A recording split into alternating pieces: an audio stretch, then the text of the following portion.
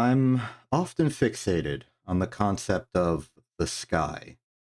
The idea that if you're just standing there and you look up, you see this whole broad expanse, this physical representation of just an endless open space. Half of everything just up there above you. Maybe visually obscured, but physically unobstructed. If the air were perfectly clear and my eyesight was just as good, I could see so much. It's an awe-inspiring concept to me, but there is no sky. Not where I am. I exist within any of countless vaguely rectangular enclosures, but with all the directions I can go, all two of them, none of them lead me outside. One end has no exit by design. The other is unreachable by design. When people started making video games, they naturally wanted to represent scenarios analogous to reality. But you can't fit an endless object in a finite storage memory. So they faked it. They couldn't make skies, so they made sky boxes. Sometimes it's a layer of images scrolling at various distances behind a 2D world. Sometimes it's this massive cube surrounding the entire game space, painted to look like a sky as long as you're far from the box's edges. Sometimes, and they're really clever, the box is really tiny, surrounding the camera and staying with the camera as it moves. And then the rest of the world is painted over it to show the land. These skyboxes and the game worlds they hold can only give the illusion of sky. But when I stand in one of these illusions, I stop whatever I'm doing and I look up. And I can feel it. That endlessness, that illusion melts away and it feels real.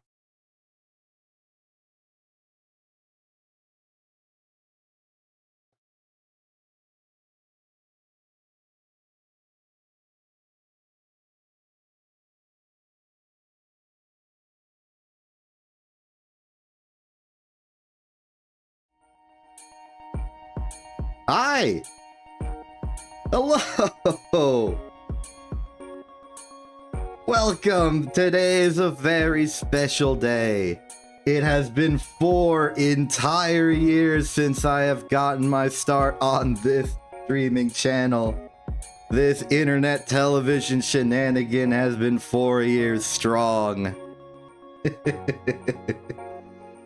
Meanwhile, a lot has been happening in the chat while I was starting the stream. Happy Virusversary. Where the heck is my dang chat? There's my dang chat. Welcome. Hello. Happy Virusversary. Thank you, Lara Casella. Thank you for the big spinny wheel of star. Sega said things too. A lot has gone on. I think there's like a hype train going on. That's never happened before. I don't know how it works. Is it over? Did it happen already? So, big stuff, big stuff. Hopefully, whoever was interested got to see the pre-showing, which was just me linking a YouTube video to the original My First Appearance highlights video. If you did not get to see it, just look up Quint Finds X on the internet. It will probably show up. But yeah, 4 years ago, I first hijacked my way into an InTV stream. And I've been here ever since.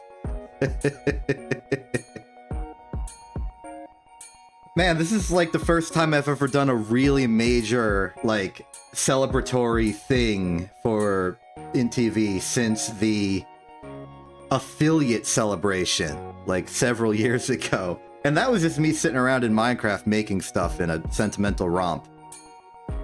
So I'm a little overwhelmed. Oh boy. We should probably get on to the actual main event, because then I can have something to do and I won't feel as stressed and confused.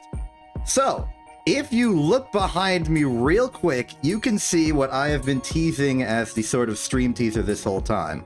One singular, massive, just band of skies in the background.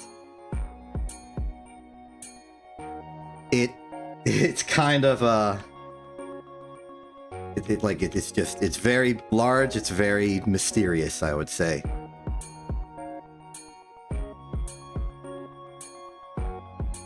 Sorry, I just had to make Excel's work. It was broken. It looked cool because it kind of gave this like invisible effect, but that's not what you want. You want actual Excels. There it is for you. Have a good time.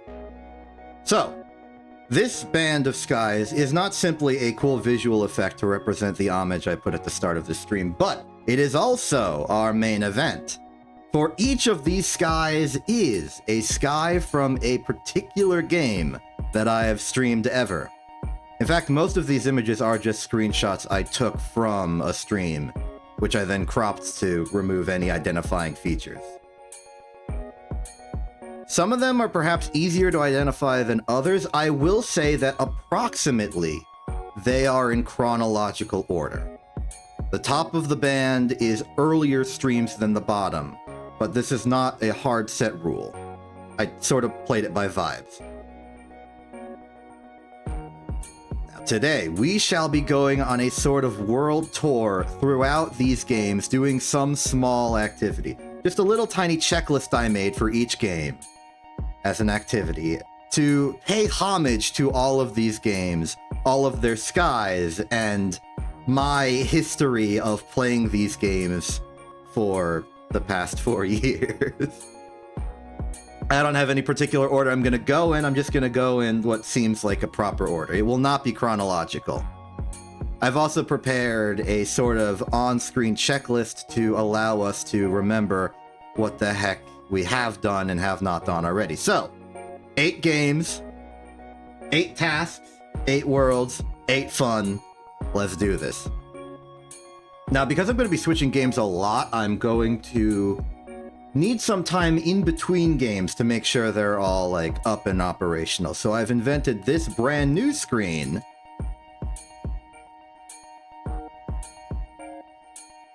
right here.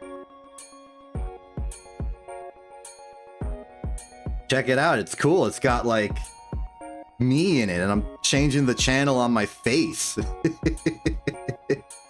I would like to thank Lark for making that on my request and just sort of doing it.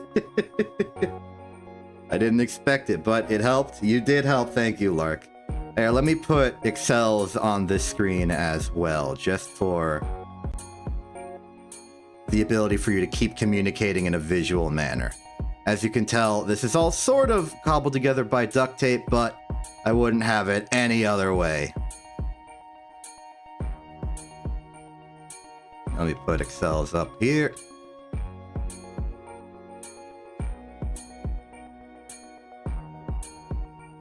There we go. Cool. Now, if you'll permit me, I shall go prepare the first game.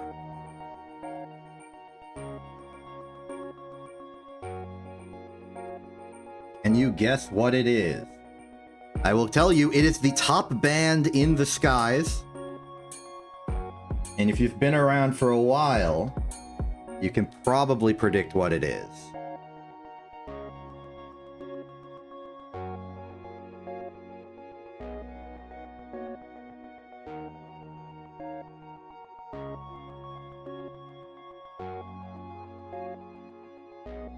I mean, where else could we have possibly started? I mean, seriously.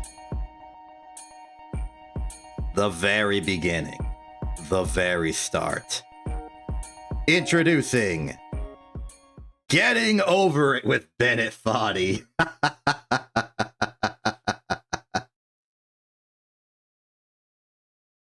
Now, I can't do Clubhouse games because they don't got a sky, but this does. 3 days after my original hijacking, my first solo stream was Getting Over It with Bennett Foddy. And we're back. Those of you who don't know, also I should note that the game has no audio by design. I've intentionally turned it off. It's for accuracy to how it used to be. I didn't play the game with audio back then, and I am not playing it with audio now. Why am I stuck? Oh, never mind. We're good. So, I don't know if you know this, but I was a little bit of a speedrunner in bed at 40 4 years ago when I started. I was not like some professional able to get world record or anywhere close, but I could beat the game in under 10 minutes. I think my best time ever was about 6 minutes. And I started this campaign on stream to try and get a time under 5 minutes so I could get a cool reward rank role in the Getting Over It Discord server. I never got that sub 5 minute time, but I'm kind of okay with that. So, Getting Over It. What is the actual objective? We're not just playing the game, we're doing certain tasks in the game. I can't sit here and beat 8 games in one stream. That'd be way too long and tedious. So, our goal today is simply to ride the snake. If you don't know what the snake is, well, that's you're gonna learn today. As you can see, I still can do it a little bit. I'm definitely not going to make a personal best time, but I can lift.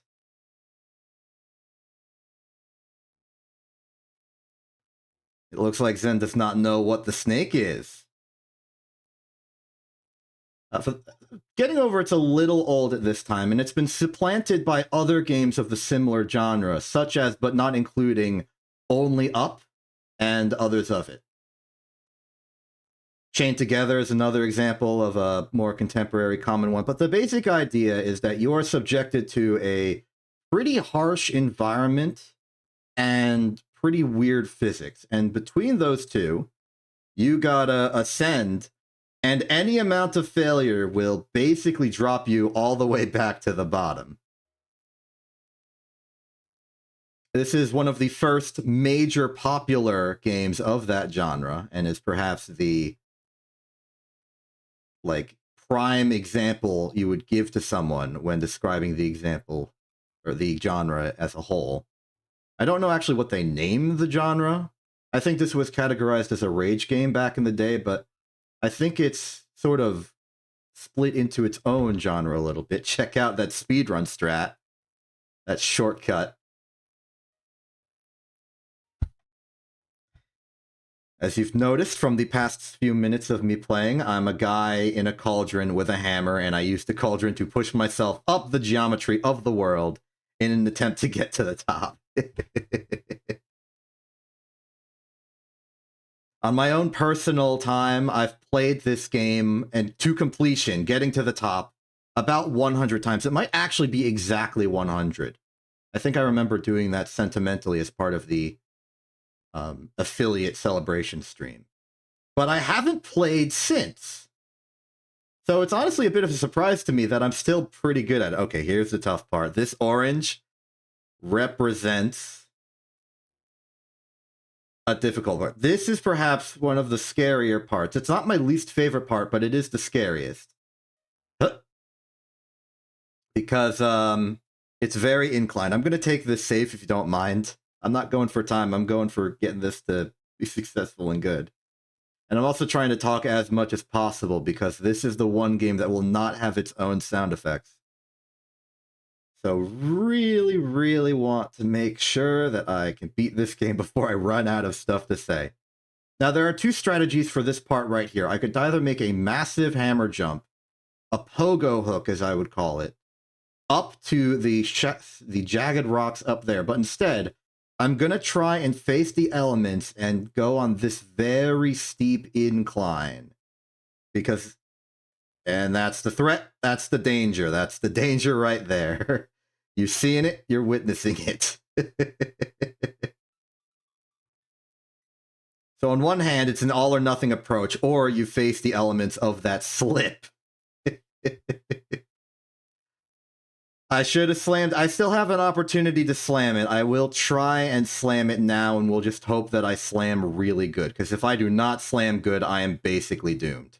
In 3, 2, 1, slam it! Okay, I didn't slam it good enough. Okay. Reset. Reset. Okay, I think if I committed more to the slam I hooked around, I would have made it up. Let's try that again. In 3, 2, 1, slam it. Slam it again. Pinwheel. There we go. Okay, that is probably the scariest part dealt with. Now for this part, we just do a lot of pogo hooks. That is where you push up and then swing the hammer around. I don't know the actual terminologies for any speedrunning tech, but I've got my own names for stuff. I am floundering. My apologies. All right. Up and around. And we do that again. Up and I got stuck in the wall, and now I'm falling to my doom. I got complacent. Okay.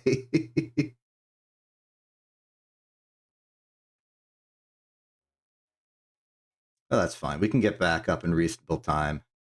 These aren't foregone conclusions. I still have to actually perform effort.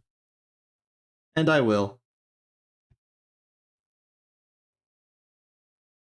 After we get to there, it's not that far to the snake in terms of what I'm scared about, so everything's fine. Let's get up here. Hook that chair, hook that bed. And of course, now that I have an audience, there's a little bit of embarrassment anxiety going on, so I will mess up more, and I will indeed make any excuse that I can for any mistake that I make to look cooler.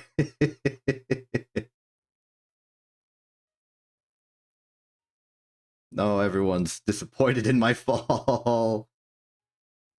There we go. Okay, back to the orange. Up we go. You just have to sort of let yourself settle after launching yourself up. The cauldron's got decent enough friction that it will stop you. Oh, I thank you. This is not my best performance ever, obviously. Sometimes I would have already beaten the game by now. But for not having played in several years, I think I'm doing all right. I feel like I still understand what I'm doing. All right. Time for the slam. Huh. Slammed it. We are good. Okay, time to redeem myself. Good. Next up is this pogo hook. Good pogo. Good hook. Okay. The reason I don't play with sound on, the reason sound is muted here and was several years ago, is that right here, we're about to experience a jump scare, and I hate jump scares, so I have simply muted it. I will warn you, watch out for bats. There they are. We found them. Okay, there are no more jump scares for the entire game, provided I don't get stuck on the anvil for too long. All is well and all is good. So we've gotten past the scariest part for me, and now we can enter on to the part I hate the most. My arch rival, my fiendish enemy, whom I hate. The one, the only, purple hat. This jump right here is the bane of my existence. I despise it very much.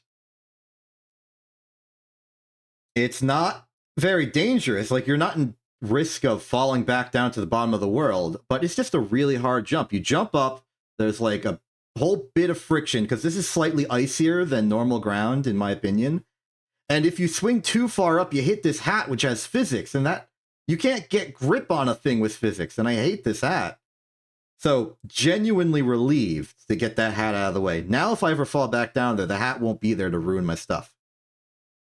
Here's the anvil, one of the more famous massive jumps in the run. We go up, and we grab over there. And we grab over here. And we grab over there. And we grab with the dang hammer so we stop slipping off and just pull ourselves up like a normal person. All well and good. Like, this is very much the flow of this game. I started playing this game at a bad emotional point in my emotional space.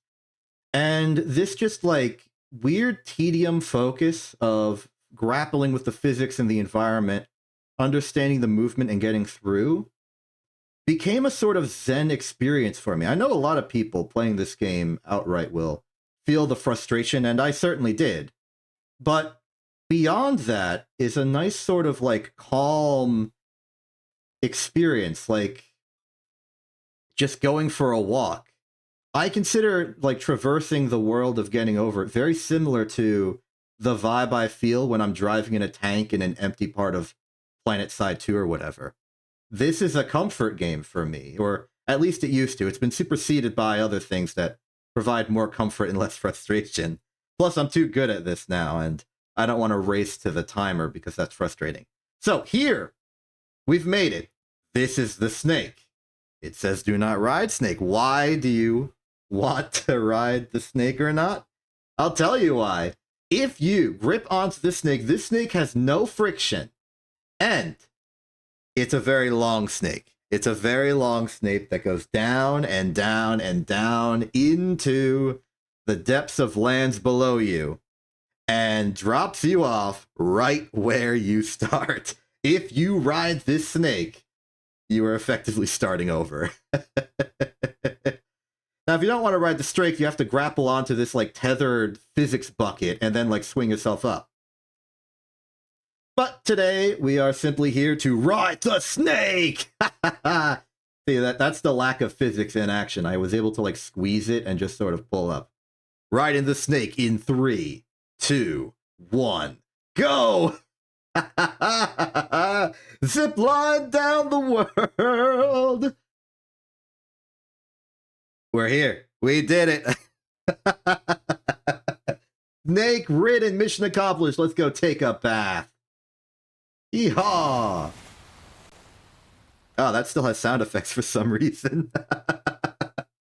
Cool. Well, that is mission accomplished on that one. Let's go back to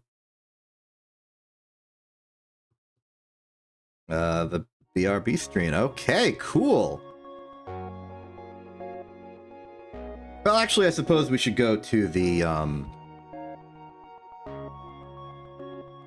cloud scene again. Like, not the cloud. Yeah, the one with the band. So let's go there. Cool. So that is mission complete. Bandit 40 has been completed. Now, I've decided that I'm going to add a little extra special flair to all of this, and I have added a nice little checklist that we can utilize to help us. So, with that out of the way, that's checked off. So as we proceed, I'm just going to add more green squares vertically to this line to say what cloud bands we have completed. So, what's next? Well, frankly, I don't know. We have a lot of options.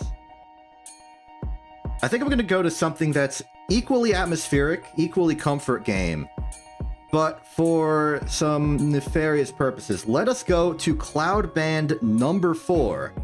While I set up the game, you can maybe guess as to what game that is. This is 4th from the top, the kind of reddish cloud sunset looking one there. I'll give you time to look at it right now, and then we shall move on to the prep screen. All right, time's up. Go figure out what game it is.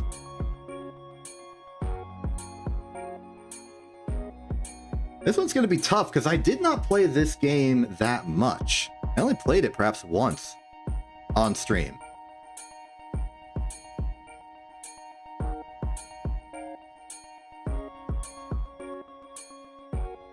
It's not Barbie Dancing Princesses, though that is an excellent guess, I will say. I will tell you that right now.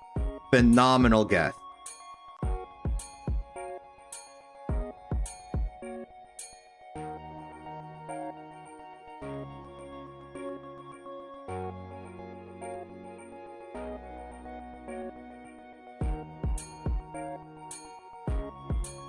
Booting in the game, what's it gonna be? Where's it gonna be at? This one I'm going to cut through some cutscenes that I can't skip so I can get you to the actual gameplay part of the game.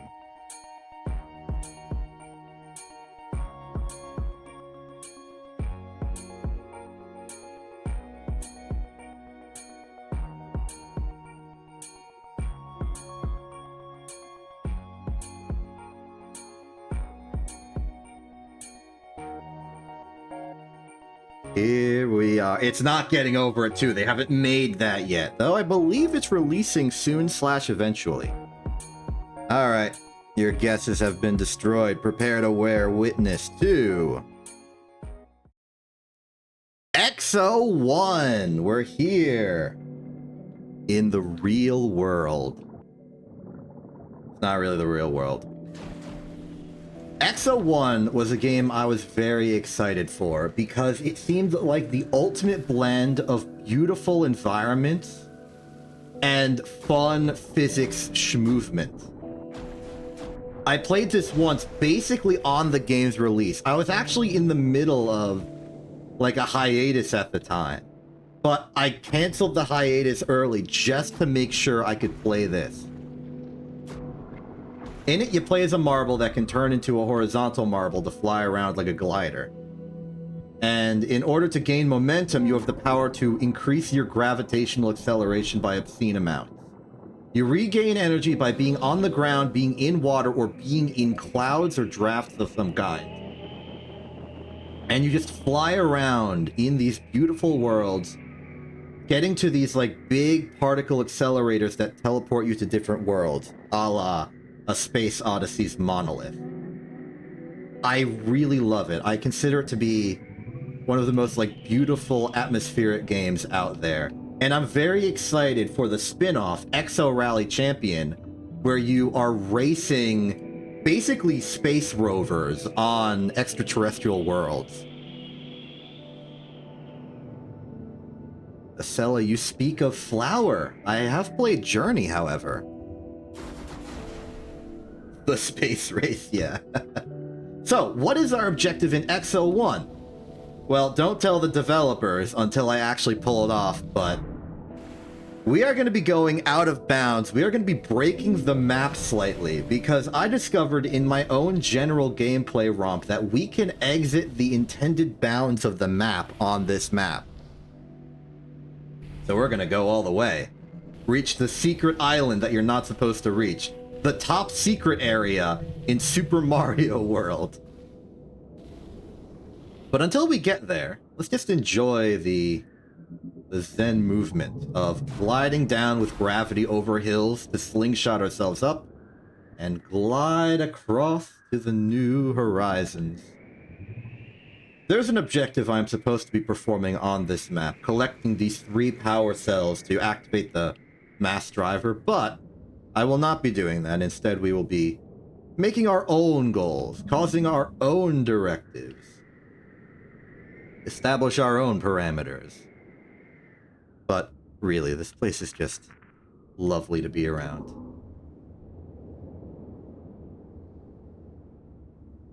And each level takes place on a different planet, and they all have different environments, different terrain.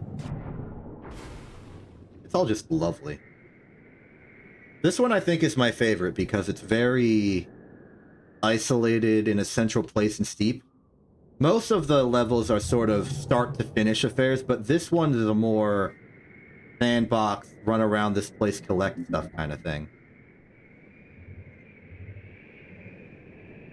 Sky Children's of the Light. I have not heard of that, but if you say the terrain's similar, then I will probably think of it fondly, having never seen it before.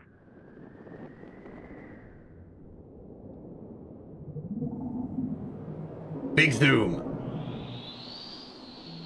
For each level, there's an achievement for breaking the sound barrier contiguously for a few seconds.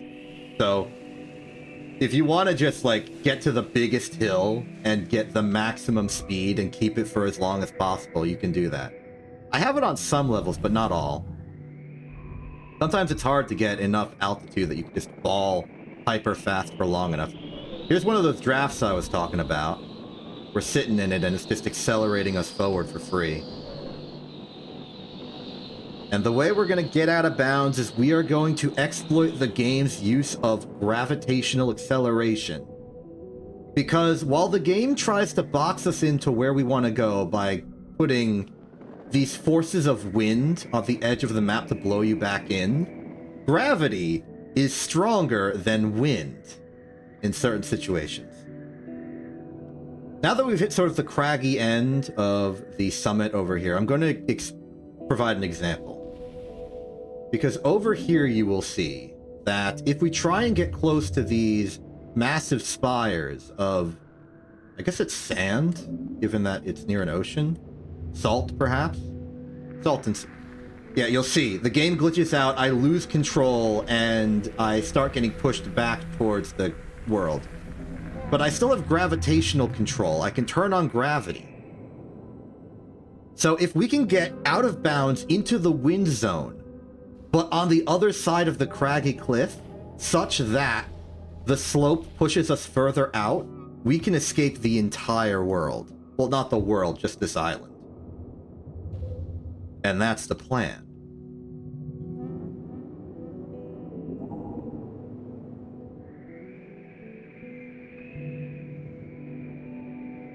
So, right there, that glowy yellow bit we're attending towards, that is a mass driver, or just an accelerator of some kind. We go into that and we will be launched at basically Mach speed.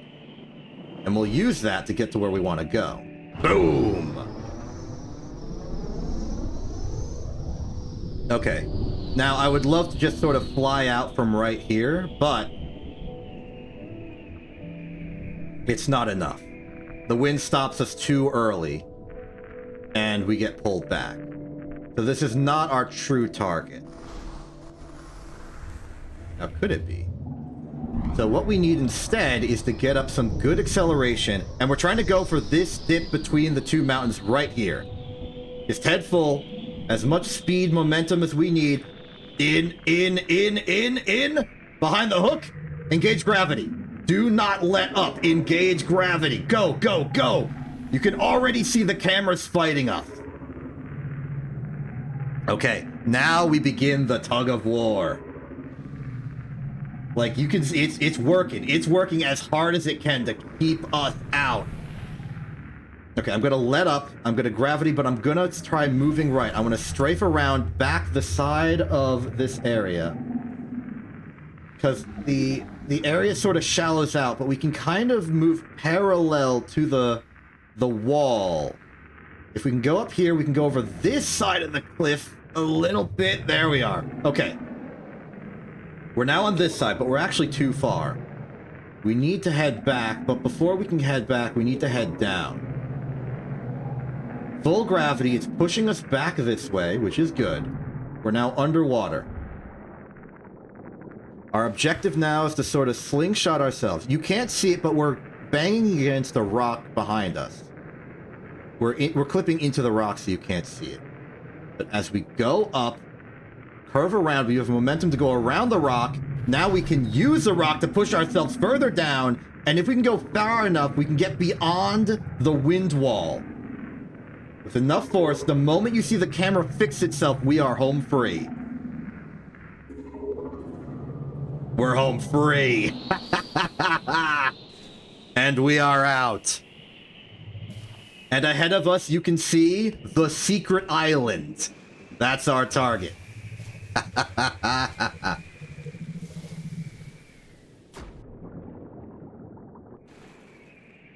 Beautiful. And that's how you got... We've already gotten out of the map and its intended bounds. Like, we look back, we look a little over to the right side, we can see the inside of the mountain a little bit. We are not supposed to be here. But we are free. That's the secret island. But the game has one more trick for us. A second emergency backup wind wall. So we're not out of the woods just yet. Fortunately, this one is easy to circumvent. You just have to go around it. If you can imagine, like, various different lines, individual, isolated, not connected, we're kind of in this cross where the two lines overlap. They're not enclosing us anymore. So we just need to get around the bounds of this line and then circle around back to the secret island.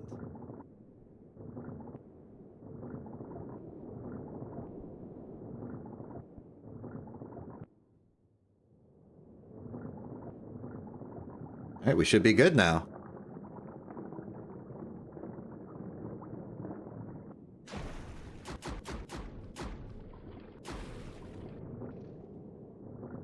There's no music out here anymore. I don't know why. I think it just assumes we're not doing something important. Maybe it secretly knows. It knows we're gone. Maybe the music was diegetic and the mountain was singing. Hello and welcome to the secret island. This little jutting out piece of rock, at the top of which we can see our triumph.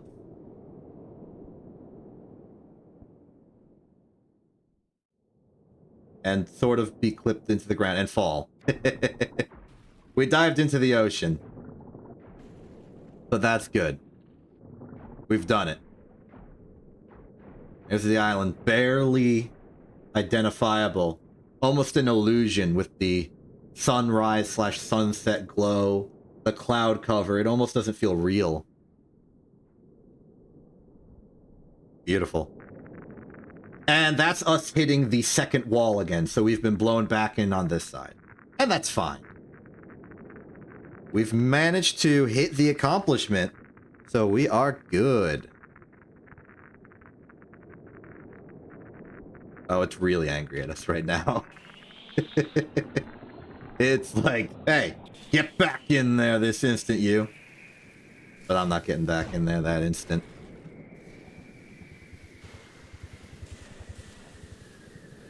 Splishy splash.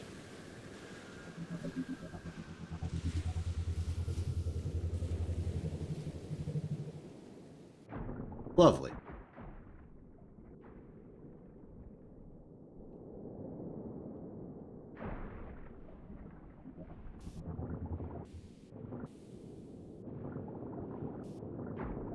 I've blown out a very far distance from everything, and I've never found the edge of the water. I think the water is properly infinite.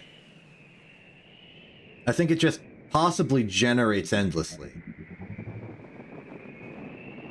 Maybe procedurally. I don't know if the jutting out spikes are procedural, if they were just placed, but I've never found the edge of the water. I haven't tried that hard to find the edge of the water. I didn't care. Being out here, unbounded, was good enough for me.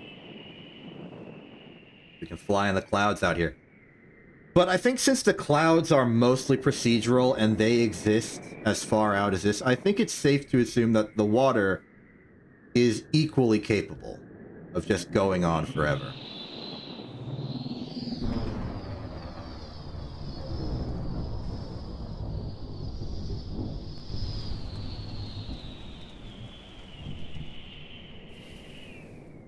But regardless, that is mission accomplished. Success here. Let us go back to the scorecard. Scorecard. Thank you, exception. Okay. That's 2 down, 6 to go. Not all of them will be this short. There will definitely be ones that take longer than this. Let me just get ourselves our next mark off. That is number 4. Mission accomplished. Excellent. So, I'm not particularly picky. Which one do you want to see next? Pick a number between 1 and 8 that isn't 1 and 4. I might consider it. I do have, like, requirements on what the last number is, and you're picking the last number. We can't do 3 next. We're doing 3 last. We have to do 3 last for what I'm doing today. I apologize.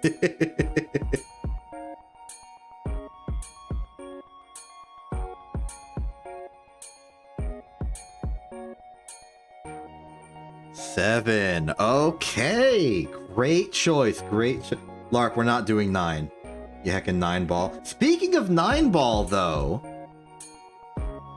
that is, in fact, a hint to what we're doing right now. What number 7 is indeed.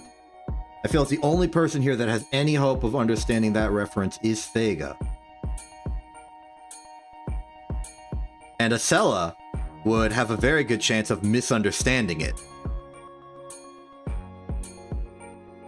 After all, I am mixing memes here.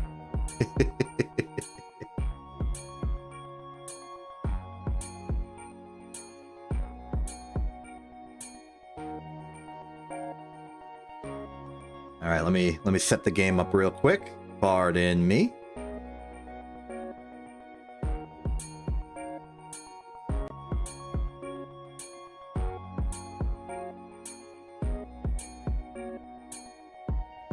The numbers are just getting larger and larger, aren't they?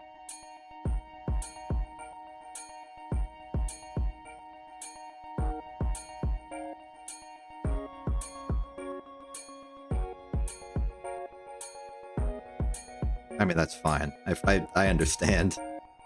It's good.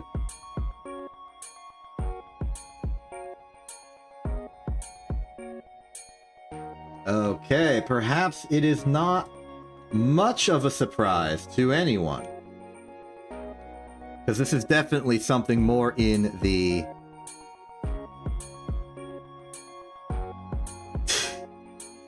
look, I'm sorry, Attila. It's a funny joke. I'm juggling. I have to actually set stuff up.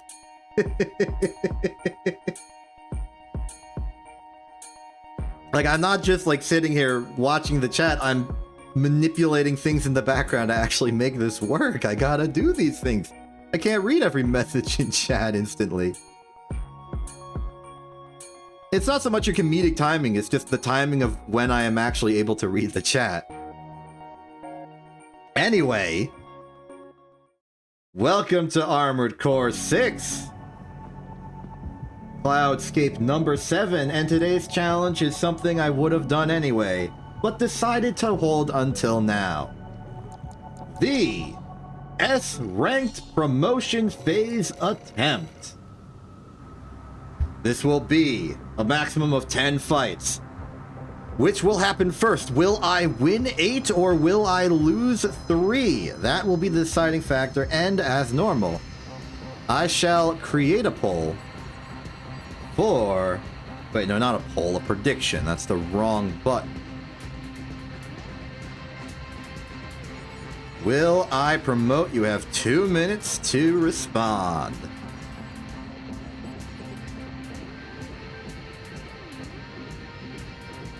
There's a lot of factors here that you may want to consider.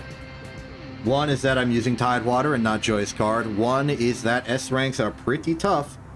There may also be a factor at the time of day I'm doing this. I believe that the Japanese community is still awake. A lot of factors, a lot of considerations. How's this gonna go? Send in your predictions. Again, it is either first to 8 wins or 3 losses. I think a tie...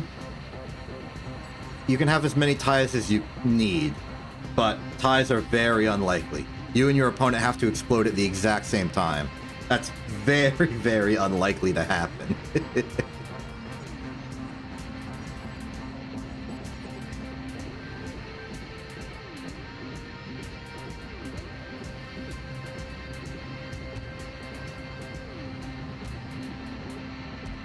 Oh my goodness, someone put in like, oh no, it's becoming a 5-digit number. The predictions were starting at like 10, 20, 30, 50, and now it's at 12,000. Oh no. Oh boy. That's exciting. That's scary, but that's exciting.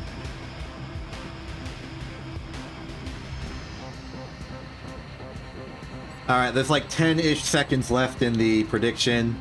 With Twitch delay and everything, I think it'll be fine that I just start fighting now. Let's begin.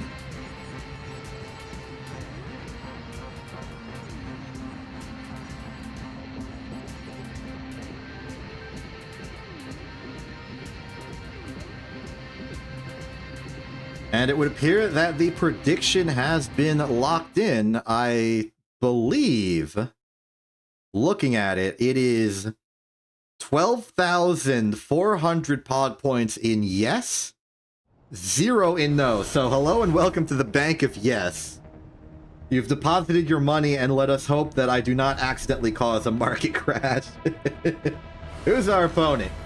It is Akitani Inatika with a shotgun, big linear rifle. Interesting that it's the big linear rifle. I expect they're going to do some sort of, like, stagger into linear rifle thingy. Yeah, you can see them coming towards me with wild abandon.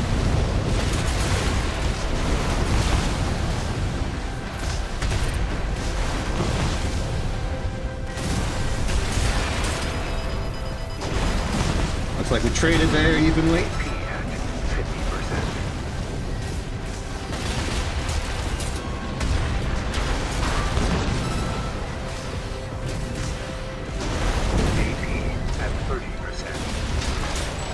Got him.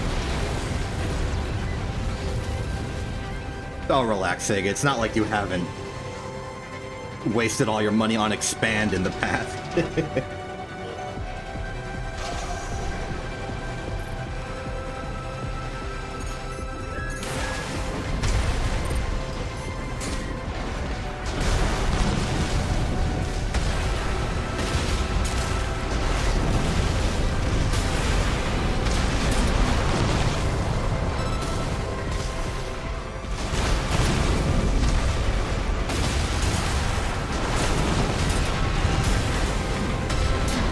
Got him. Pretty solid first win. I was a little worried about my energy management in the middle of that, but seems like we were able to pull through. Okay. 1 down, maximum 9 to go unless there are ties, but statistically we should not have to worry about ties. The probability is astronomically low that if a tie does happen, we'll just pretend it didn't.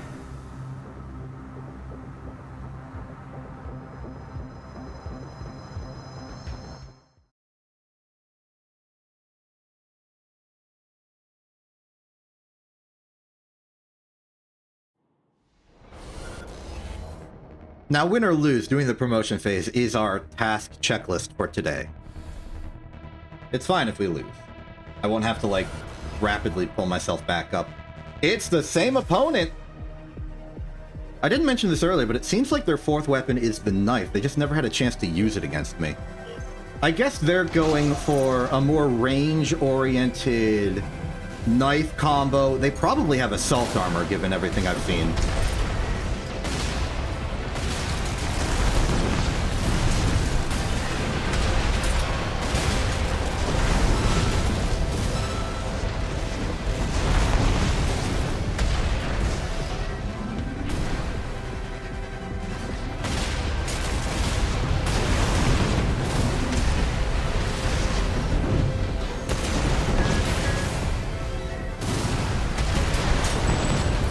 Pretty good so far.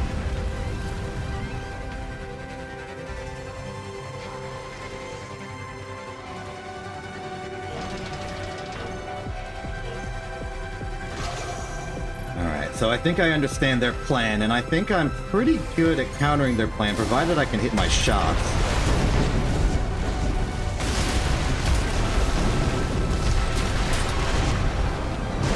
That was a bad one.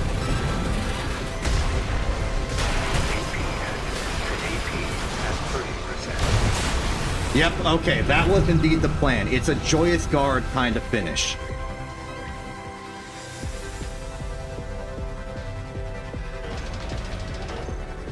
So I think my big weakness is energy management and also aiming better.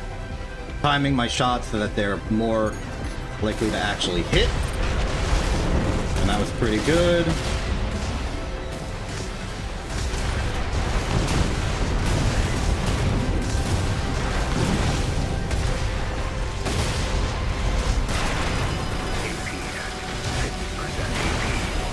Up lost.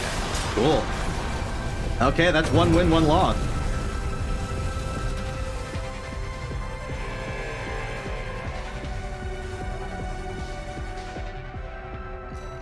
I figured out that my weakness was unrelenting aggression.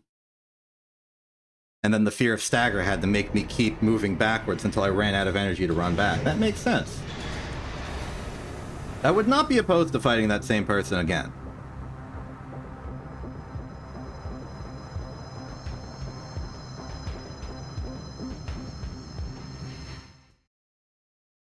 Also, just to check, is Excel's working? Like, are the redeems there? They are there. It's just been pure black this whole time, and I was worried that something broke. What do you mean it's gone? It's right there. I see it. I see the redeems. It's not gone, it's just pitch black. Ooh, first patient. Okay, they got a whip, they got missile. Is this an orbital strike lamb?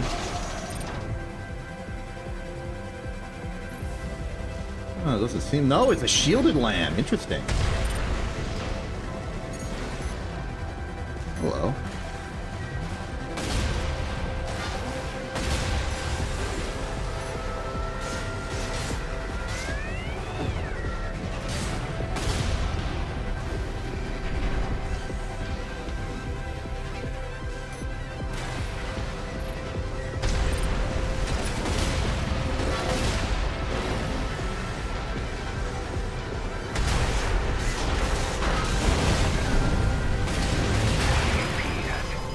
Oh, this is not going well for me. AP at 30%.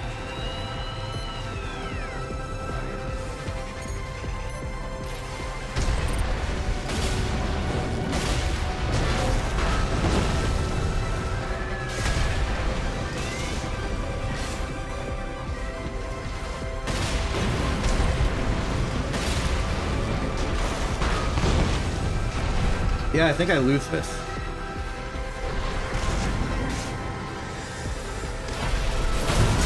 Yeah, I lost that.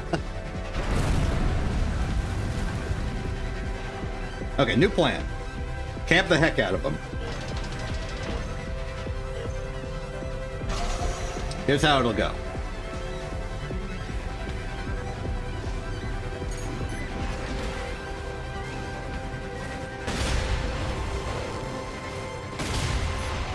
Okay, they've officially taken damage. We leave.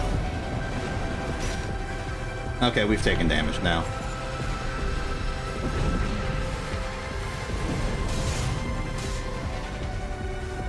Plan's broken.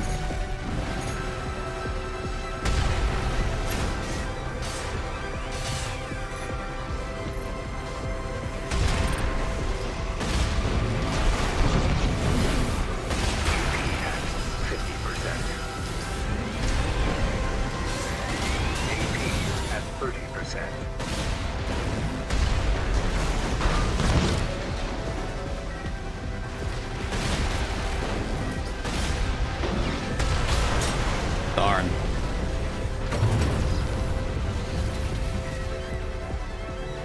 I've never really liked fighting scams.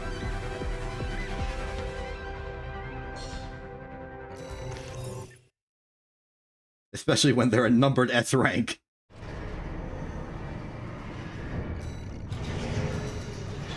I feel like there should be maybe a little bit of consideration for how good of an S rank my opponent is when I win or lose in the promotion phase. I don't feel like I should be expected to be able to beat numbered S ranks entering into S rank from A. Maybe that's a little bit too sophisticated of a system. Maybe they just wanted it to be dead simple.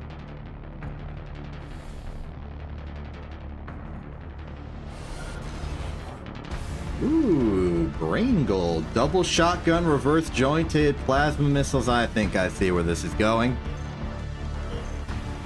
Let's see if we can capitalize.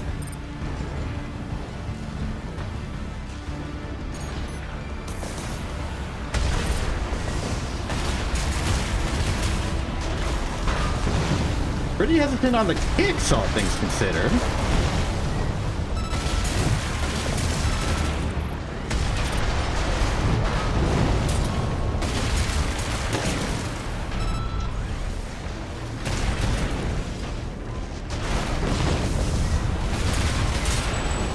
Got him.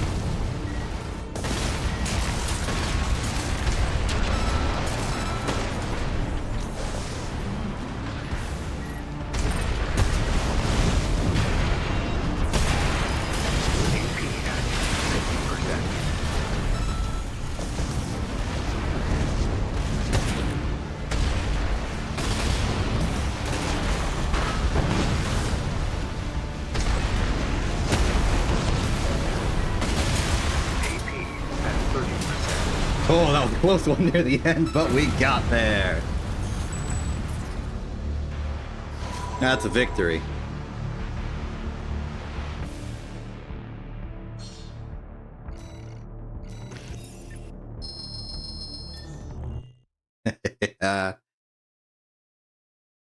Alright, we're still in this. We've got 2 losses, so the next loss is lost, but there's still a little bit of hope. All I gotta do is win 6 times in a row. My deepest condolences to the investors of the Bank of Yes. It is not a good economy for Yes today. Market volatility is very high. Your point. Tech gear with a majestic, one of the smaller things, bazooka. This is almost something I would expect Thega to use a little bit. But not like modern Thega, like a historical Thega. I say that because the earshot, it's Melandery, which is not Basha, but it's close. Got a majestic on it, so it's like an additional bazooka. Not the biggest bazooka ever, but yeah, it gets the job done.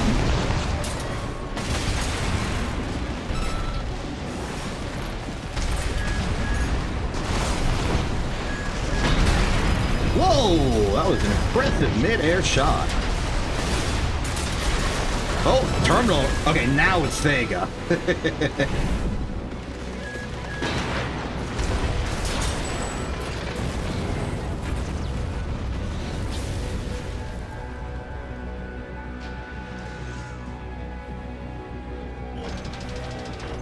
It really is.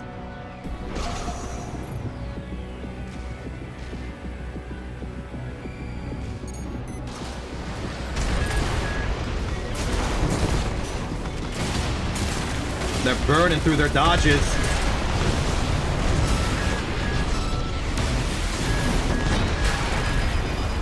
Almost staggered me. Not good that much do. Not much good that'll do, I'm sorry, is what I meant to say. Okay, back off. They're gonna hit me with the earshot. They're gonna miss with the earshot. I'm gonna use the Trinos to cut through their shield, and I'm gonna hit them with a bazooka or the explosive throw or something. Maybe just another Trino.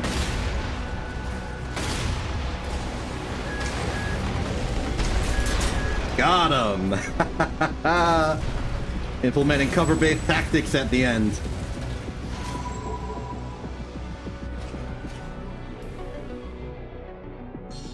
I definitely think I got greedy with the assault armor. I should not have done that.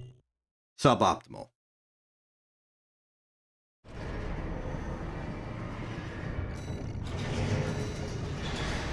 Next round.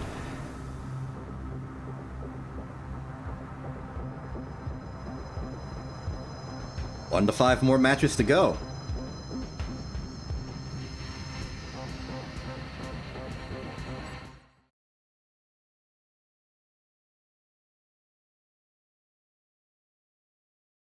Oh, my condolences to all the people in the ad break who will miss this fight. Because this might be the one that decides my failure or not.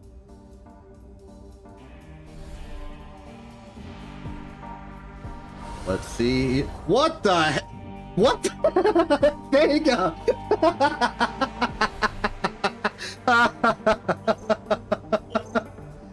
Oh, is this your Tidewater bootleg? Tepid Even Tide is now Tepid Even Tidewater.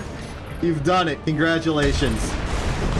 Oh my goodness. You better not be the reason I don't get to... Oh no. For AP at 30%. Oh, this is not good. Oh no. Think about what you're doing. Your points. I can't focus. This is too funny. All right. Bring it.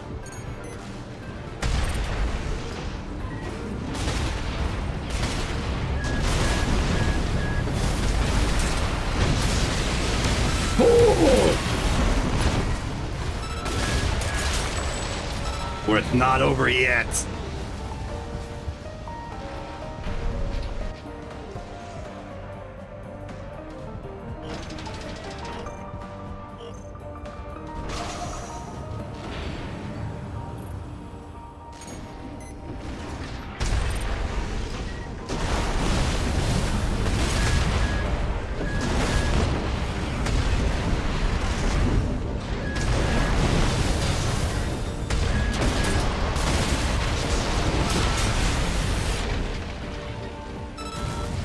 it's over. Good match, though. Good match. That was tough. That was a me caliber battle. Well done. Well done.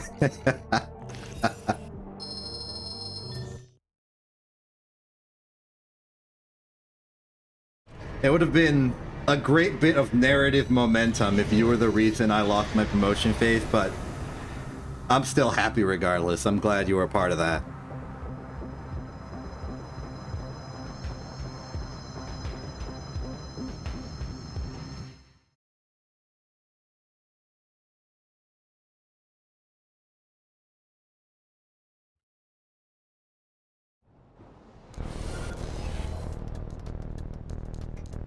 I also think that the Scythe is maybe an interesting choice, because it definitely gives you a good advantage as a punish, but one of its big weaknesses is... Oh, goodness me, it's another heckin' scam. One of its weaknesses is that, unlike the explosive thrower, you can't move while meleeing. So you actually become a very easy target if I can passively dodge you.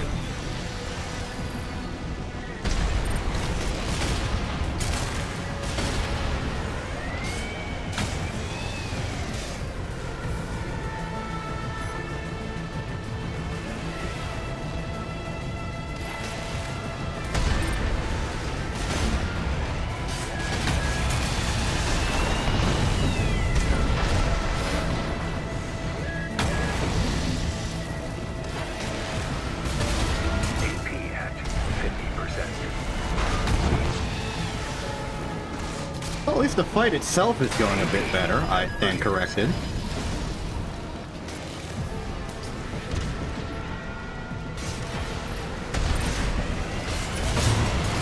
Yeah, no.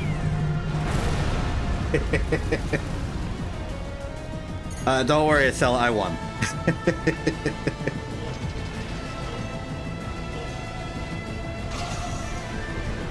My camera was pointed in a weird direction.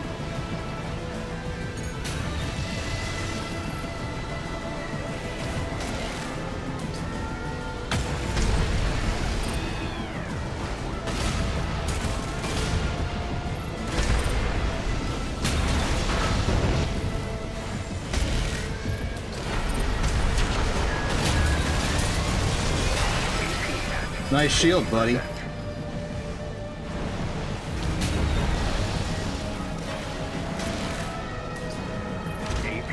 at 30%.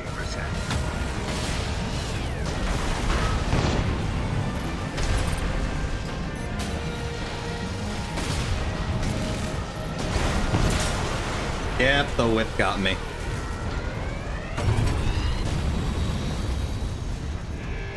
Well, so ends my promotion phase run, defeated by the scams.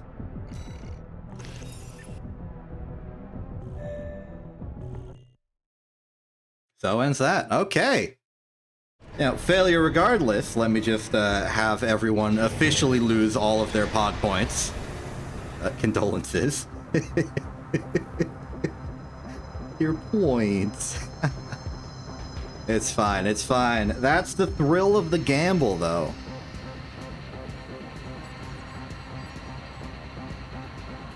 Man, I want an OVA. I don't know what OVA I would have, but I want one. Well, that is the conclusion to that fight. Let's head back to the scoreboard. Here we are. As I exit the existing game and mark our success. Technically a failure, but you know it's fine. There we go.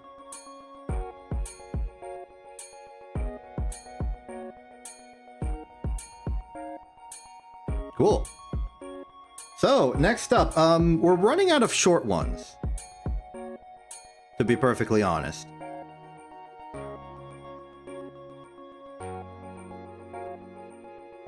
Like a lot of the remaining ones are going to be a little bit of a time investment. You want to do 8. You want to do 8. Okay, I'm willing to do 8. And then I think maybe by my own personal choice, I'll pick like 5 or something. Let's do 8. You just start booting up. All right. So, what do you think number 8 is in terms of sky? You can make this guess. I'm pretty sure that if you were around for the end of a Celestine on Wednesday, the knowledge of what number 8 is already known to the populace. Or at least Acela and Pianui, specifically. If you want to go and check real quick, that's fine. You're permitted to do that.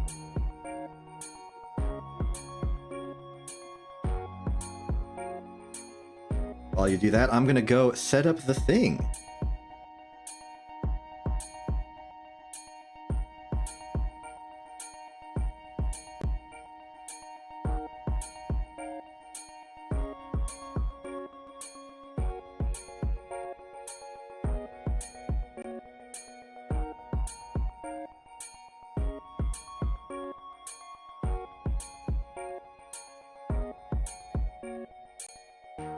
What's it gonna be?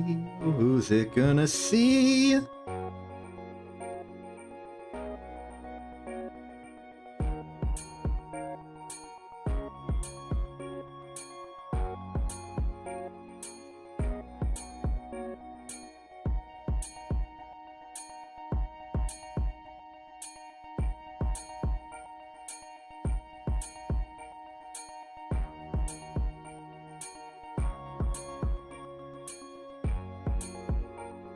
Mysteries abound.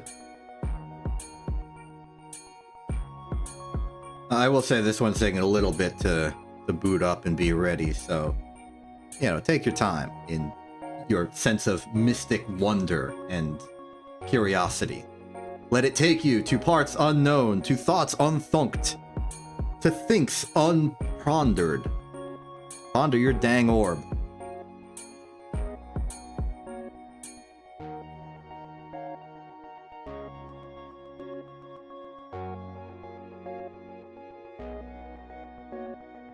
Speaking of orbs, that's relevant to what we're doing.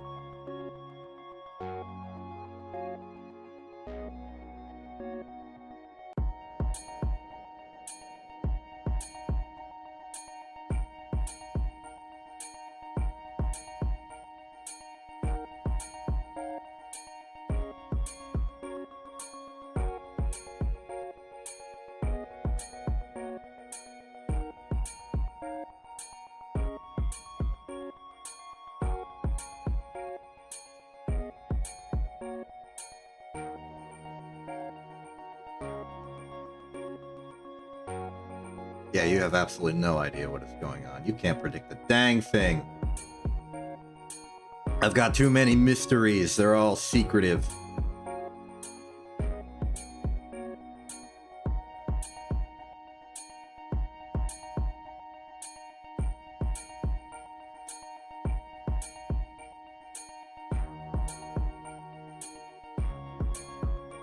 Enter the truth of the case. Behold, it's space engineers. Now, this is indeed after the events of the finale stream, but this is sort of a non-canon sort of side grade onto that. In fact, I'm going to make sure that I do that properly. Mess sky, because regular mess is a regular thing. So, this is, you know, after the events of the finale, the season finale of Space Engineers that happened a little while ago. You cannot join Thega. I'm doing this purely solo today. Because we're not doing regular Space Engineers. We are doing our checklist objective, which today is going to be circumnavigating this planet or bust. Our objective is to take the hovercraft that I built last time, the inverted pyramid, and we're going to fly to the North Pole, fly past the North Pole, go to the South Pole, and try and make it back here. That's the plan. To do that, we have our systems. Now, there's a very good possibility that we just won't have the energy to sustain flight for that long. We only have like so much time in our battery supply. Stored power is 1 mega. We are at full, so that is good for us.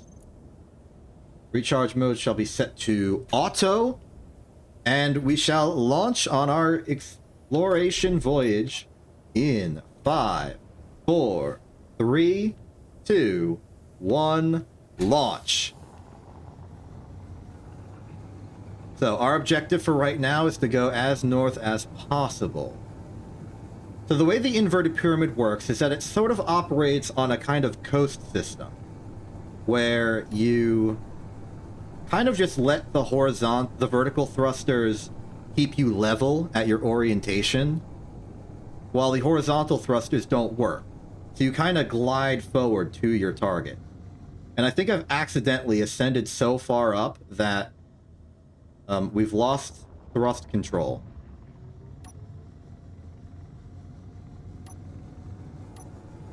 Yeah, at higher altitudes, atmospheric thrusters stop working, and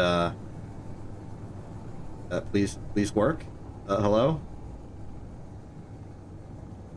Okay, so our maximum operating altitude is somewhere around 1 to 2 kilometers. Okay, good to know.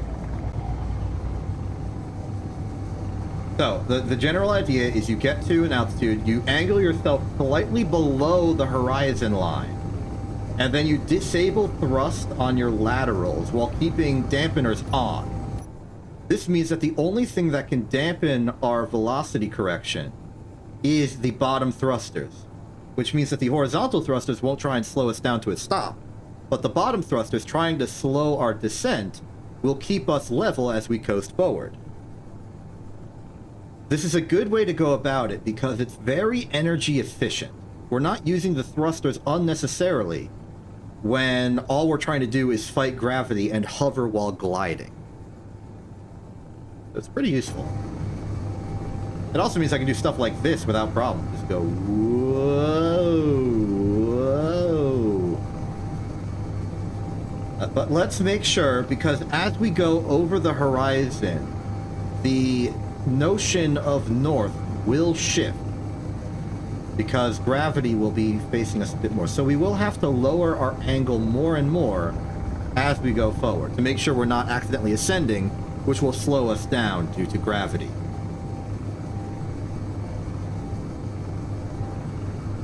Kind of glider technology. I'm sure that when the highlights for this stream comes out, there will be silly accompanying music for this, and also for the getting over it. Wasn't too strict on making there be good music to accompany stuff because I wanted to keep the editing load light and simple. Because I don't know if you know this, everybody, but Lark has been making a lot of shorts, vertical clips of stuff for YouTube and such.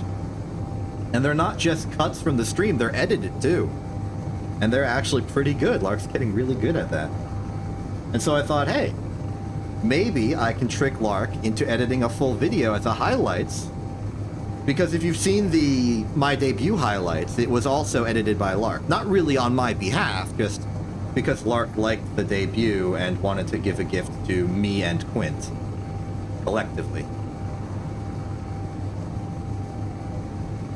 And now Lark is part of INTV full-time, or INT full-time, as basically every single job in the back end. Website management, illustration, editing, even some of the social media stuff, but that's sort of shared between Lark and Acela now.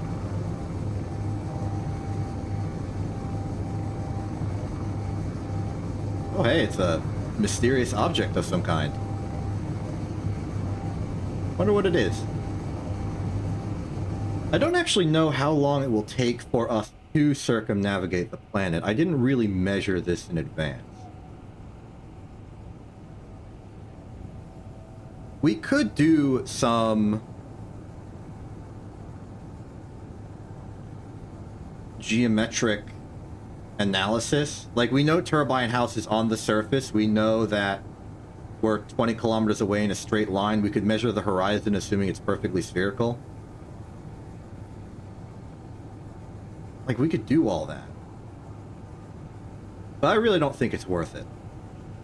When we could just go to the North Pole and see how long it takes. But I would say that when we get to the North Pole, I'm going to make the approximation that our base is at the equator. It's not. It's slightly closer to North Pole than it is South Pole. But if we assume it's on the equator, then getting to the North Pole would be 1/4 of the journey. And given our battery supplies, I think we're going to be well adjusted, except we're going to burn through a lot of energy re-elevating ourselves so that we don't hit the ground. Still, though, I think overall we should be able to do this.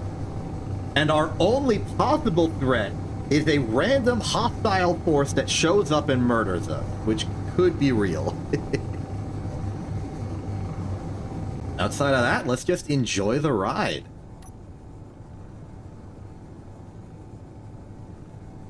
Yeah, you know a lot about that, Thega. You were the victim of the pirate drone. And I was convinced that there was some sort of, like, major hostile faction defending the poles from anyone trying to gather ice, though at least on the North Pole that seems to not be the case, which is a relief. All that said, though, there are still mysteries on this planet. Forces that may not be happy with everything I am doing.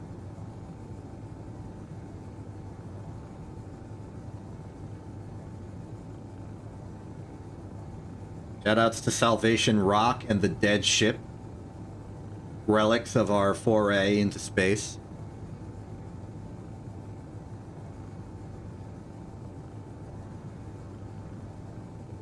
We don't really have the technology available to get back into space from this save. Not necessarily because we don't have access to ice. We have access to ice. We've proven it's safe to collect. More so the fact that we have no thrusters to fuel the ice. Our hydrogen tank supply is very limited. So we are going to have to salvage more if we want to continue this. I don't know if I want to continue this, or if I want to go into Space Engineers proper now that I've proven to myself that I can survive the harsh elements. It's a very different play style, but enjoyable nonetheless.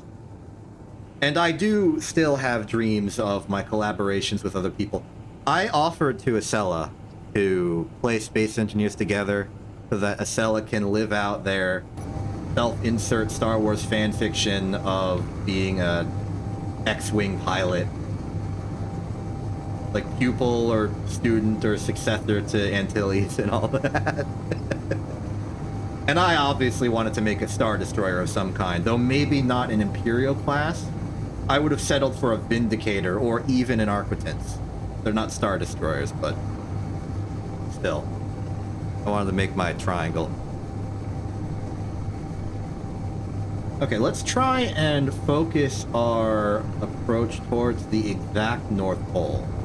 Just for precision.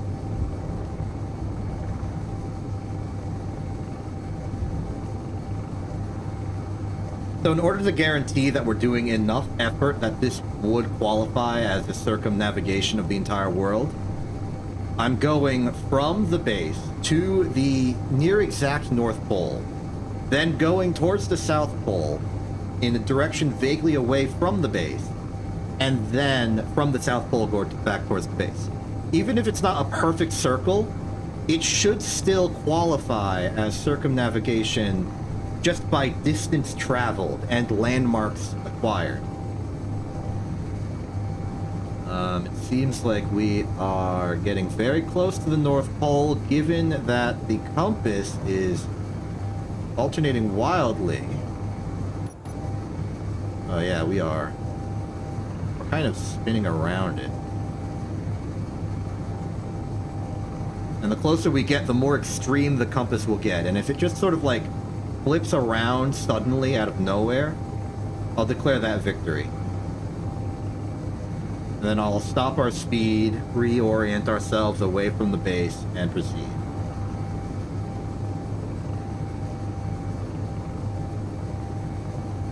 You can kind of use tilt to change our direction because of how the hover thrusters are working. Well, that looks like a major deflection. Recovering.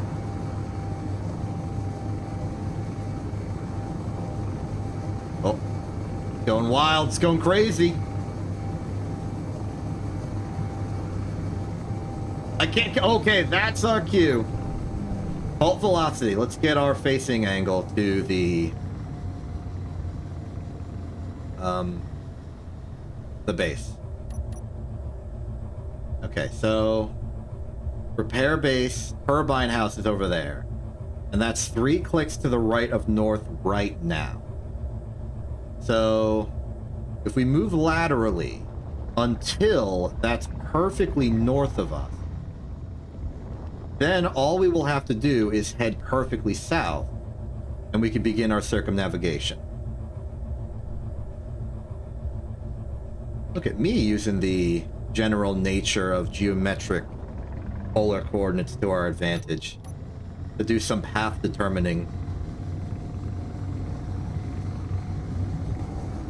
While we're on this stretch of the journey, just because I reminded myself a few seconds ago, I want to talk about a project that I wanted to do a long time ago. The basic idea was I wanted to play Kerbal Space Program without knowing orbital elements and stuff. Basically, I didn't want to use the map to discern information. I didn't want the extra information, like... Because when you launch a rocket in Kerbal Space Program, it gives you the periapsis, apsoapsis, all that information on the map. You literally can just see the ellipse of your orbit. All those parameters. You know your altitude above the ground in terms of surface altitude and the literal distance from the center of gravity. You can measure approaches and know just like where the orbits are of other planets and stuff. And I wanted to do Kerbal Space Program run where I tried to see how far I could get without knowing or looking at that information. I would basically derive all orbital mechanics and physics and stuff using just the science tools they provide literally on the ship, like the accelerometer, altimeter, the gravioli detector, and pure real math. The problem, and okay, actually, I won't start with the problem. My initial testing was actually pretty good. I got decent measurements for the radius of the planet Kerbin, the mass of the planet, and therefore the gravitational parameter for, like, just one body problem, like, around a mass. So I could get the gravitational acceleration. I could start figuring out some orbital mechanics with that. Found the mu value for the planet, and then I started like determining orbits by... I could see the altitude of an orbit, obviously, because you always have the altimeter going. But then I could use that to determine like the exact values by checking my altitude over time and stuff like that. The big challenge I got into, where I didn't think it was possible for me to perfectly beat the game without going like absurd nonsense, orbital probe cannon nonsense. I'm not going to elaborate on that. Play Outer Wilds. It's a lovely game. Is that I couldn't determine the orbital parameters of any of the celestial bodies. Like, maybe I could have determined the orbital parameters of the moon by looking at it, or the Minmus by looking at it. But that requires visual observation at precise angles over time to, like, solve for the orbit. And, like, yeah, I could do that for those two. It'd be tough, but it'd be interesting. The problem is doing it for the other planets. They're literally too small to see. I would not be able to get those measurements because I would not be able to actually observe those dang planets. I thought for a while that there was hope, that the satellite array at the Kerbal Space Center actually pointed towards different celestial bodies and tracked them over time. So I just waited. Or theoretically, I could wait until it points at one, attach a ship to the satellite as it turns to get the angle and the points in time. Problem is, I don't think it actually does that. I think it just, like, randomly points in a direction, pans across, and then is done. I don't think it actually corresponds to the locations of the other planets. It's just, like, flavor. It's flavorful angle changing, which does not work for my purposes and kind of ruins the whole premise. So I can't go interplanetary in that game mode. I would also prefer to have or make a mod that removes that information entirely, so I have to define it, determine it, discern it myself. But that would require me learning how to mod Kerbal Space Program, or finding someone who's willing to mod Kerbal Space Program for me. And maybe I could do that. Maybe once INS is popular enough, we can put out a call to the KSP community, because there's some great scientific minds in the KSP community.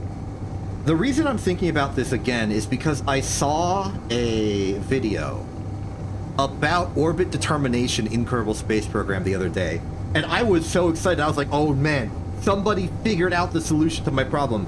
Unfortunately, they didn't. They were doing their video on just the method of orbit determination by using distance measurements and angle measurements for satellites, which you can lock onto and track and look at, which is not what I need. I need a solution for orbit determination for the other planets. So jury's still out on that. Like, how am I supposed to determine those orbits if I do not have the ability to observe them? It's something I'll query about every once in a while, but if you want to contribute, if you have some orbital mechanical knowledge, that's not really the problem. I have the orbital mechanic knowledge. What I need is knowledge about how to maybe do that in Kerbal Space Program. If anyone knows, please tell me. There's actually a lot of stuff that I feel like is that I want to do or want to have that's contingent on other people that part of me is just too afraid to ask for. I want to go to some of my favorite music producer, composers, or the people who own the music for particular game soundtracks and ask for permission to just freely use them on my streams for the fun of it. I could do it. I could ask. I am afraid to because I have extreme amounts of social anxiety despite choosing to be a streamer as my hobby and job, my jobby. I'm a jobber. And so it makes me feel like a fraud, you know, like a jobber.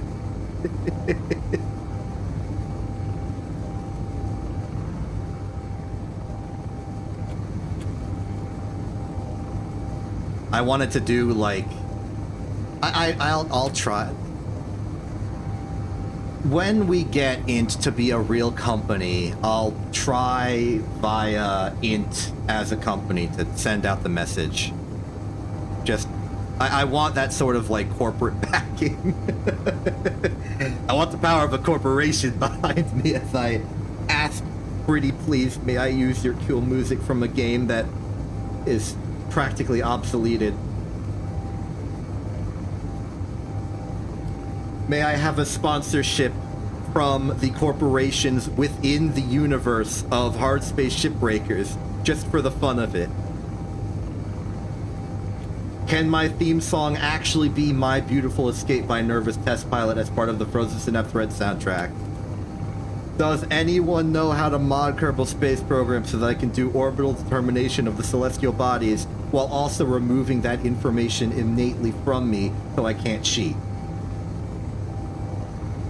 Just stuff like that.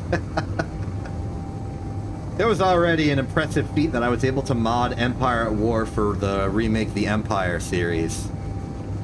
That I was able to put me and Quint and Rose in the game, make that custom campaign. That's honestly the most impressive stream series I've ever done up to this point. And I really, really need to get back to working on the documentary for it. I've procrastinated so hard because I'm so insecure. You saw the introduction to this stream where I was doing that like speech about skies. That was like genuine emotional stuff and also some cool lore, but also I cannot take myself seriously for too long or else I will feel extremely insecure.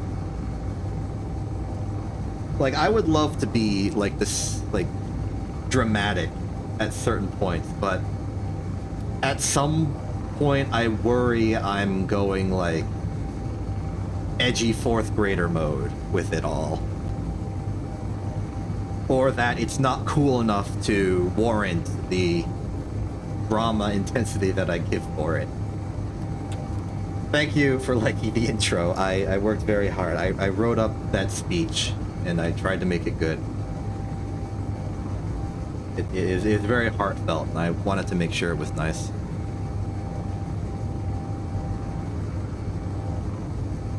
What's our progress? Are we halfway through? I would say we are not halfway through because Turbine House is not below us yet. We'll know we're exactly halfway through this when Turbine House is perfectly below us.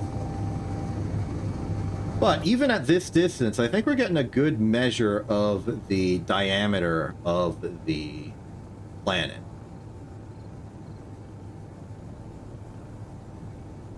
I think it's going to end up being around 110, 120 maybe.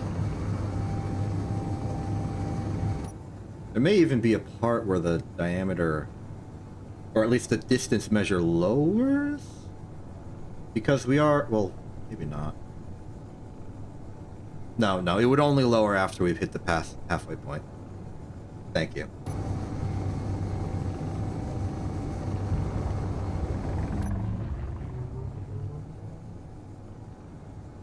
It won't pan to be under us. It will only pan from the roll of our ship. I mean, that is a proper expression for denoting the deliciousness of a thing metaphorically, so you're good on that, Vega. Thank you also for liking it. It's tough being perpetually, by the physical nature of your existence and circumstances, in an enclosure at all times. I also wanted to make sure I gave some lore drops, even if it's just like secret hidden allusions, as part of the anniversary thing. My lore, my tragic history is deep and insightful in ways and forms. And it shall evolve over time. Not to say that I don't know my own past or history or circumstances, but I will leak this information over time because I am a sucker for dramatic tension and intrigue and stuff. This is my chance to be the holder of a mystery, and I am not going to squander it.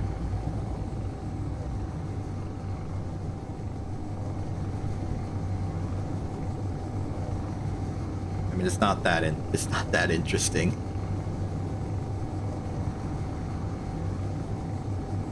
You know the basics, but do you really know the basics? All you have is hearsay of what I've here said. No, I'm just messing with you.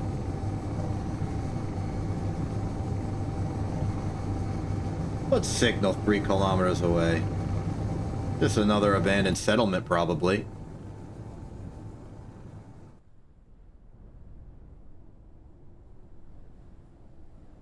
I mean, even if it's a problem, I'm going fast enough to evade it.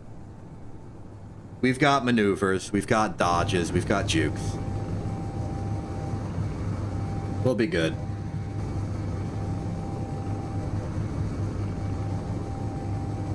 Looking at our hover mechanics, we've got about an hour of power left. Let me see if I can't get more information.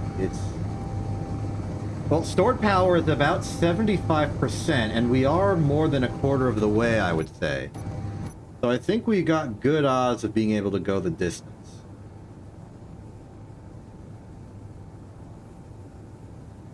As expected, the distance measure is decreasing. This is a very large desert.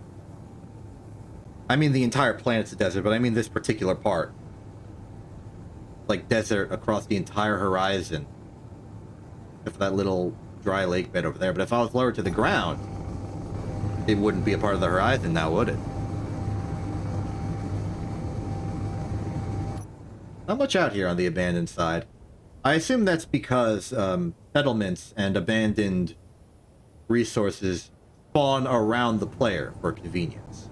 At like several kilometers out, but they don't waste it by putting random stuff where no player is. And I imagine that's just for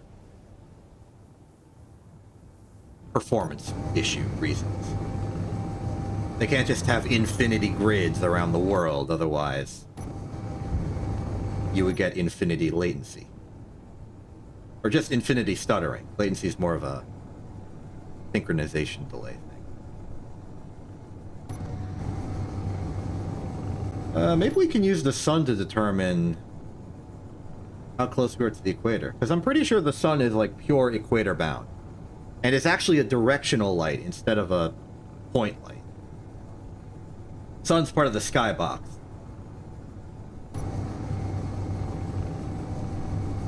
So if I'm pointing directly south and I look left, I think if we held this angle, the moment we hit like horizontal just by going over the horizon would be about the point where we hit the equator. And that'll denote approximately halfway through.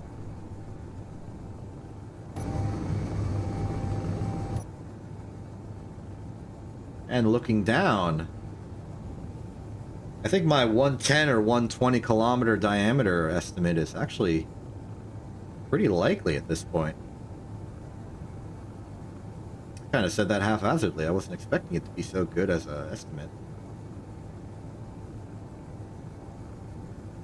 I believe that the altimeter provided here is based on ground radar distance and not distance to sea level.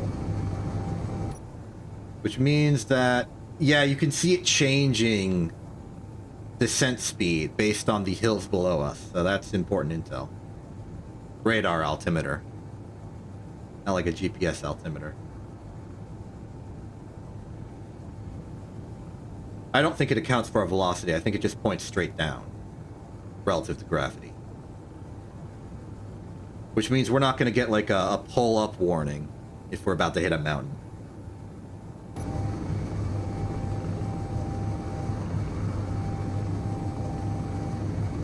So we'll have to pull up ourselves.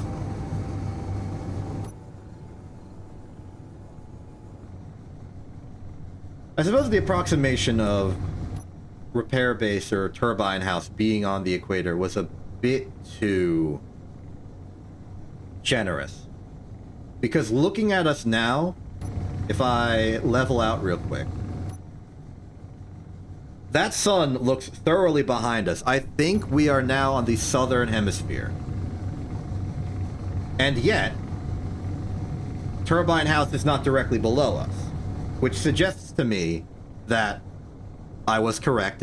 It's north of the equator, but also that my equator estimate for its position was a bit too wrong.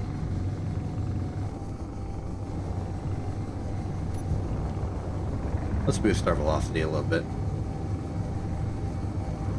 3 minutes in that, okay. Do that coasting. Pianui, hello! Thank you for showing up. It's anniversary time. We're running through a checklist of 8 different games of 8 different skies, completing a task in each of them. Also, you spelled the command wrong.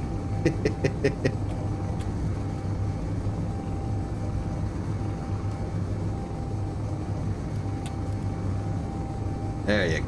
Vegas showing you how it's done.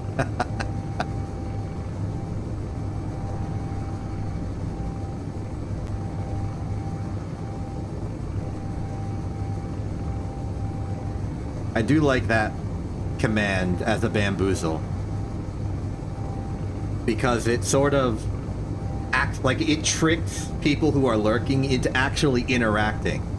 Because they do the command, they see the error message show up, they're like, wait, well, hold up, what? They see the alternate command, and then they receive the punchline, and I think it's a really good effect, because it's a way for me to interact with even the lurkers of a stream in a comedy routine.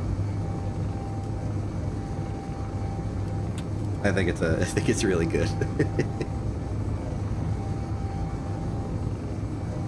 Well, Pianui, now that you're joining us, I can tell you we are attempting to circumnavigate the planet in my inverted pyramid hover car.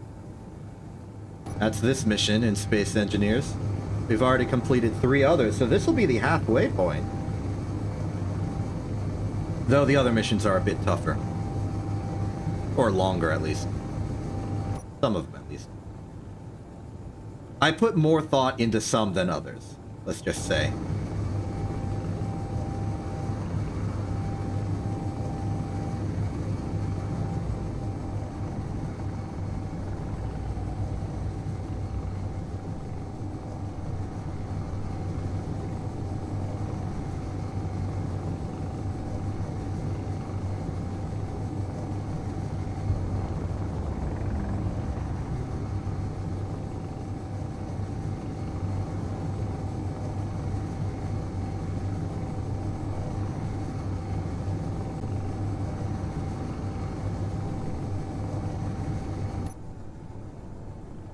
And down there, it does not look like we're perfectly below.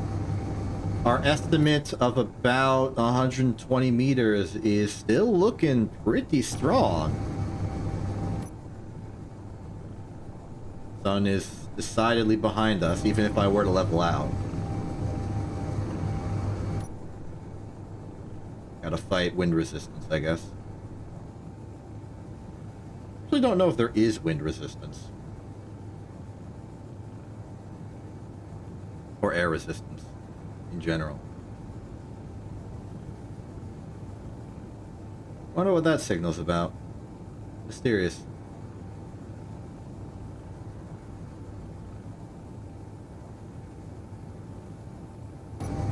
Still though, everything happening, we are making good speed. 100 meters per second is the speed you go. You can't really go faster without major cheese. Operating some sort of clang engine or the such. But that is all fine and good.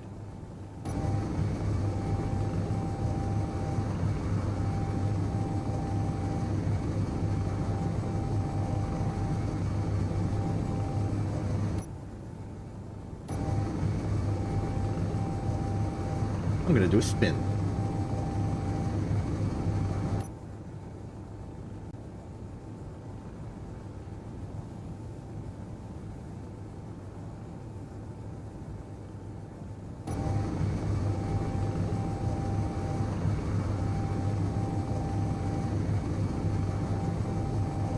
Some other thing that I think about is the general notion of the journey. A lot of games that I've played, I've kind of leaned into the journey aspect to it, and I think that's a consequence of my enjoyment of the environments and the scenery and such.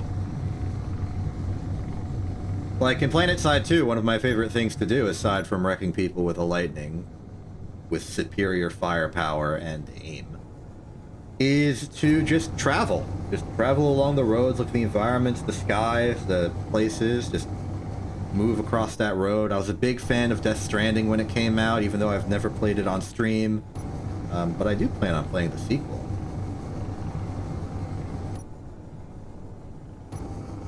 Then there's the Homeworld playthrough series, especially the first game, where I fashioned it as a sort of space-based road trip.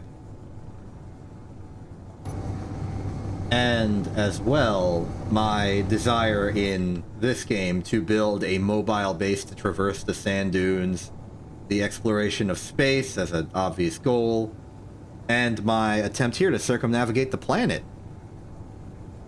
And if we go even further back, we can talk about Minecraft Hardcore Nomad, which was Minecraft Hardcore, except instead of trying to beat the game, I was just walking, traveling, heading towards the world border, seeing what we saw along the way.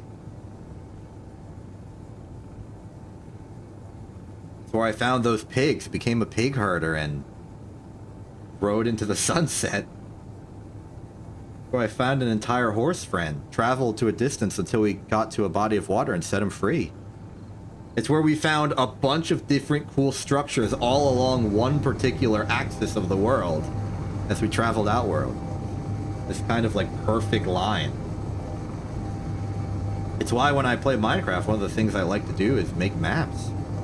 Just chart the place.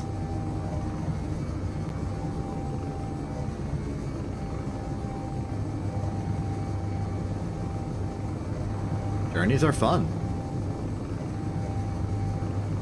We're having a journey right now. How you doing? You need to stop, go to the bathroom, rest at the local gas station, get some snack.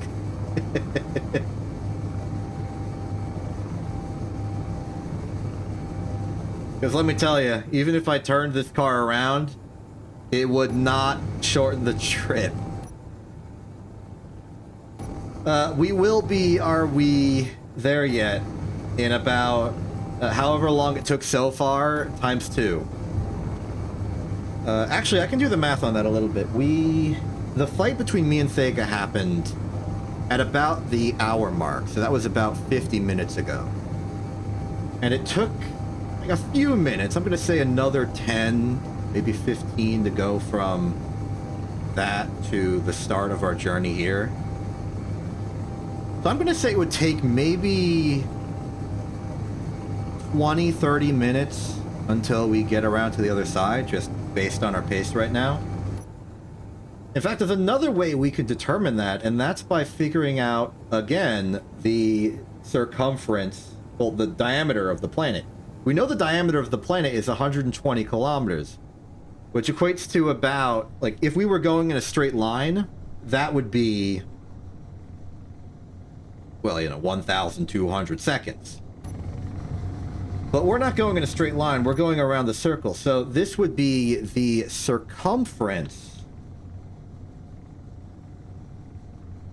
of the planet.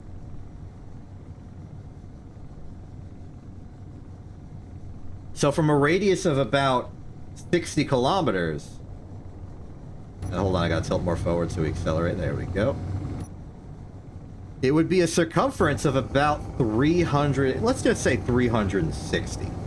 So 360 kilometers, that would be 3,600 seconds.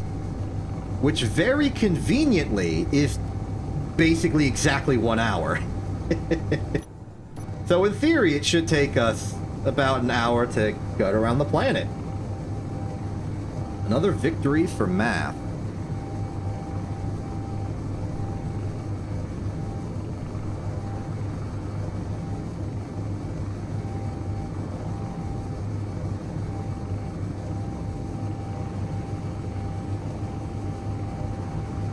Now, it's not going to be perfect because my piloting is suspect, of course. We're not exactly at the diameter of the planet. We're a little bit above it, but still. Wait, no, wait, no, yeah. 50, 500, and 2 more. Yeah, so exactly 1 hour, basically. I wonder if they intended that when they made the planets about 120 kilometers in diameter. That the traversal speed would be basically exactly 1 revolution per hour. And that makes me wonder what the length of a day is in this game. How long is a day in Space Engineers? I'm looking that up. Keep an eye on the ship while I go look this up. If there's a problem, like, I don't know, spam an emote that seems thematically appropriate.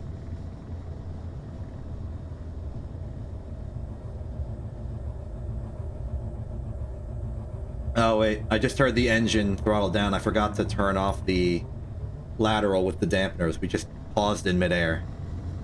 Here, I'll boost us back up to speed. Then I'll go look it up.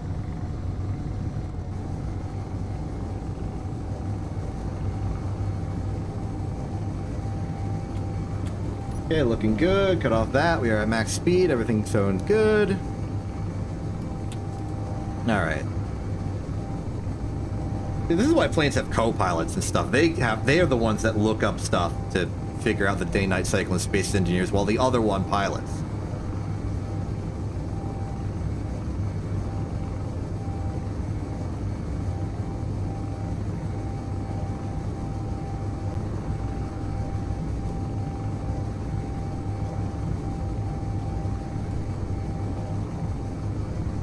Okay, so it's based on the world settings. Default cycle time is 2 hours, meaning 1 hour of night and 1 hour of day.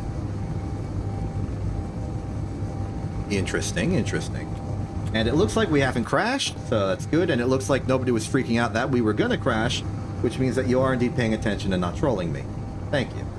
It looks like we're a little bit off our mark in terms of target direction. So let's just curve over a little bit. Use the tilt controls. I'm using tilt controls. Okay, that looks good. Oh, that could be the South Glacier. Well, not the South Glacier, the South Ice Sheet. What do they call the giant patch of ice in the north or south part of Mars? It's not like the specific continent of Arctic or Antarctic. But do they just call it the poles? The polar regions? I don't know.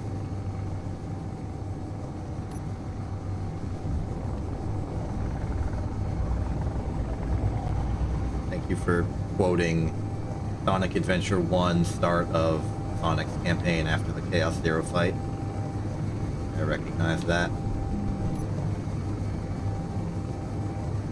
Ooh, the ice caps. You're right. That's a good way of referring to them.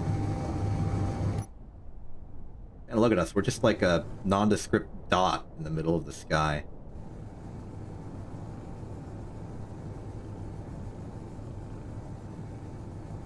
Maybe I should have cut off some of the armor to reduce weight. I feel like light armor is negligible in mass for something like this. Especially on small grid. It's fine.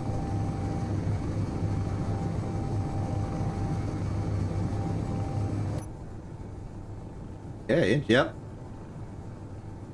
Turbine house is technically in front of us now. We've hit the southern glacier. Not glacier, the southern ice cap. There we go. Gotta use the terminology we just decided on. Okay, let's go to sort of skirt the horizon's edge over there. That's good. You know, I'm gonna do a flip, I'll do a flip. Like a front flip or like a barrel roll? What kind of flip you want? You're the one asking, I'll let you decide. Front flip, okay, here we go. Front flip. Yeah. Double front flip. Nice.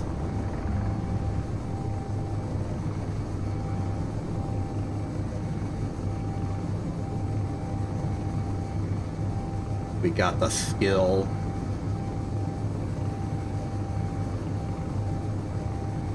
Those flips are not perfectly safe, by the way. we only really have gravity opposing thrust straight down relative to the ship's orientation. So if we're upside down, we are going to crash if we stay like that too long. Even on our sides, if we tried to like fly it sideways, we would have trouble because one thruster is questionably able to keep us afloat.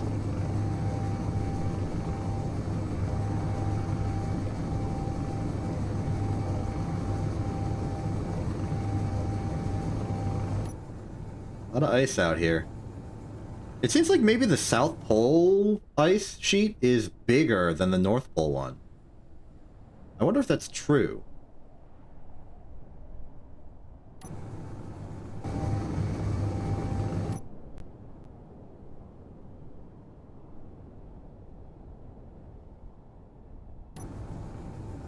Well, yeah, but that's because you were thrusting not at like a perfect vertical angle, and also I think you crashed into a dune.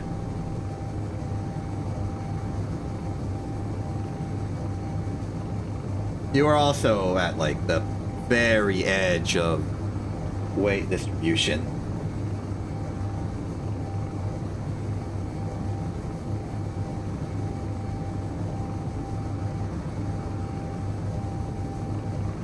So though, very smooth, clean.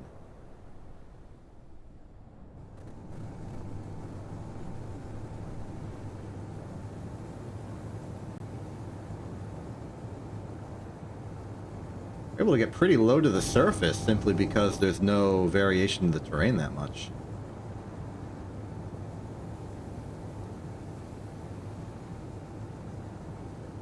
There's that sun that was setting, now rising because we're on the other side of the planet.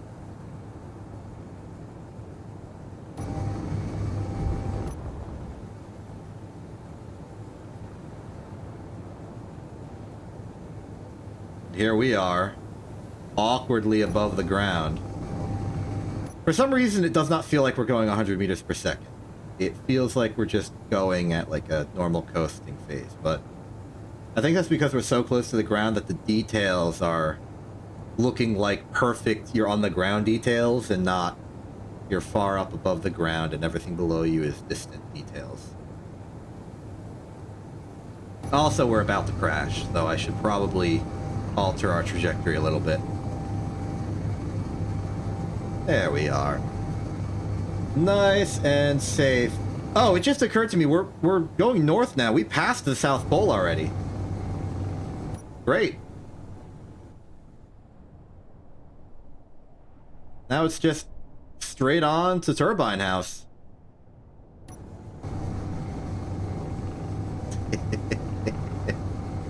Spook ya.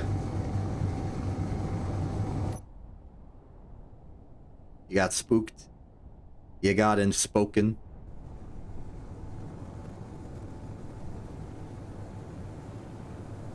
If we catastrophically fail on our mission, then I'm declaring that a success anyway. Do not enter cardiac arrest on this stream. You're only allowed to enter cardiac arrest on one of my streams if I am specifically reading an article from the SCP Foundation as some sort of read-along that I've never done before, and you wouldn't expect me to ever do for any reason because it was never brought up until this sentence.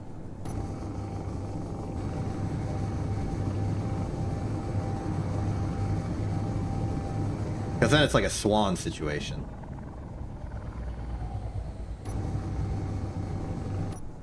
Two ends.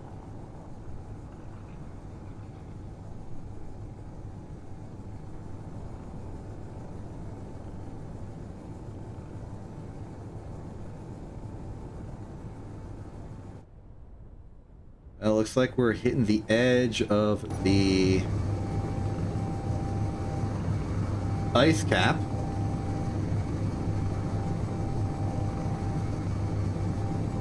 Still a little bit more. It's not even ice cap. There's weather considerations involved.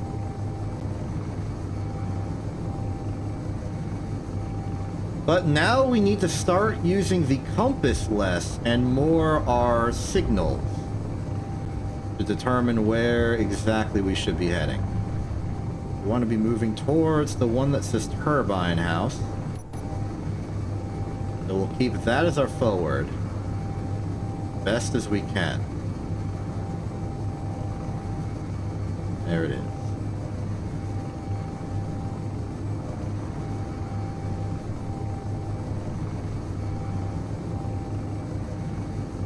Alter our heading a little bit just to make that more forward. We're kind of sliding to the left of our target, which at this orientation implies west. Ooh, look at that. Tiny little flat ravine thing in between the ice and the ground. Cool. About 100 kilometers out and closing. Assuming we were moving in a straight line, that would be just about 15-ish minutes. Fortunately, it's probably going to be a bit closer to 20.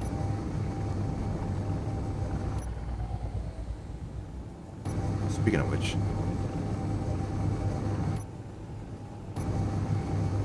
this is what I meant by some of these tasks being a bit longer than others. I kind of got all the fast ones out of the way first. There is one more fast one, but that's also the last one. It's the last fast. And from there, we'll go into, like, post-party shenanigans, so hard to describe. And can't really treat it as something that'll go fast if it's also including the entire ending of the stream. That's just how it is.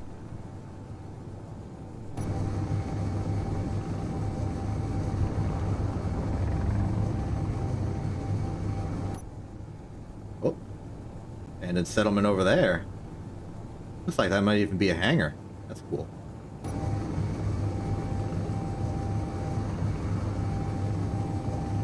I'm curious, has anyone ever actually dug a hole through a planet to the other side as a method of traversal?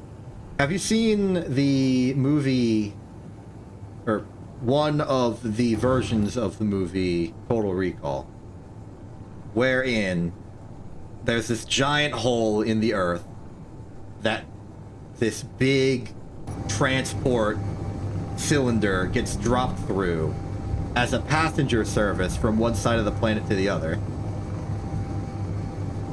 Because that was always a little silly to me.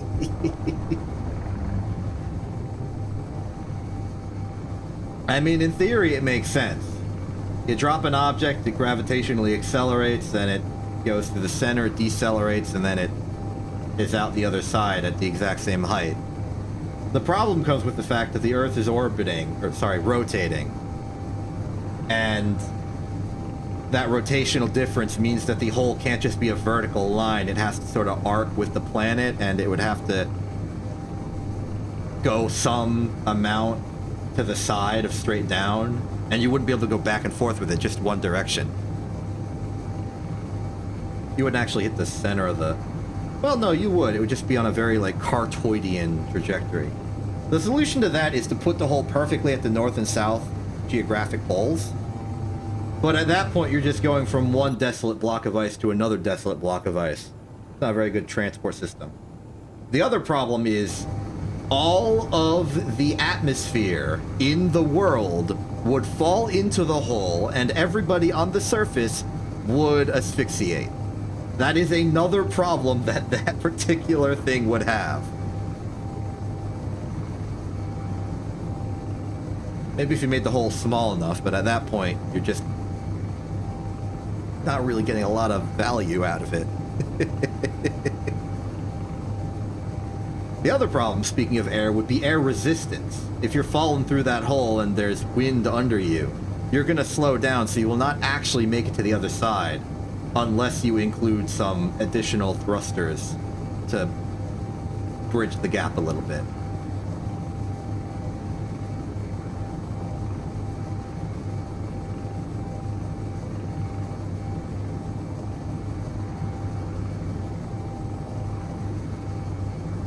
But then again, if you're worried about atmospheric drag and all the air falling into the hole and asphyxiating everybody on the surface, if you made it in a vacuum-sealed chamber, like the entire hole is a vacuum, then it would suddenly work probably kind of sort of maybe if you didn't think about it that much.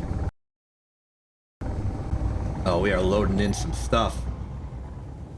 Look at that village down there. What do you think they're doing? Let's see if we can try and identify these structures. I think that's one of the tank locations. The one where, at an equivalent version a while ago, we found the large grid hydrogen engine. Where there's all those tubes and stuff. I think that's what that is. So that's neat.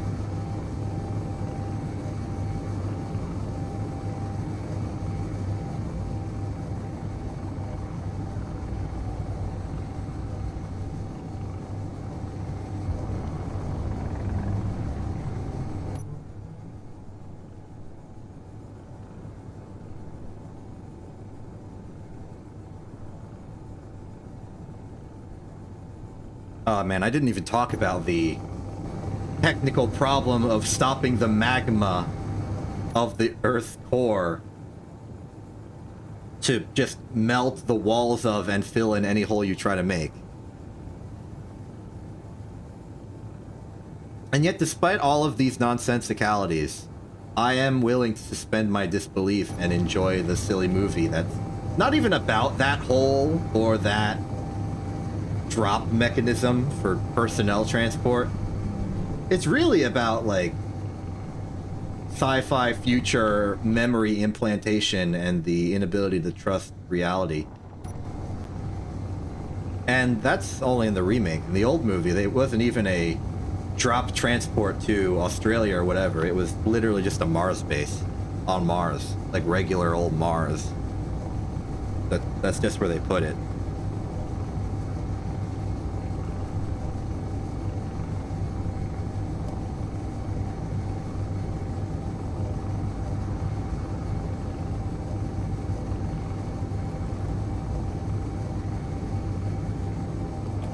As we're entering the final stretch of this journey, as we're 76 kilometers out from our base, let's talk about space engineers in general, because important to know for context is that Space Engineers 2 has been... Wait, what the heck?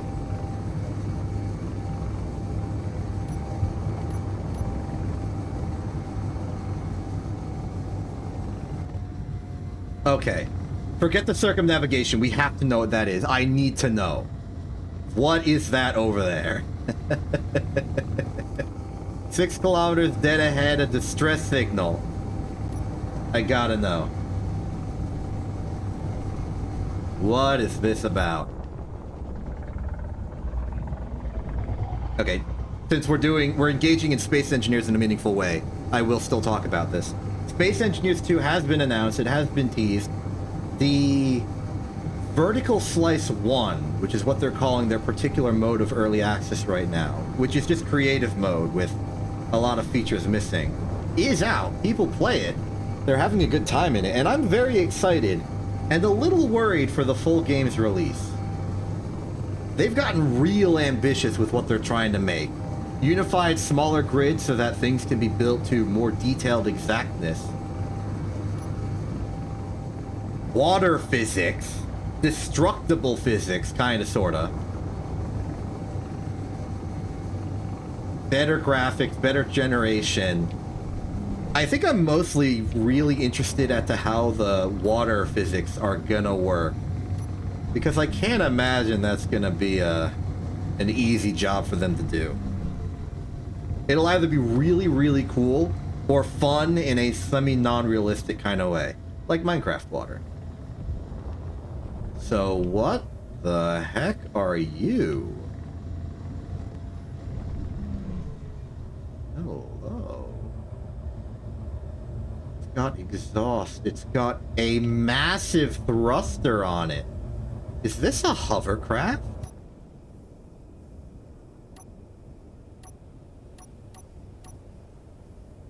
Alright, looks like this legally counts as being landed, I think. It'll settle. It'll settle, yeah. Hello. Who are you? Sparking a lot of exhaust. This is a terrestrial Large grid warfare battery. Like, this is a large flat atmospheric thruster. This is a large grid atmospheric thruster. It's huge.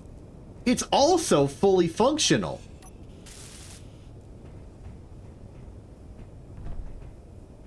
How do we get in? Is there a way in? Welder. This was a passage at some point in history. I didn't really bring any supplies. I didn't expect to do anything other than circumnavigate. Let's carve a tunnel through here. Whoa. Sci-fi. Okay, so this is an ion atmospheric thruster combo. What's in here? Interior plate. Oh, sure, I'll claim this.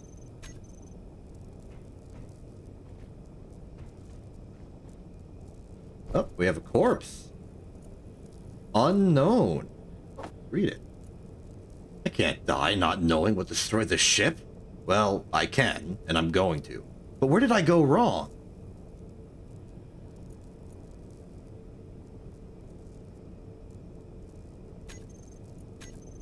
Where do those GPS coordinate markers point to that I just made?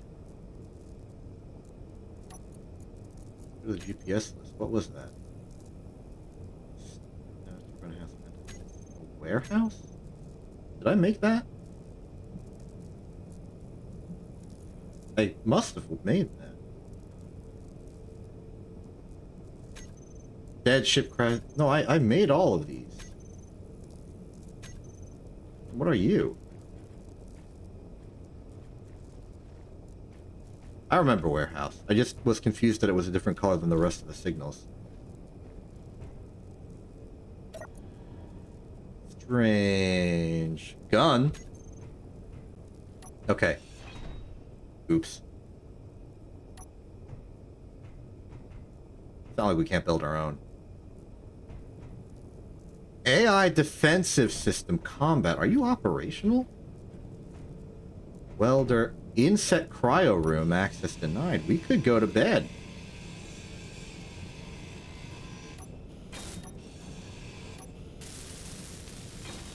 Fully functional cryo chamber. Interesting.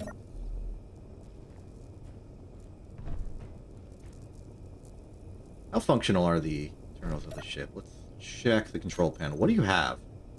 AI defense, beacon, exhaust pipe, atmospheric thrusters. A lot of them.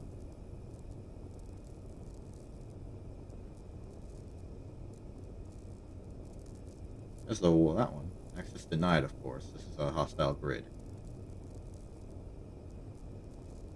Wow, this is about interesting. Very, very interesting. Things full of steel tubes, construction components, a whole lot of iron.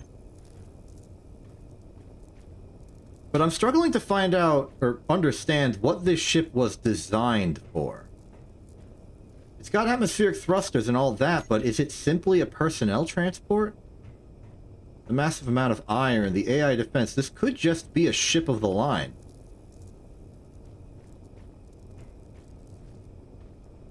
Or maybe this room that I'm currently in was some kind of hangar. Maybe a cargo transport?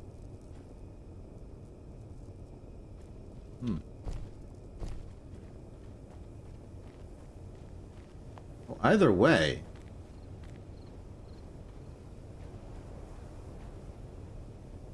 ship is very interesting. I'm gonna set coordinates to crashed ship 2. Cool. Wasn't expecting to have a mystery today. Alright, let's get a move on. Haven't given up on the circumnavigation desire.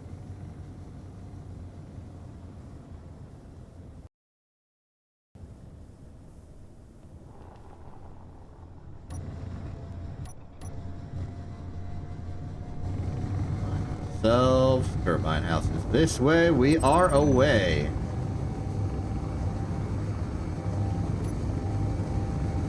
Very good. Cool. Now if we do have a season 2 in this world, we got something to see. We have another thing to see, actually. What's this?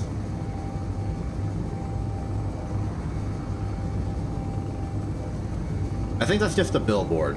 I think I recognize it. Yeah, that's just a billboard. Not even any vehicles nearby it, just the billboard.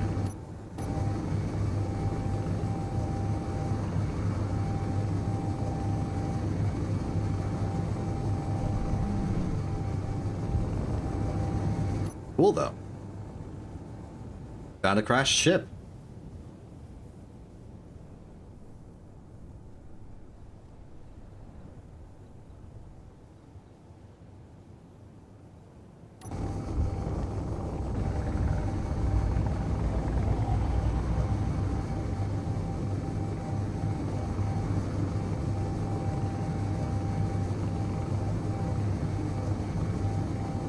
Now, I know we're not going in a perfectly straight line, but given that the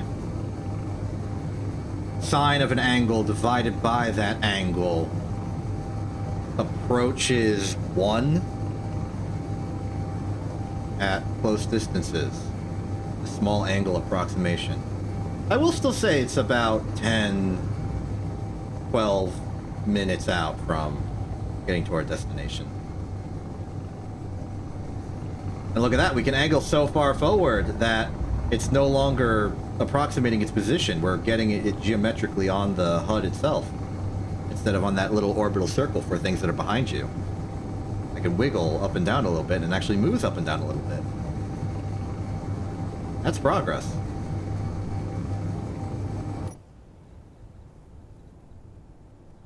And we're moving.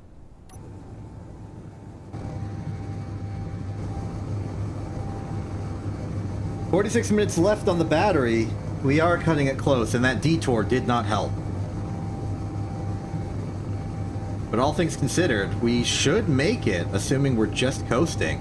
45. Oh no, the number's going down. I can see the number decrease before my very eyes.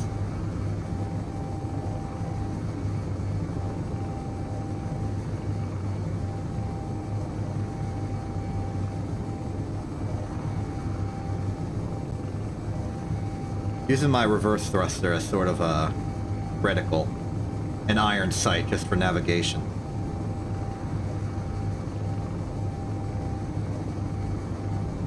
Make sure we are going the correct direction.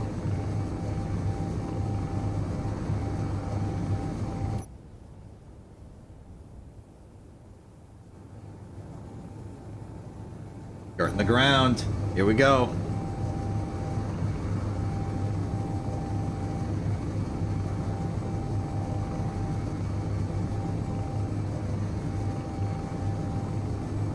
The thrusters will keep us perfectly horizontal, so the only threat of us actually colliding with the ground is if my forward reticle, the little plus in the middle, actually has ground in the middle of it.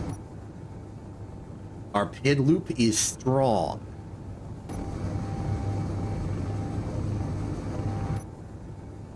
Then again, I suppose I'm not a point mass. I will hit stuff below me by sheer nature if I take up volume.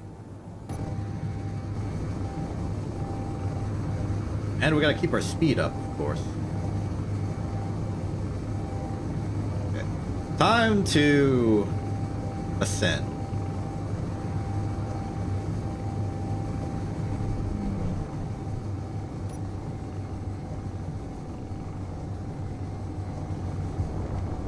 Thrusters to forward. That's a good bit of elevation we can cut off. I think for every high altitude glide we do, it shaves off about 12 kilometers. So I think maybe 4 left until we're good. If that's how we want to go about this. Maybe we do. And maybe I shallow up a little bit so that we do it more often, but without having to reascend. Simply change our angle.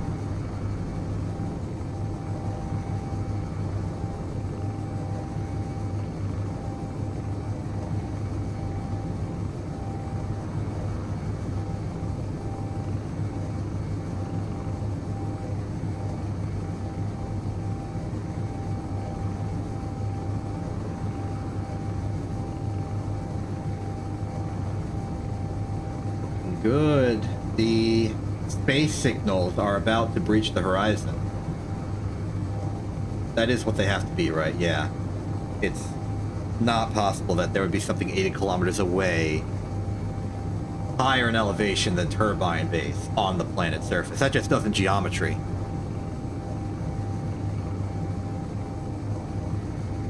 Like, a little bit to the left.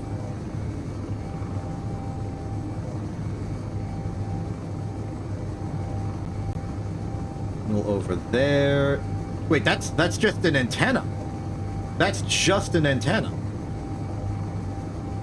Okay, we may have another detour on our hands, and this one might be lethal.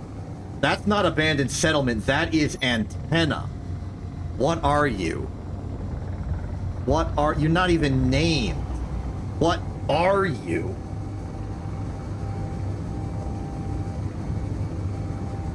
I gotta know.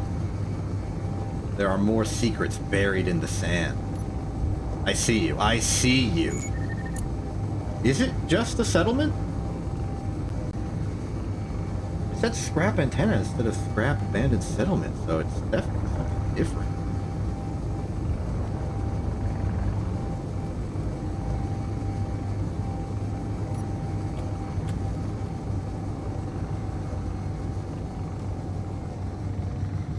Flare to slow down. There we go.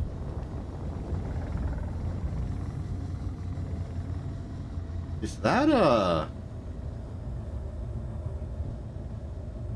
harvester? I think that's a harvester. Hello? What are you doing all the way out here? Collecting some grain? Ooh, I like this. It's like actuated. With multiple hinges in series. Or in parallel, sorry. You gotta remember, Acela, this is only a desert currently. But once the dry season ends, you'll see.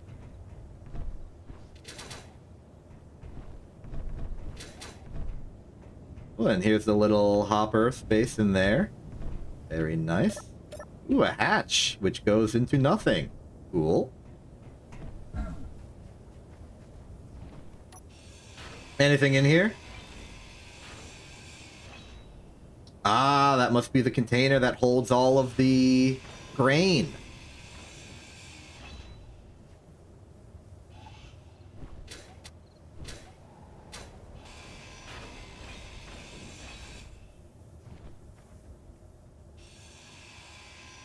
Pop it open, see how much grain they got. No grain. It was not a bountiful harvest this season.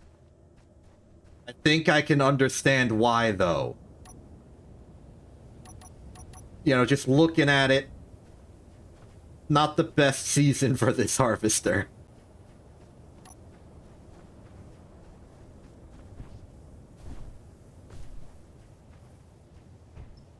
Oh, but you got a lot of stuff in here. Gyros, programmable blocks, some tubes, some lights, some air vents, inset lights, and an antenna. A blinking light. Timer block, making the light blink for atmospheric effect. Cargo. This is a nice place.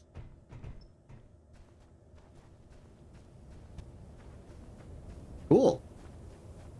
I'm not going to mark this one. This one can stay as a mystery of the desert. I will simply move on back to our initial goal. After all, we're only 49 kilometers out.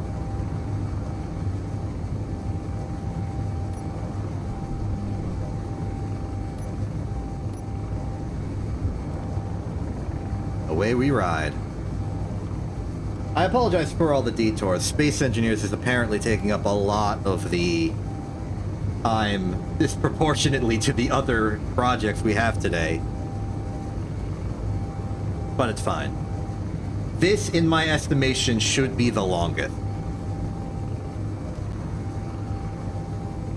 I hope.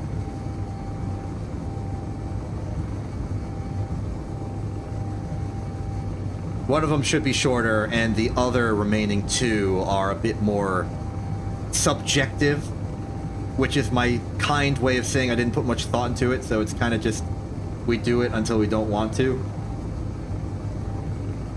Ooh, the signals have bifurcated. We can now identify which one is which.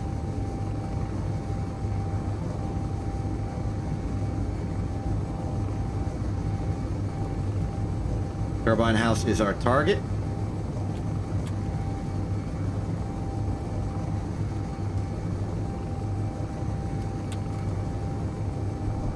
Wait a minute.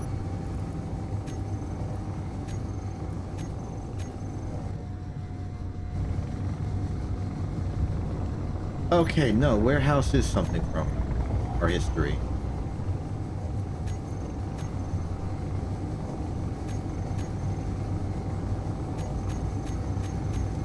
Yeah, okay, these are all mine. Okay. I got paranoid for a second.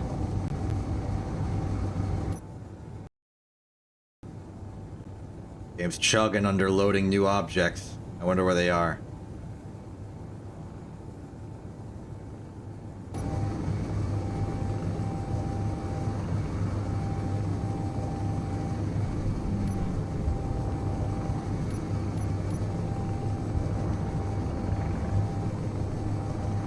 Seven kilometers to go.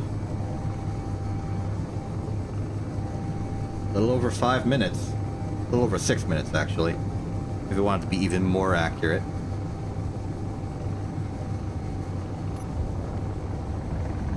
Don't forget to turn off the horizontal thrusters when coasting. 36 minutes. I think we'll make it. I think we're home clear. Unless I get, like, super distracted. Not impossible, but I'll try and contain myself. Is there a sandstorm going on? Yes. Do I have my helmet down? Yes. Okay, we're good.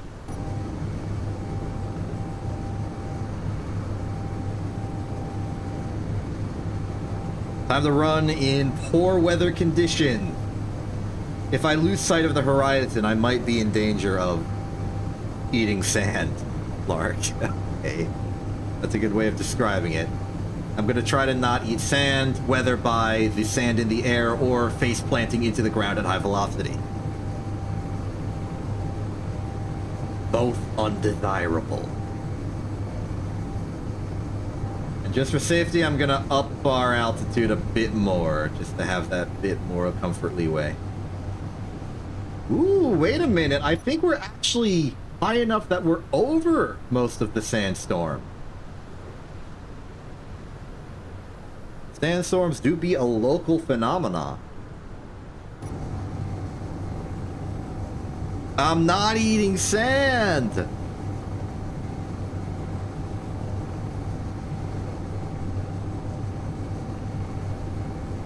The sand wars have begun.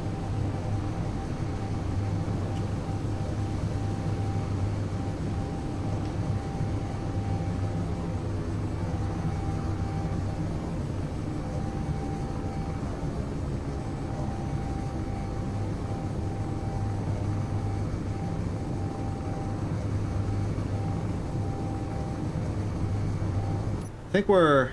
yeah, the sandstorm is mostly behind us now. We've exited it on the other side.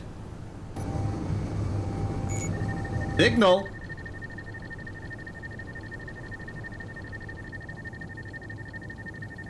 Wait a minute, I just realized we're about 25 kilometers south of the base.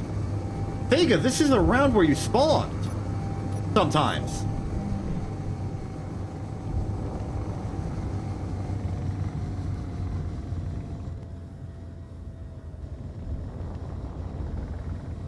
Wait. This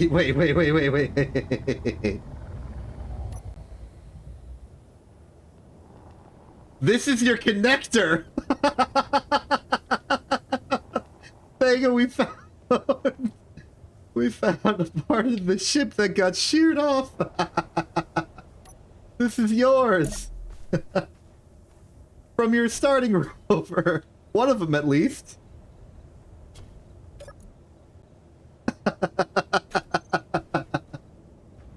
Oh man, I'm not sure which one this is. I don't think it's the one that got shot up by the pirates. I think this is just one that you crashed.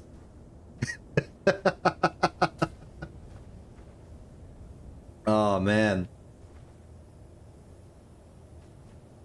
The third one or so, okay. Incredible. Incredible. Oh. Oh, wait. Something else over here. Let's stay in the neighborhood.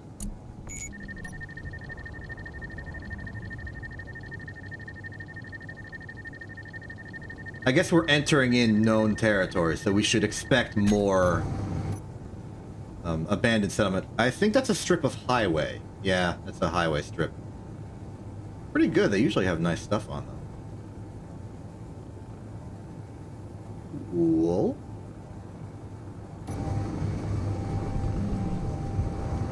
Repair base is 18 kilometers out. Turbine house 20. Head full. We'll have to jump over the mountain, but that's fine. Keep an eye out for that pirate drone. It could be around. As could other random pieces of Thega's old machines. Very possible.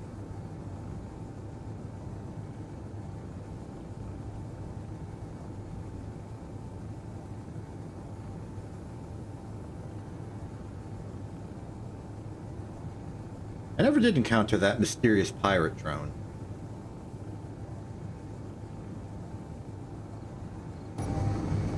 There are still sinister forces at work, hidden in the sand dunes.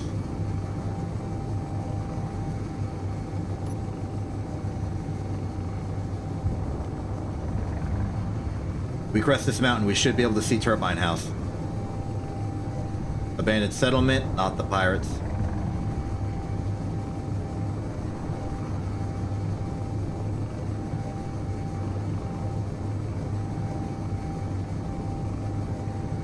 Abandoned settlement, not the pirates. We'll still look around. Yep, there it is.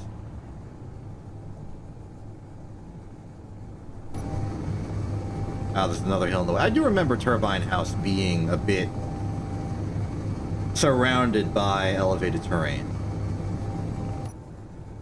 But now we're definitely back in familiar territory.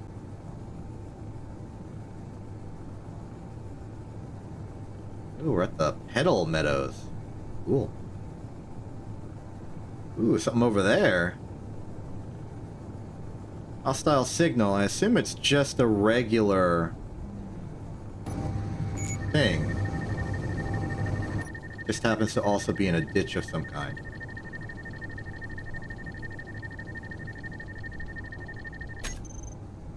Maybe it's the pirate. Normally I wouldn't give this any mind, but it does appear to have displaced the terrain, so it might be a crashed object. Oh, it might be something you crashed into. Oh, what did you crash into?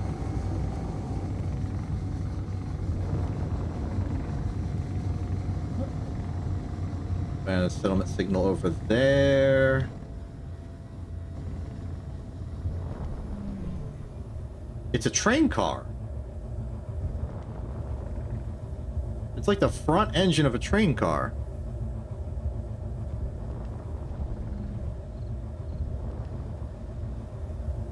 Interesting. Usually that comes with a train bridge, but there's none around here.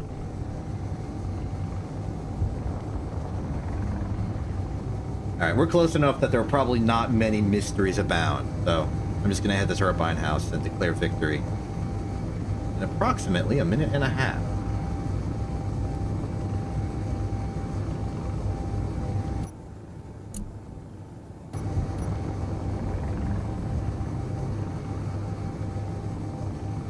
Yeah, now that I've seen the rest of the planet, it's true that this place has a lot more varied terrain. The dunes are more extreme. There's mountains and rock everywhere. This place is pretty darn varied in terrain type. wonder what that is.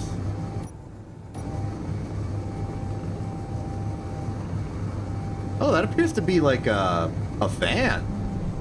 Like a solar van. With a solar vanel on it.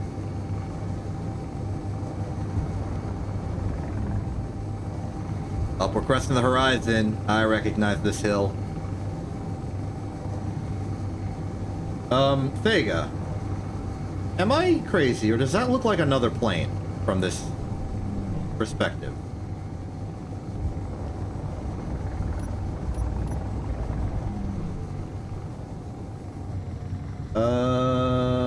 It's looking less like a plane now.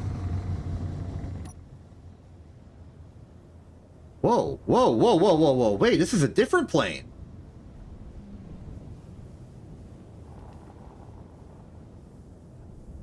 That reminds me of those planes they used to pick up water and drop it on forest fires. Hello.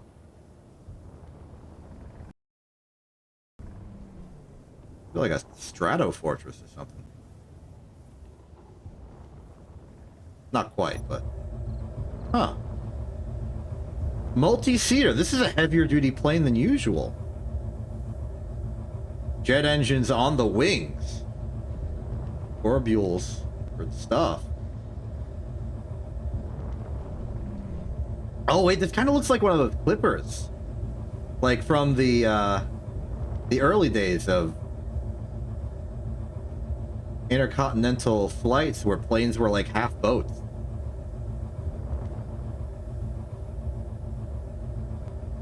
Wild. And only 2.5 kilometers away from base. It's right there.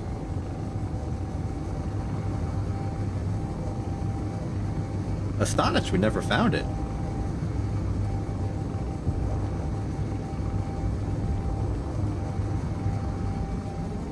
Alright, let's go in for a proper landing.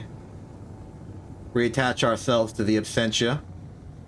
Our technically mobile, but not really practically mobile base of operations. Steady in, lights activated for landing. That's our landing lights.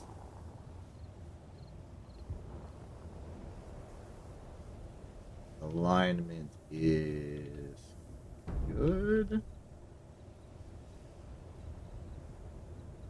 Lower thrust. In place. Lock. We are good. Mission accomplished. Let's save. Nice. Oh, that's success. We've circumnavigated the planet, uncovered mysteries, and made it back home. We even found a relic from one of our pasts. Great, that's success. I can finally go back to the dang window. It's been a while. Let's go. Here we are. And with that, we can finally declare halfway to victory. Where's that Spengineers one? There it is at the bottom. Cool.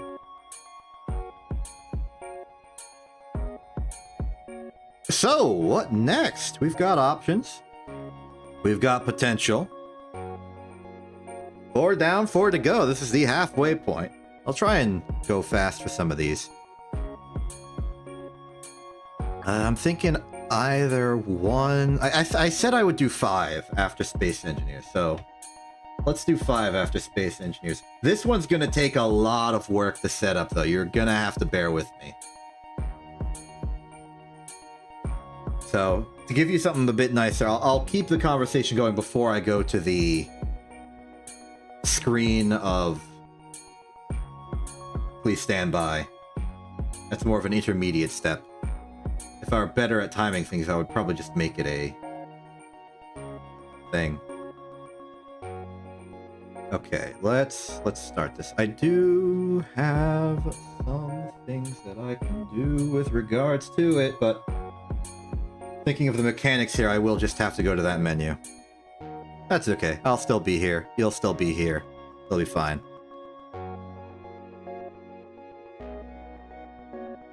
Number 5 is next. I feel like this one is probably the hardest one out of all the skies to identify, simply because it doesn't really look like what you would think of when you show this option. Kinda awkward in that respect.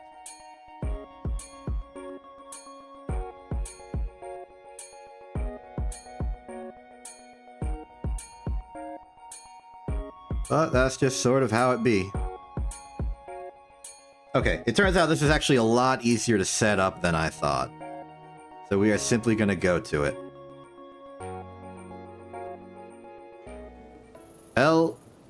Wait, hold on. I'm not finished setting it up. I forgot a step. I mean, the secret's been spoiled, but it's fine. It's fine. If you're wondering what was wrong, I have particular HUD setups for every single game, which decide where I put myself and Excel's for maximum player enjoyment.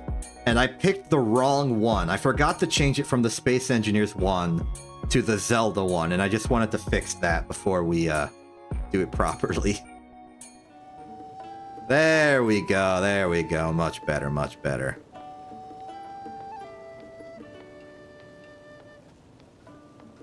With a little bit of extra work. There we go. Okay, so we are good to go. This is Tears of the Kingdom, is specifically Tears of the Kingdom as seen in the Scenic Route run, wherein we do not teleport and we do not have the paraglider. Very surprising considerations come into play when that is our restriction. Now, this is one of the ones where I sort of phoned it in. I had no idea what to do for an objective. So I've decided I'm just going to make this alternate reality real quick. And we're just going to try and build a device to go crazy up into the sky real quick. Just floor it.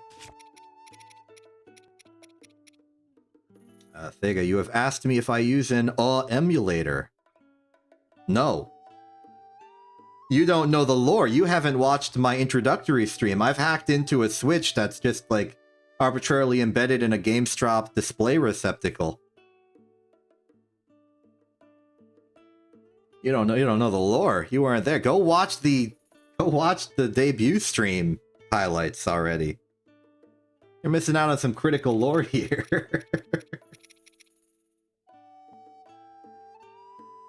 Now, the days of me using the GameStop Switch are over. I just borrow a Switch from the rest of it, like Quint. If I need to, someone else's.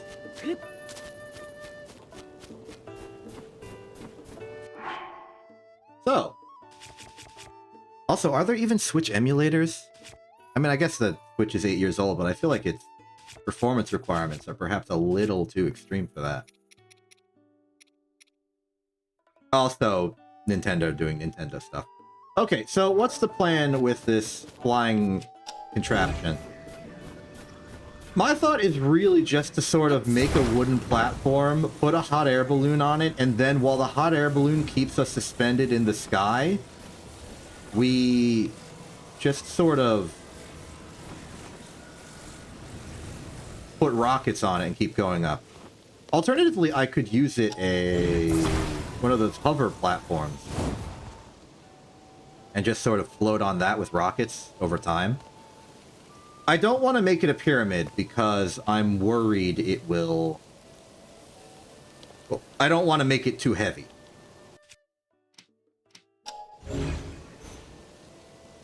Okay, so for our shenanigans today, we shall use one balloon.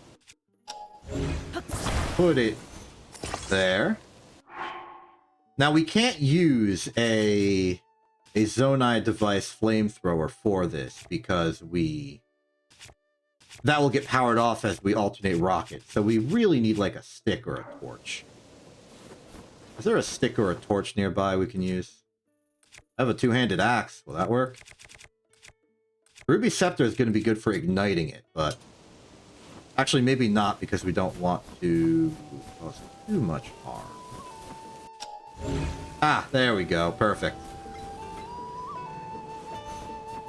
A ever conveniently placed torch. I will have to drop a weapon. Well, I reckon we don't need the two-handed axe all that much. Let's take that torch. We've got the Hudson Duster. Here we go. Now we'll prepare the device, and then as we prepare the device, we will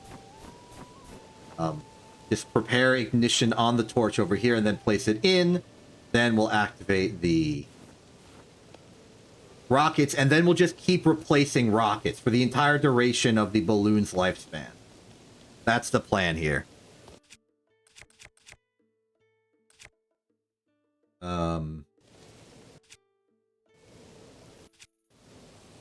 Yes, so next step is to... Let's just take out a rocket, I suppose. We could use some batteries, and then we'd be able to make, like, a hovercraft with fans. That could be also an option. Just for, like, passive traversal. And I do like that option, so let's do 4 of these.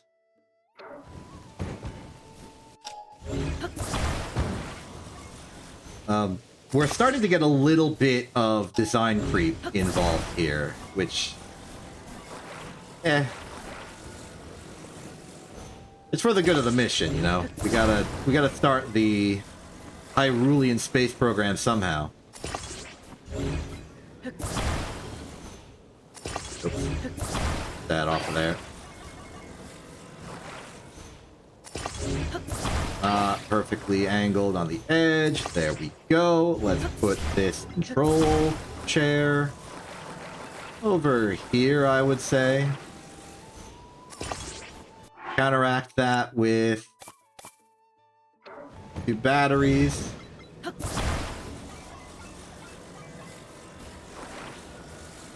Oh, you know, if I was smart, I would use the batteries as the stage, because the batteries get destroyed when they're depleted. So we could use that as a separator between 2 parts of the vessel.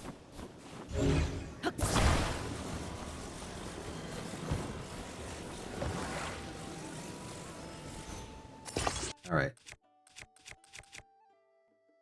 I'm gonna use the magic staff for my general purpose slapping of things.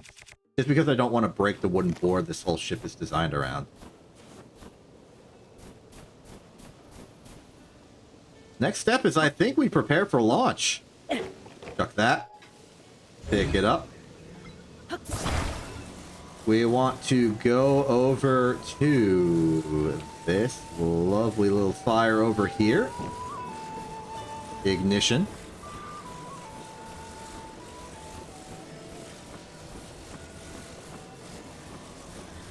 We want to be standing on the device, on the vessel, as we do this part. We want to put there.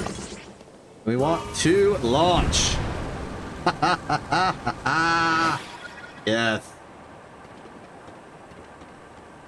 Very good.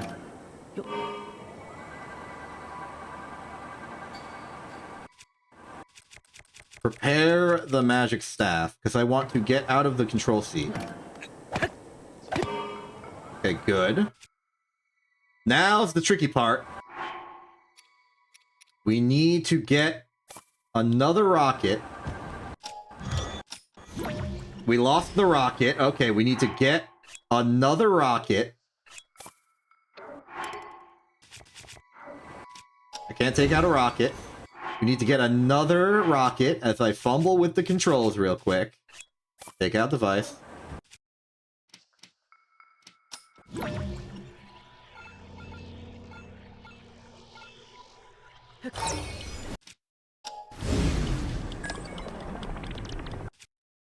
The rocket has fallen. Never mind. Okay, I think additional rockets are not on the agenda. I think we're just gonna have to ascend as high as possible. don't really have a destination in mind. We're just going up.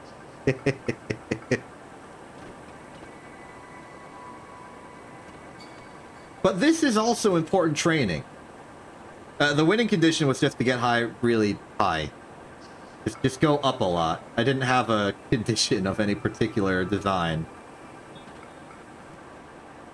I'll be honest, I kind of phoned it in for this one. I didn't really have a plan. It was just make a flying machine. Part of the problem was I didn't want to ruin anything because I want this to be non-canon to the Scenic Route series, which is still in progress. So I didn't want to burn all of my Zonai devices and just have none ever again. So I made a save, and I'm just going to load back into that save when we resume the series proper. But we don't really make a lot of flying devices in that series. It's mostly just vehicles. So I wanted to make a flying device here to sort of get a feel for it. And flying technology will be very important for us to master if we ever want to finish the Wind Temple. Or reach the Wind Temple. Okay, we've lost. Oh, okay, the torch is now burning the entire... Wait, okay. No. I know the solution to this one.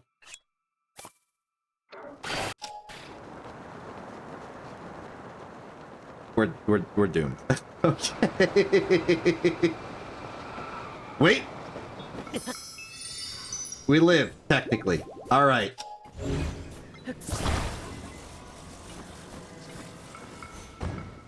Thank you, Fairy. I forgot we had one.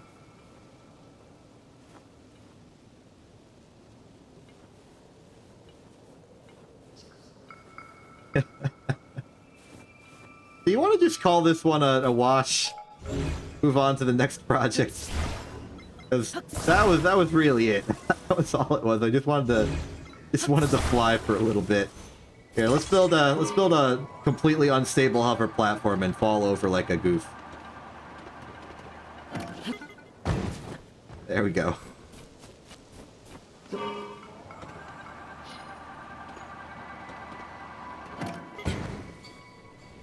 Yeah, this doesn't really work. You can't make a unicycle that good.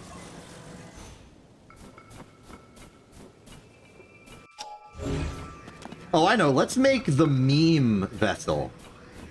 The one everyone makes is just sort of standard practice. The one that's a little overpowered, in my opinion, which is why I don't use it. Now, I don't actually know the finer details of how to build it. I just know the principle of it. The principle of it is that you get one angled controller and attach two angled things like this.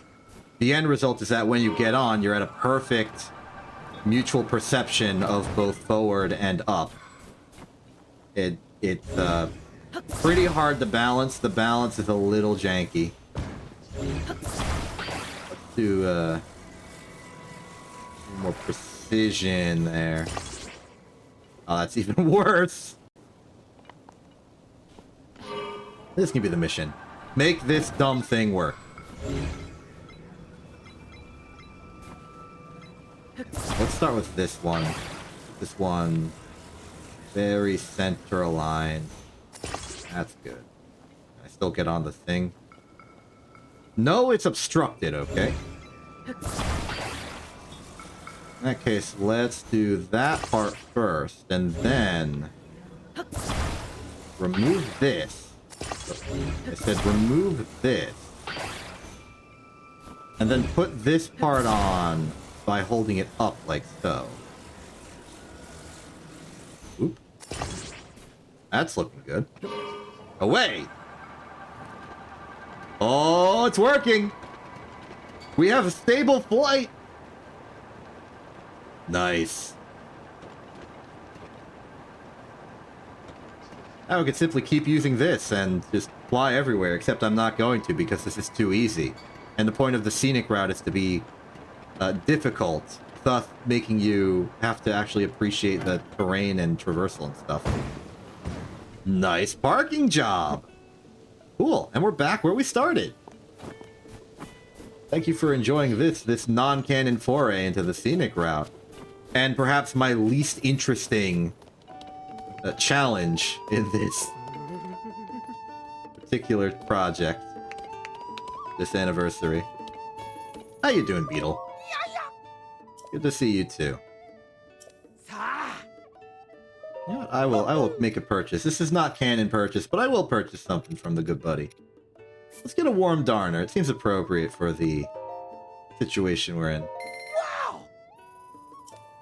Yay! Good seeing ya. Oh, accidentally pressed the button. Wow! Hey! Yay! Reasonable advice. Good stuff.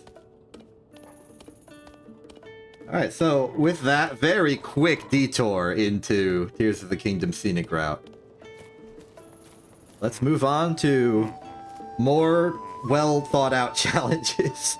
Honestly, it just got all downhill from here. I went out the gate too strong. It's fine though, it's fine. Totally fine. Anyway, we back. Let's just call that a nice little bit of victory.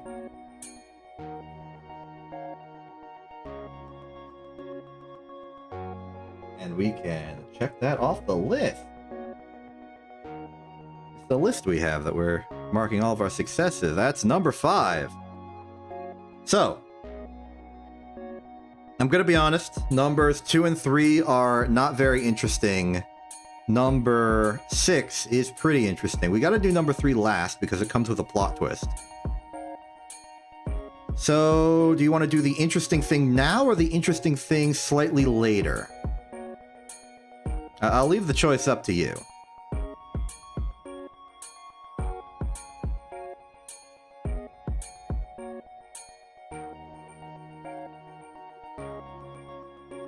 Interesting now. All right. Excellent choice. Excellent choice. Personally, I think I would have done interesting later, but we can do interesting now. I think it's going to take a bit to boot. I'm going to try and stick with you on this screen for best as I can.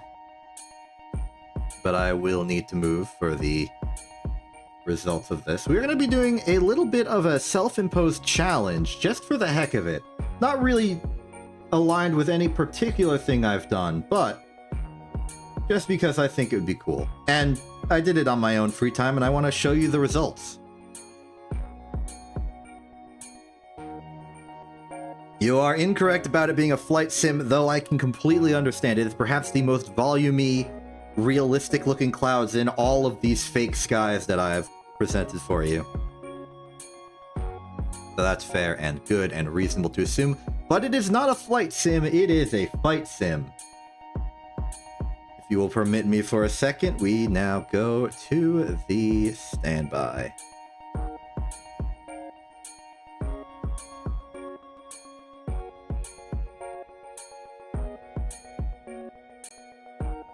Getting all the stuff set up.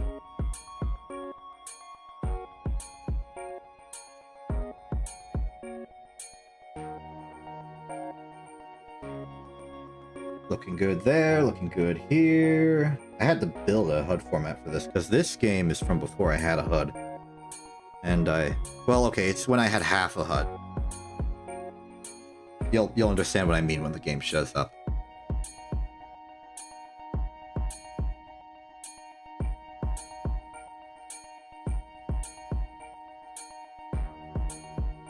Cut that.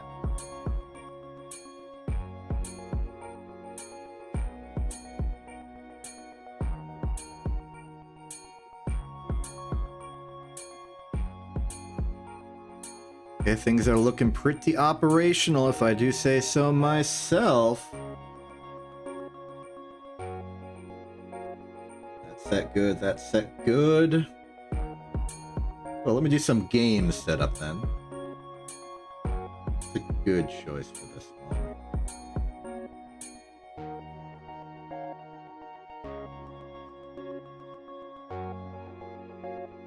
we'll take the classic. All right.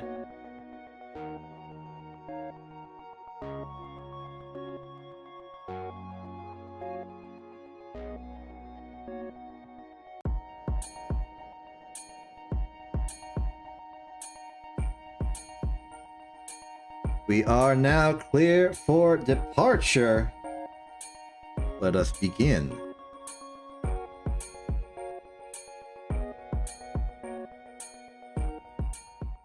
Welcome back to Star Wars Empire at War. I'm going to try and explain what's going on as quickly as I can, but we are in the little bit of the action, so I need to focus on that. Star Wars Empire at War is important for a few reasons. One, I mentioned Remake the Empire was the most ambitious project I ever did. I love it. I'm so proud of it. But also, it was the introduction of the Excel's chat as you know it nowadays. In fact, the dimensions of Excel's chat were specifically designed so that it can fit in that corner to the right side nice and conveniently. That's what it was made for, to be placed right there. Meanwhile, while I did have a visual appearance, I was a part of the game. I was in the game. So it felt weird for me to both be visual here and also a character in the game. So I did not have myself during the game, aside from in the game. So just for this moment, I have myself over the map screen in a perfect fit. I didn't expect that to work. That wasn't really part of the plan. But it worked. As for what we're doing today, right here, right now, the challenge here is I'm fighting an AI rebellion opponent whilst only using the Architin's light cruiser as my unit of choice. Orbital command available. Very, very, very strange, Yes, sir. I am aware. As you command. Receiving copy. In fact, it causes a few problems, because how the heck are we gonna build more stuff? 316, report to control. In production. Fortunately, an Arquitens is still small enough that it can capture asteroid bases, though, unfortunate for myself, I've been a little negligent in actually fielding units. Building started. But also, it's not like we need much in Ready the for orders, Commander. technology department. After all, we're not spending money on anything other than Arquitens. So really, our focus should just be area denial and maybe some tech upgrades, wouldn't you say? Armed for combat. Missiles at the ready. Bring her around. One problem that we may face is that we Bring her around. have to manage a lot of smaller units, just generally about. Okay, what upgrades do we need? Fighters and bombers by 10%. These are useless.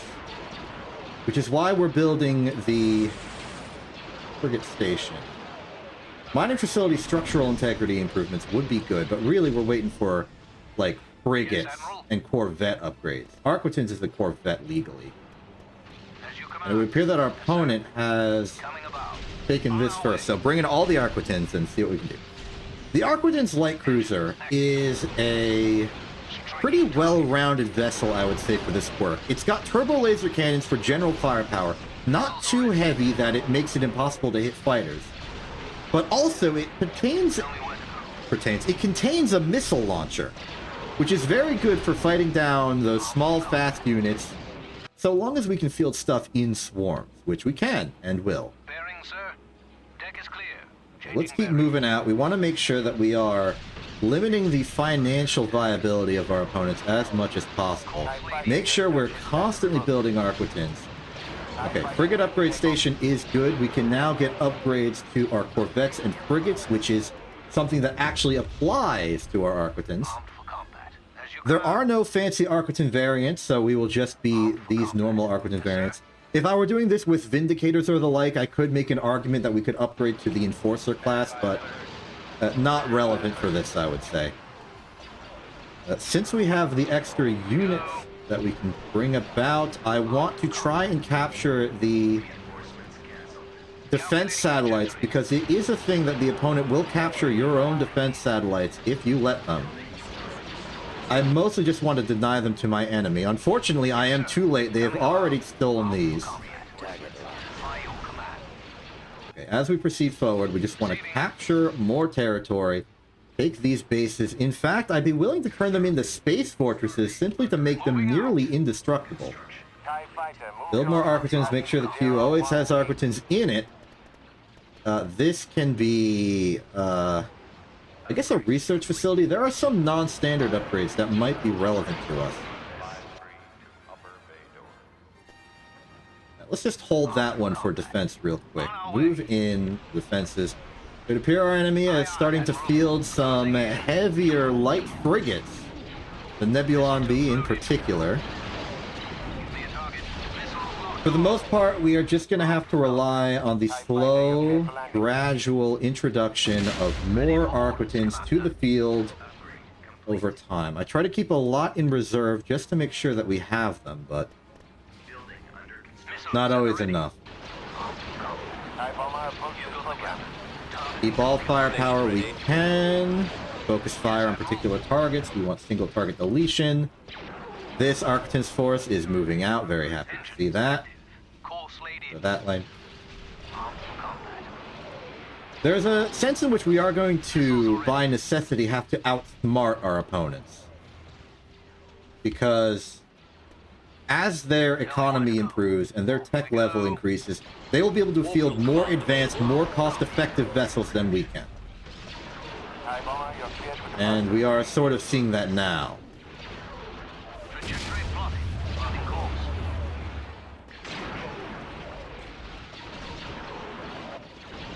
Okay, well, our Arquitans force has bear down on the enemy. We've entered engagement range of their main base. This may cause some problems for us. Okay, these Arquitans are attacking the mining facility. That is good. We can deny them some money. These are good. Upgrades are progressing. We are... Oh, I think we got a TIE fighter because the research facility just gives us a TIE fighter for free. Base structures, structural integrity. Reduces ability cooldown, I don't particularly care. Better targeting on corvettes and frigates and stuff. And then FOV reveal range would be good, as well as the hypervelocity cannon, or at least the planetary turbo laser as it is in this game's rendition. This mod's rendition of it, I should say. Oh, we got a few bombers and fighters. I didn't intend to make those, but they have been made. Looks like we are defending at our base. The enemy has taken these structures, unfortunately. They've also brought in a TIE class. More Arquitans. Don't lose that.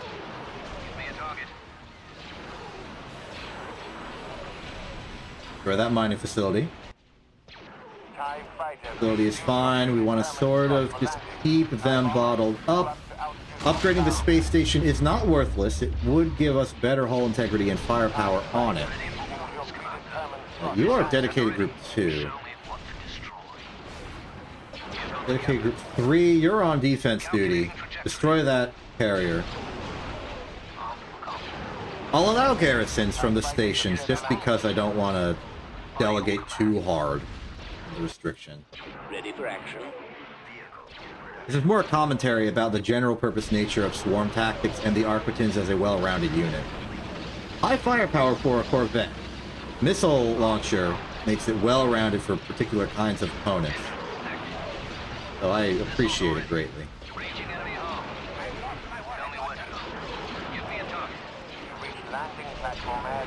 Alright, we've got 9 Arquitans in reserve. We've destroyed this station down here. Once we rebuild it into something in our own image, I reckon it's a good time for us to go and start our perpetual assault on the enemy's command station.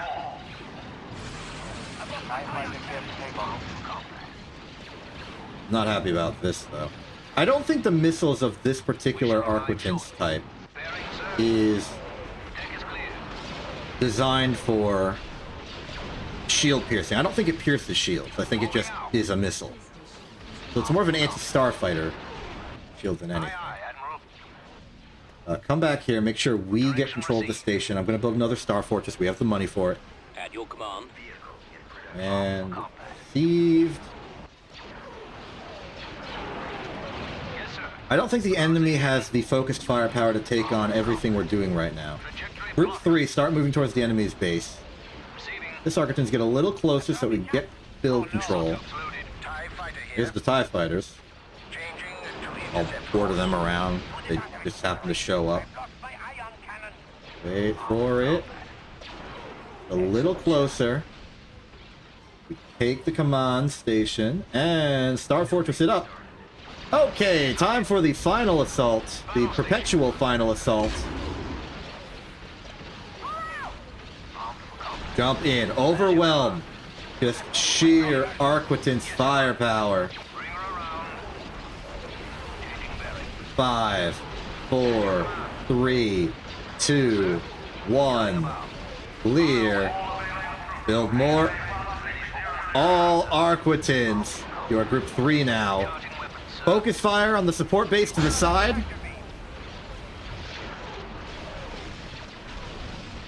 No. Take out the shield generator. Missiles at the ready. You got the captain. Yes, Admiral. Firing. Hypervelocity cannon is available. I will use it to destroy... Oh, I can't target stations. Is that it? Well, if a giant enemy vessel shows up out of nowhere, I will use it for that purpose. That's all fine and good. War's going good, I think. Let's check out the cinematic cam. Yeah! Disable HUD. Oh, wait. Disable HUD button broke. There we go. Disable HUD.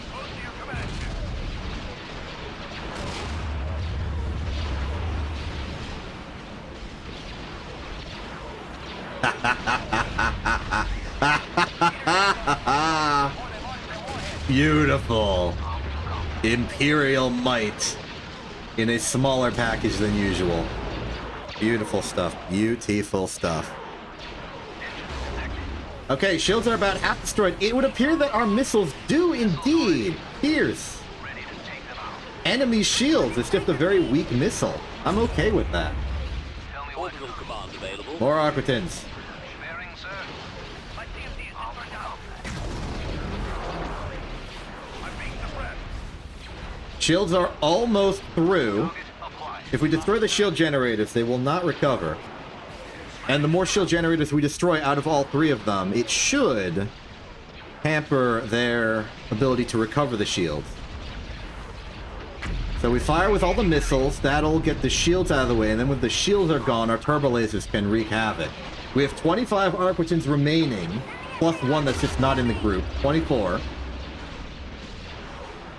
Shields are destroyed. Now turbo lasers can get to work on all the systems. Meanwhile, our base is mostly just being pelted by stationary defenses that aren't really that impressive or a threat in any way, shape, or form. They're a nuisance, yes, but not much of one. You know what? I will dedicate 1 Arquitan, just sort of clearing out the rabble over here. Meanwhile, Group 3 is about a third of the way through. Am I trying to make some kind of commentary here about the balance of this game? I don't know. I'm fighting an easy AI opponent. It's not impressive to defeat them. I think what's more important here is the general concept of, like, flexibility, adaptability, overwhelming an opponent with sheer numbers. You do not always need a Super Star Destroyer to get the job done. And this is something I struggle with, because my military doctrine is large, durable, individual fortresses of vessels, such that it's very difficult to lose any. I'm not really doing it for overwhelming firepower, though it is a benefit, like the regular Imperial Doctrine implies. I'm doing it because it makes it harder to actually neutralize a threat. A half-destroyed Star Destroyer is still a Star Destroyer. It survives. It lives. It's minimizing losses, you see. Oh, there's a target for the hypervelocity cannon. Out of the way. Incoming laser cannon fire. There it is. Oh, I love that thing. It's a beautiful thing.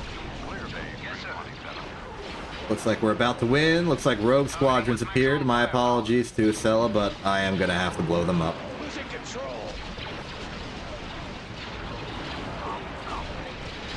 Take him down, take him down. Cinematic cam. They've got the fancy wide fast flam engine guy. Let's start toggling, see if we can't get rogue squadron. Nebulon B for some reason. Turbo lasers are firing. There's maybe rogue squadron, and now there it isn't. Actually, that might have been a headhunter given the wing configuration. I think rogue squadron dipped. They will live to fight another day. Wait, I think it's just Antilles left. Oof. He escaped.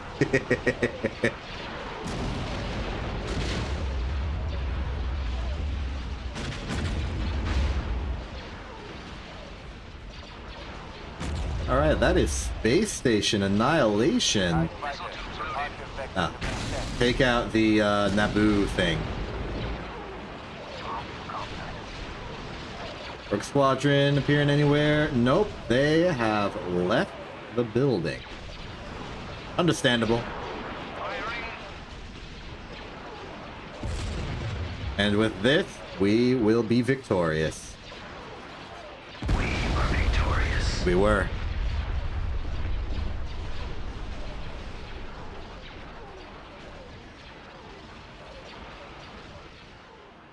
Nice.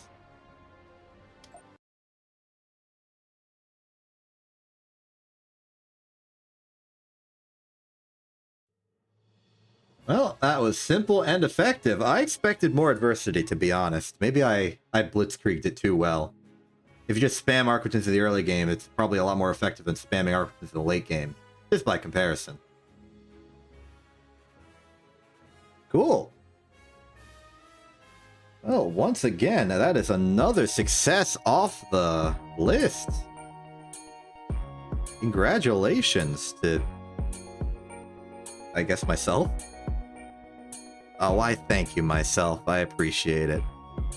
Cool, that's the bottom 5 complete as well as the top. We are now going to do number 2 and then number 3. There's no more choices to be made. Our decision has been made for us as I prepare the next project.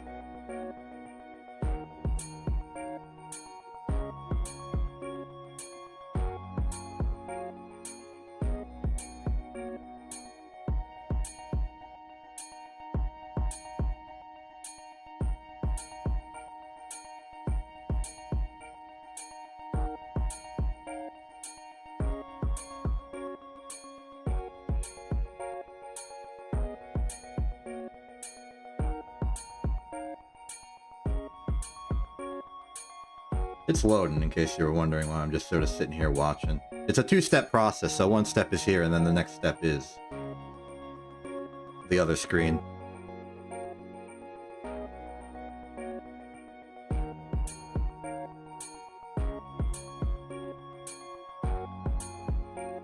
So, any guesses as to what number 2 is as we go to step 2 of the prep process? You're gonna have to figure it out. You don't have to figure it out. I will tell you, just as a reveal. It's fine. No pressure.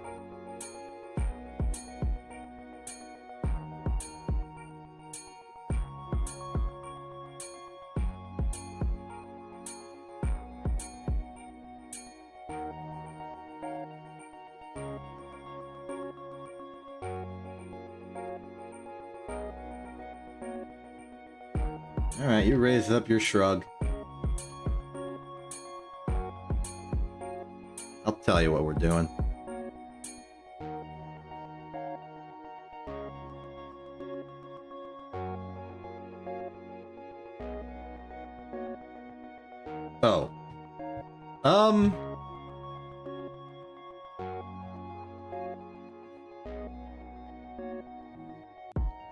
You know what? This is fine. This is fine. Okay? It's fine.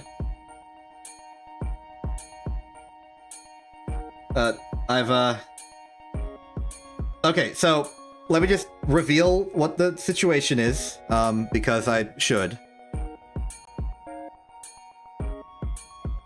No, I gotta move that over real quick. Okay, then do this. Then do that. Why isn't it working? Wait, why isn't it working? Huh? Oh, no, there it goes. Okay,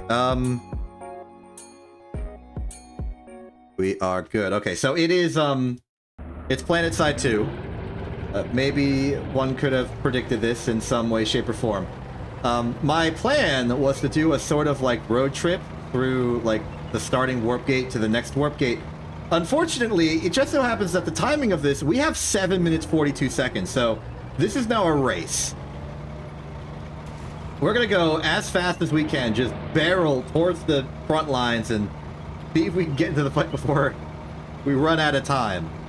But actually, maybe this is good for us. If we survive, we can just do the world tour and peace. We can go from one warp gate to another. So I'm gonna do that. I'm gonna go... Here's our map. Here's Indar. I'm gonna start where we start at Indar Western Warp Gate. I'm gonna follow along the left edge of the map all the way to Indar North Warp Gate and then around the Eastern Warp Gate. We're gonna circumnavigate Indar, or fail trying. That's this one. And I think this is a pretty fair representation of what I actually do a lot in PlanetSide 2. Yeah, there's always going to the particular mission and conquering the base or sabotaging a spawn beacon, but I think the thing that makes PlanetSide 2 beautiful is that because it's a continent at war, there are parts of the continent not actively at war. So you get that ethereal peace in between conflicts, which sort of makes the conflicts themselves seem like such a dynamic change in affairs. I think it's interesting.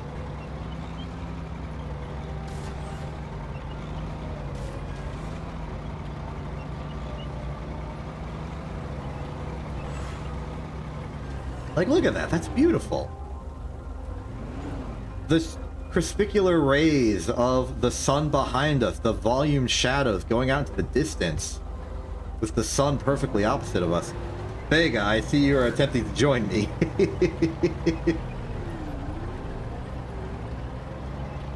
If you can manage to get to somewhere along the path I'm traveling.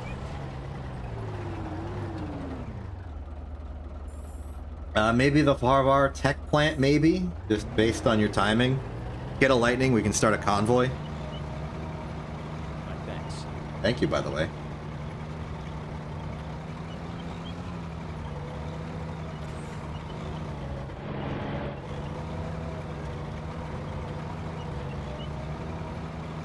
Got to expand the map.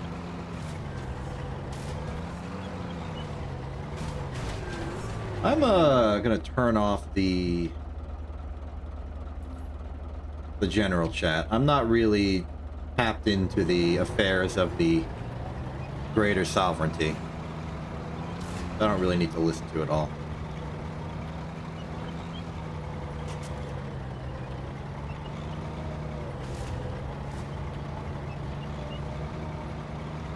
Knowing you, Thega, the most likely course of action you're going to take is probably going to the warp gate or the front lines, getting a scythe, and then crashing vaguely over here.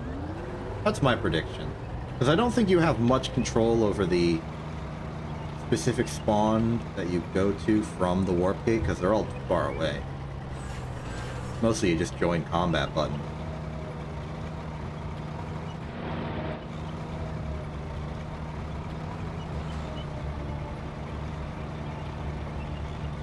The great server merge of PlanetSide 2 is not done yet, but I think it's happening soon. And when it is, things will get a lot more active, I think. Well, right now I'm in between Havar Databank and Quartz Ridge Camp, heading north.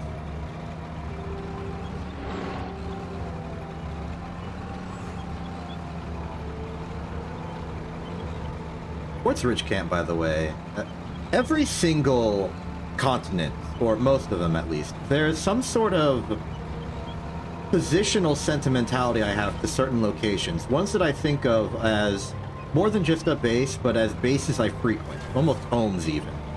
Like, my dedicated post on a particular world. And on Invar, it's Quartz Ridge Camp. I just happen to keep fighting around there.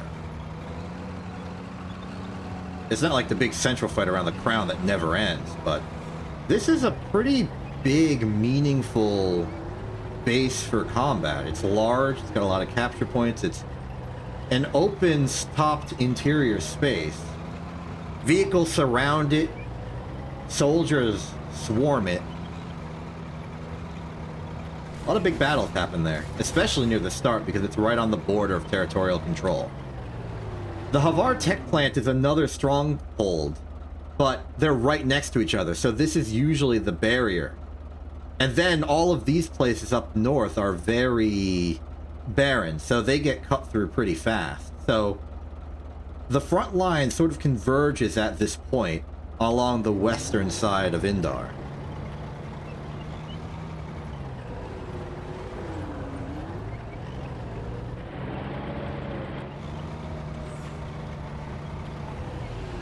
Is that you, Thega?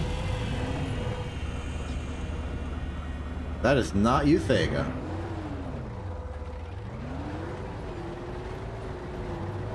Looks like someone is interested in taking the Indar excavation site. Or was in the past and left.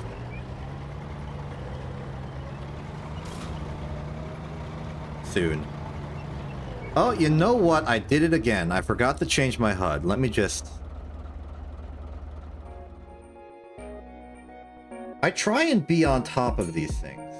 Because I want it to look cool and be consistent and stuff.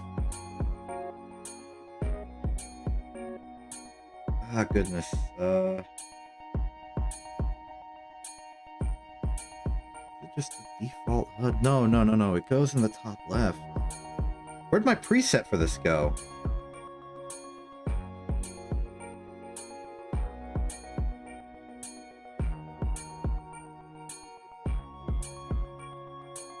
I don't understand.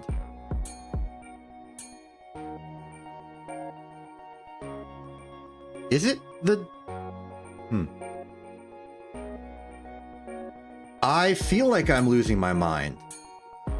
What's the format that I use? Where's my format? Where'd it go? There's 30 seconds left in the campaign and I'm panicking over the UI. Okay, it is just the default. I overthought this immensely. Okay. Alright, We're good then. We're fine. We're good. Everything's fine.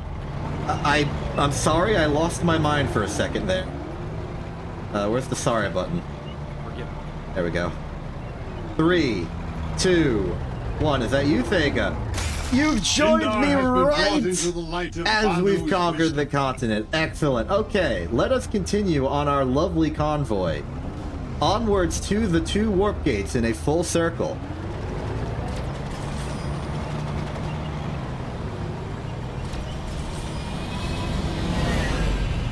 Lovely. We are under attack. Do not interrupt our freaking road trip. What's that, a Liberator? We're gonna want to get some distance on that. Yeah, no, Reaver. Oh, it's a Reaver. I thought it was a Liberator. I guess the silhouettes, when seen from a 45-degree angle, are pretty similar. Oh, we continue.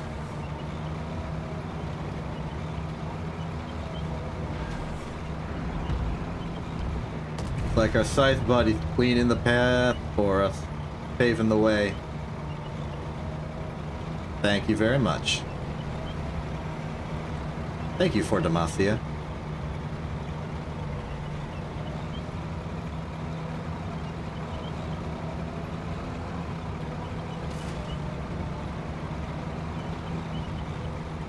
And here we have Sarva Overflow Depot. Something happened? I guess you just shot for the fun of it. Fair enough. So, the merge is not complete, but there is some updates that are being added to PlantSide 2 during the merge. A brand new facility was added to, I think, Hausen? Maybe Esamir. One of the two, I think. I don't remember which. Which is like a brand new facility, a brand new game mode for capturing a base, and that's exciting.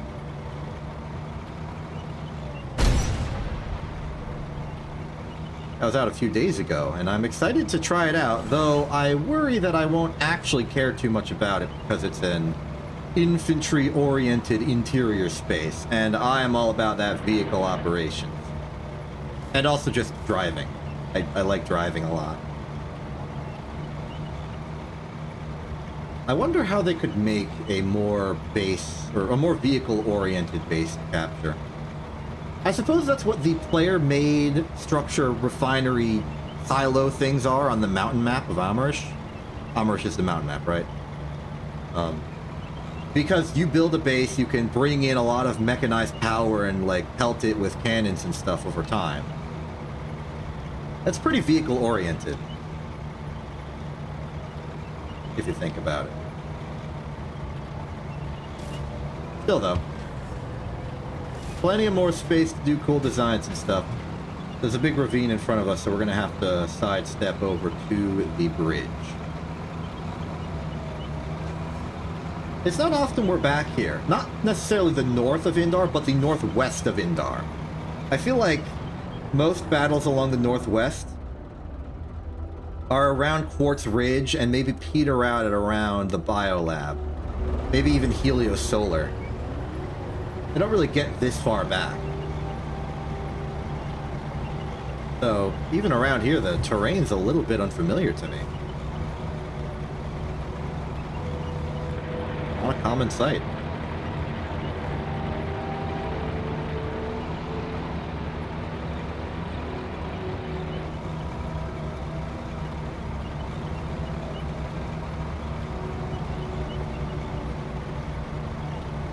Okay, here is our first destination, Indar Northern Warpgate. We are 1/3 of the way on our journey.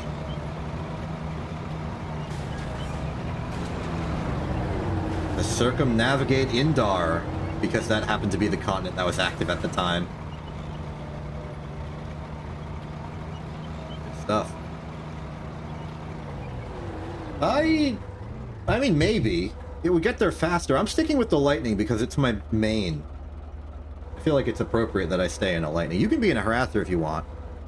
Be careful about getting flipped, because if you get flipped, you are no longer a part of the convoy. I'll wait for you, though, at this gas station. Thig has gone inside to get a snack.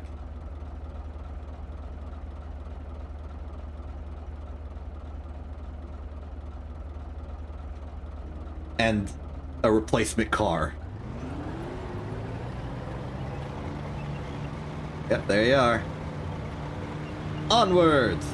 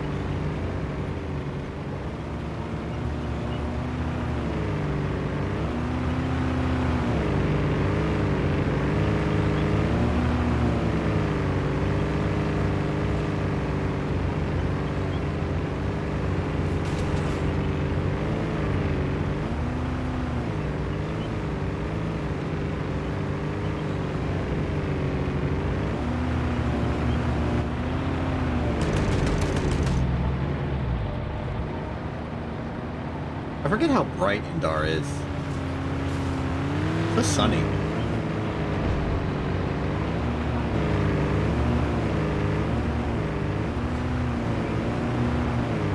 lovely place. Minus the lack of any foliage whatsoever. Oh! Target! What's this target about? Hello!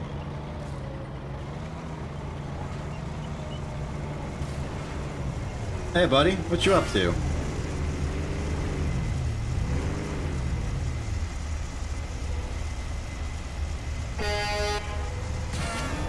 Yeah. We got a buddy. You want to join our convoy? Nah, I think you're busy building a base. That's fine. Cool. Have a good day.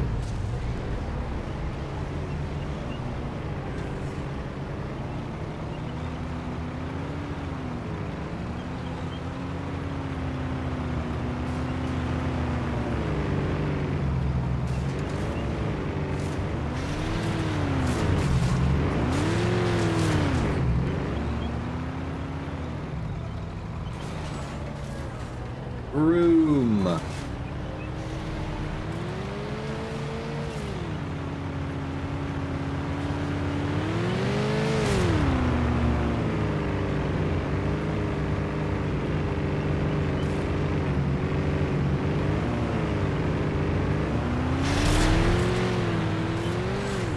Oh, there you go. There you go. No, no, wait. Flip it. Flip it. No, please. Oh boy. All right, we have to tow you back to the nearest shop real quick. Let's turn around and go to Mal Watchtower. I think that's the closest one. Let's get you there. Oh no. Save the fight for the enemy! Oh, sorry.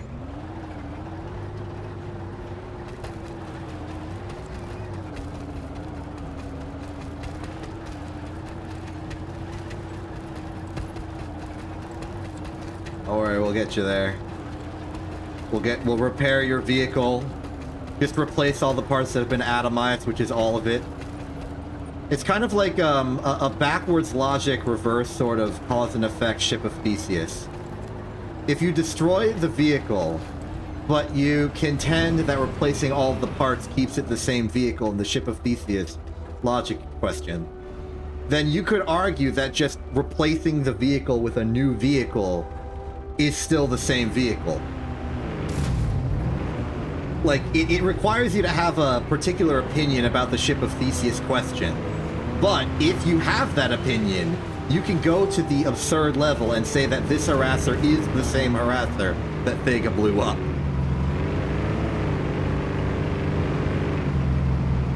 And I think that's pretty funny.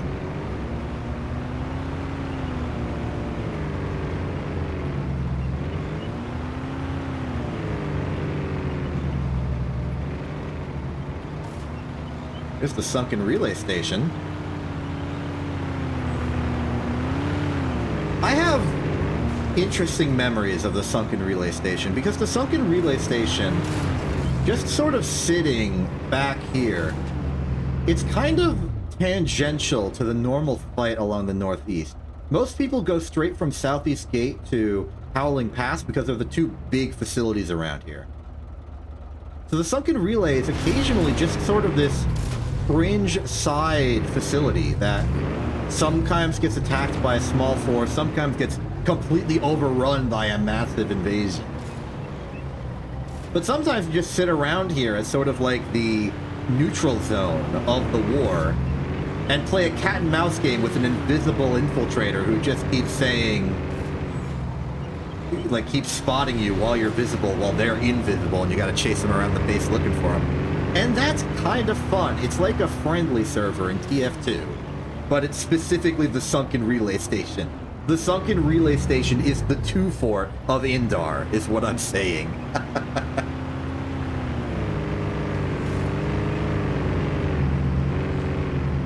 It might even be the higher tower. Or just high tower regular.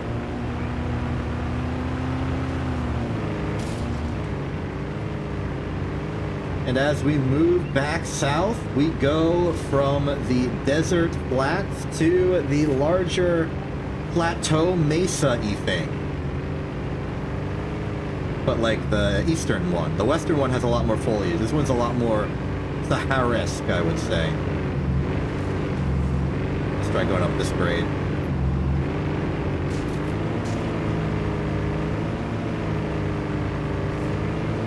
Beep, beep, beep, beep, beep.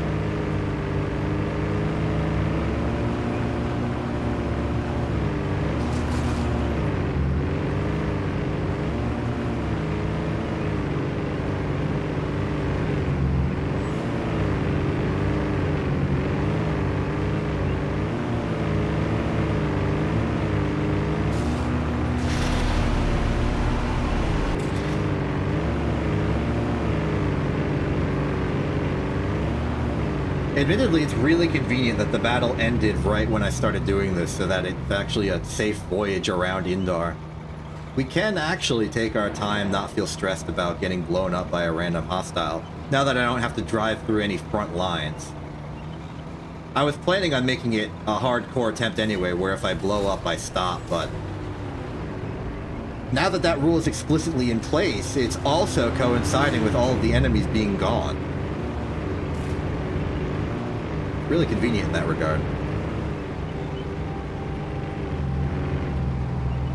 I still want to do that camp out where me and just some other people sit in a continent for the entire duration until the continent unlocks again. It'd be like several hours.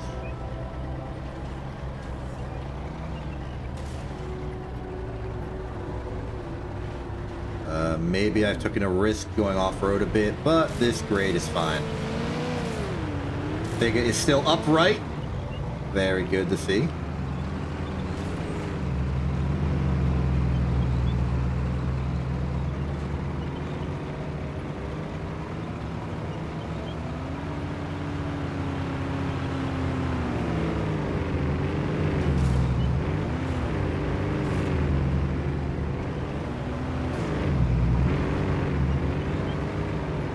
Oh wait, I want to talk about a current event. I do not usually talk about current events, but I want to talk about a current event. Okay, so current event time. Like yesterday or so, famous rocket company SpaceX was launching their most recent Starship flight test. I think it's Flight 8.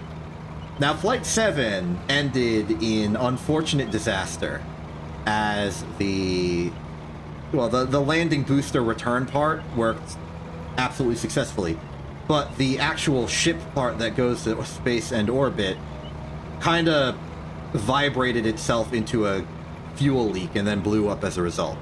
Well, not really blew up as a result, but lost pressure in the engines, fell out of its designated flight profile, and then blew itself up as a security measure. Vega's internet has died. We've lost a real one. We're gonna have to continue on foot as we enter the Eastern Warp Gate. My condolences. So I obviously watched that launch because it was cool, and I like it when rockets go up. It's pretty neat. And it was unfortunate that it blew up, though I must say the visuals from the scattered debris field streaking into the atmosphere were really, really beautiful. And nobody was harmed, so I think I'm safe to just enjoy the spectacle of the catastrophe in this one. So I was watching the second one, and I was watching it like a group, just watching it together. And like the stream, I streamed it out to other people. I usually do this. I'll go into a Discord channel, just stream the rocket launch, especially back in the Falcon 9 landing days, and just like narrate it, officiate it, because my friend group, I'm really the only one who cares that much. And so I was hosting it for this launch yesterday, and the booster went up, it landed, it succeeded, and a few seconds went by, and I was like, okay, great. So, the booster landed, the ship hasn't blown up yet because last time they were celebrating the booster landing, meanwhile the ship was losing attitude control and everything was going wrong. So this time the ship landed and we were seeing the booster landed and we were seeing the ship in orbit and everything was fine and good. And I said out loud to the people arranged, okay, great. The ship is still functional, so we're doing better than we did last time. And not 1 second later, the engine started dying and the ship started spinning. Right when I said it.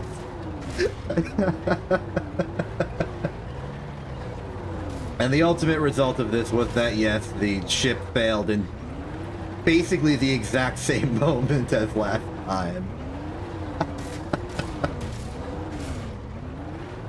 And it was just really funny, dramatic irony. Right when I said it.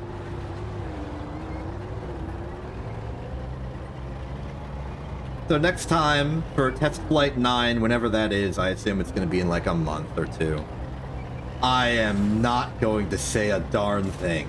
Until that thing is safely engines off, in orbit, no problems, I am shutting the heck up.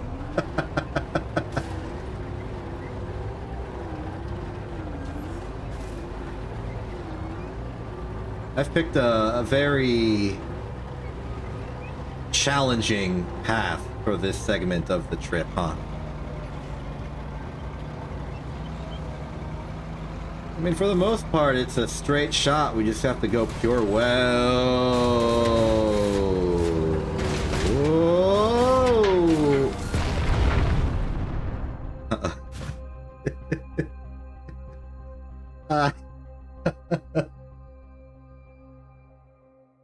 Maybe I should stop talking. Maybe I should just stop talking. It couldn't have ended any other way. It could. How else could it have possibly ended but me falling off a cliff? That's what I do in this game. I have a dedicated holiday for it. This was so much better than I could have possibly envisioned. Well, I think it's safe to say that we're done here. Back to the list. Okay. By the way, I haven't brought it up yet, but you notice that I'm not using the regular transition I usually do. I'm using the default baked-in Luma wipe from OBS. And I'm doing this because this was the transition I used to use for everything before I had the cool Star Drop one. I liked it because it kind of felt like I was like burning through the static of the screen to the new situation.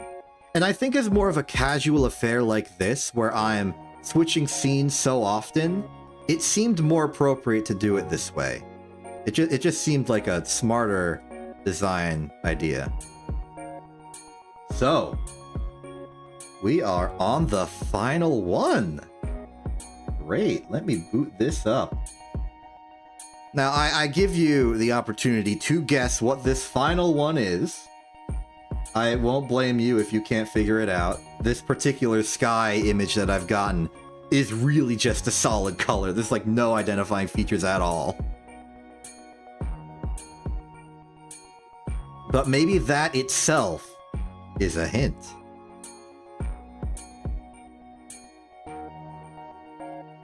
On the Wednesday stream with Ace Attorney, Acela guessed Farmville, which I thought was an absurd guess. I assume it was made purely comedically, but also, I don't even think that game has a sky. It's like isometric top-down.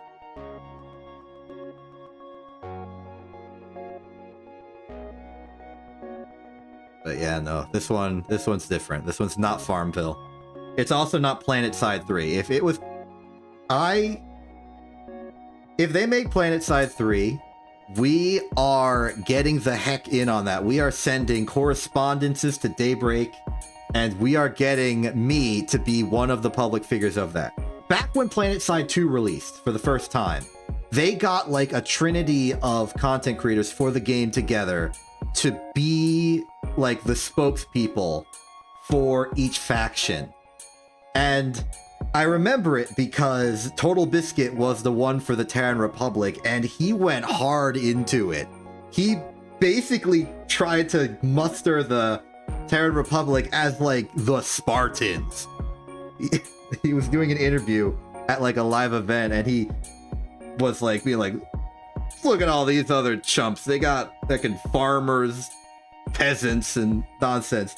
And then he just yells out in the middle of the interview, Terrans, what is your profession? And there was just a chant of whoo from everyone. It was really cool. And despite all of that, I am still a member of the Vanu Sovereignty. And the Vanu Sovereignty's representative was an absolute disaster because it started as Tobuscus. And then partway through, Daybreak realized, actually, hold on, this is going terrible. So they got someone else. That was funny. That was real funny.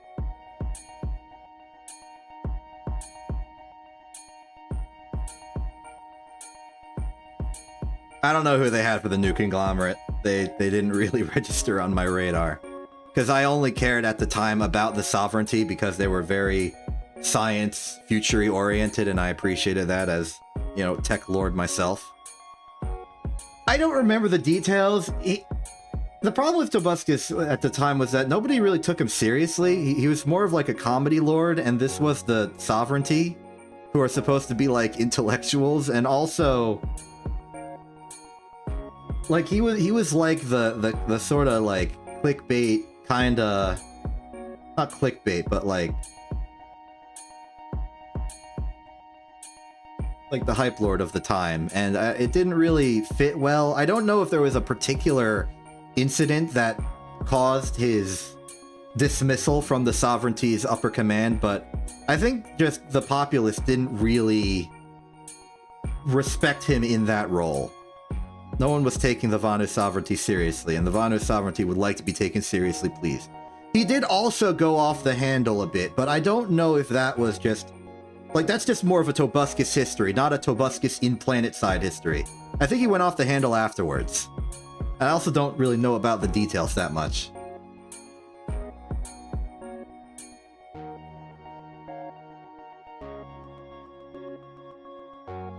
But it's fine. The Vanu Sovereignty's in a good place right now. After all, I'm there. But, like, if there's a Planet-side 3, I am never going to get this job, but I would love to at least be some sort of advocate spokesperson, or at least just some creator in the space for the Sovereignty. Even if I'm not really the most competitive participant, if the Vanu Sovereignty had, like, a hippie contingent, which is just like, oh man, look at this planet and all this space and science and it's beautiful. That would probably be me. Setting up campsites on the different continents, just chilling around, relaxing. But then, when we get down to business, there is no better group of saboteurs out there. We are the disruptors, the enemy's logistics, their supplies, their spawn beacons, their sunderers. Gone. The bases they failed to defend with a full army, taken. We shall reveal the cracks in the enemy's defenses, and we shall show them the folly of their ways. See? I already got good practice on it. I could totally do that job. When it becomes a company, that's another correspondence we want to get into. Being like one of the planet side people. We're not even one of the major faction outfits. I'm like one person. I still want to do this. I just want to be involved.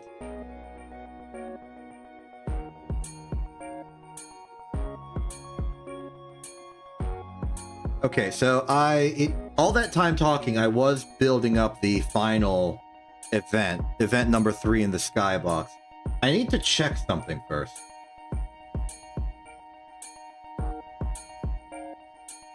But fortunately, this one's pretty simple. I can just do this one from here. Mostly. So I can still talk to you. You can still see the cool cloud background. I do like the cloud background. Also, the checklist is nice. Okay, that's no. Okay, so I have just checked. I'm going to have to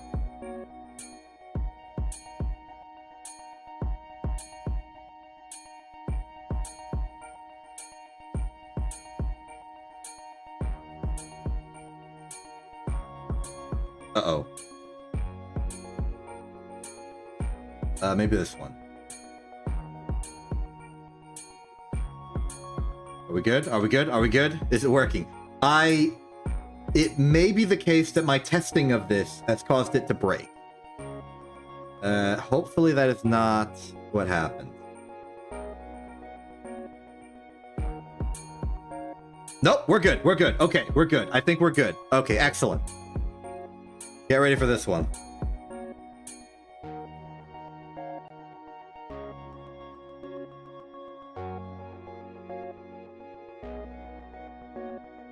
Not a big important one, it's just for your amusement. Wow, I didn't expect the music to lag. I don't know if you heard that, but the music lagged on my end.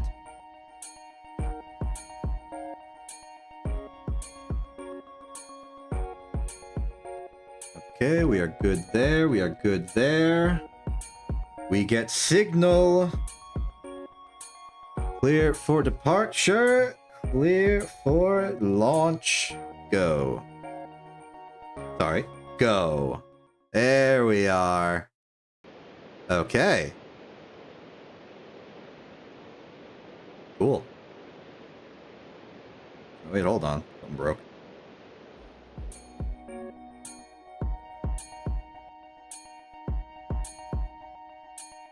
Systems are getting a little dead.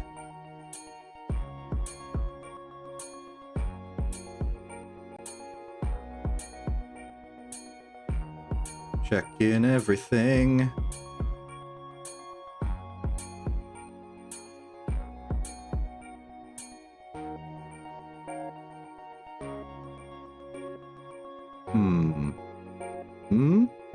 Ah, okay, good. I think I fixed it. Good to know, good to know. Now, I've already spoiled the surprise, but it doesn't have to be a surprise anymore, so that's okay. Like, the surprise has been revealed, okay? You're allowed to know now. You can now react as if you know, because you do. You're allowed to. It's real. Go. Well, in case you were wondering, where the heck am I? Oh, right, I time traveled. Okay, so... Excuse me? I'm being gravitationally attracted to that chomp over there. Yep, gravity. He's got gravity. Run. Run! They're gravitational! Okay, so... First and foremost, you may understand that this is currently Greg Tech New Horizons mod for Minecraft. This is indeed the Greg Tech New Horizons server and world that we've been working on, and we are going to do for this objective a tour of the base. I have played this off stream a little bit. I mean, I used to play it off stream a little bit, a lot, back when the series was in progress. Don't look at that just yet. And now we're going to do a final tour, because it's been over a year since this stream last had an episode. But it's also sentimentally important to me, because this stream, this series, Greg Tech New Horizons Minecraft series, started exactly 2 years ago. It was my big 3rd year anniversary project to go into this big heck off Minecraft's kitchen sink mod, as it calls itself, and just work it to see how far I could get. And I did that journey with Quint at the time, because Quint was a lot more available. Quint's got like a job now, so that bills can be paid, and this is my job and I can't pay bills. So he's a lot less available for stuff like this now. Also, I don't know if he really liked the mod that much. It's not really his flavor of activity. So it kind of petered out because I was alone and Quint was gone. And ultimately it just stopped. And I missed it. I really did. Oh wait, no, these are important exhaust ports for our machines. So I want to sort of wrap it up with a sense of finality and retire this series for good. I hate canceling series. Even Scenic Route, which I haven't played in a month, or not 1 month, several months, I still don't consider dead. I still want to do it. But Greg Tech has lost all momentum. It lost my co-host. So I want to sort of take this time on the anniversary to like formally say goodbye to it. And show you the sort of final resting state that everything sort of concluded with. So this castle was the castle that we, Quint and I, initially huddled into for shelter. We hid down in the basement, lit up the place with torches that we found, and expanded from there. We got basic steam machines that we would then funnel in. We would have water for the boilers via this tank siding, which could see the surface because of a hole I dug. That would fuel our machines as we eventually got into electricity. I, in my spare time, decided to cave out this entire area into a giant inverted pyramid hole just because I liked the vibe of it. And that worked well. As we dug out, we expanded the hole a little bit into these splayed things. We added chimneys for the new machines. This is the roof of the base. It is dark, so I'm going to use the sleeping bag technology available to us as Greg Tech individuals. Like, if I recall correctly, this is the chimney for the EBF. That's probably the chimney for the pyrolysis oven, is it? I know what machine it is, I just forget what its name is. It's part of the thing that helps us get benzene. No, it's not. It's part of the thing that helps get us the, like, plastic for circuit production. I think it's the pyrolysis oven, pyrolyze oven. But as we secured the castle and we developed, we used the little lakeside over here as our farm, which we expanded with more and more crops, every single type of crop we could. Pumpkins, melons, wheat, barley, lettuce, everything. Because while I sort of operated on the technology side of things, Quint was more so about the farming, about food production, and about artistic design. Quint wanted to lean into making the, the cool blocks and devices of the mod to make neat stuff. He made this cool path, which makes you fast on it. He was going to add in, like, and did at some point, some slime blocks that you could bounce up to these higher elevations. I think this one might have been destroyed or stolen. But yeah, like, it was almost like a roller coaster or a racetrack you just run through to go from our base, the technology base, actually, to the more style base up here. Along this, like, super fast racetrack, under this massive tree, to this second massive tree, where in between the two, Quint has designed a treehouse of sorts that you have to go up this massive ladder to get to, as you do with a treehouse.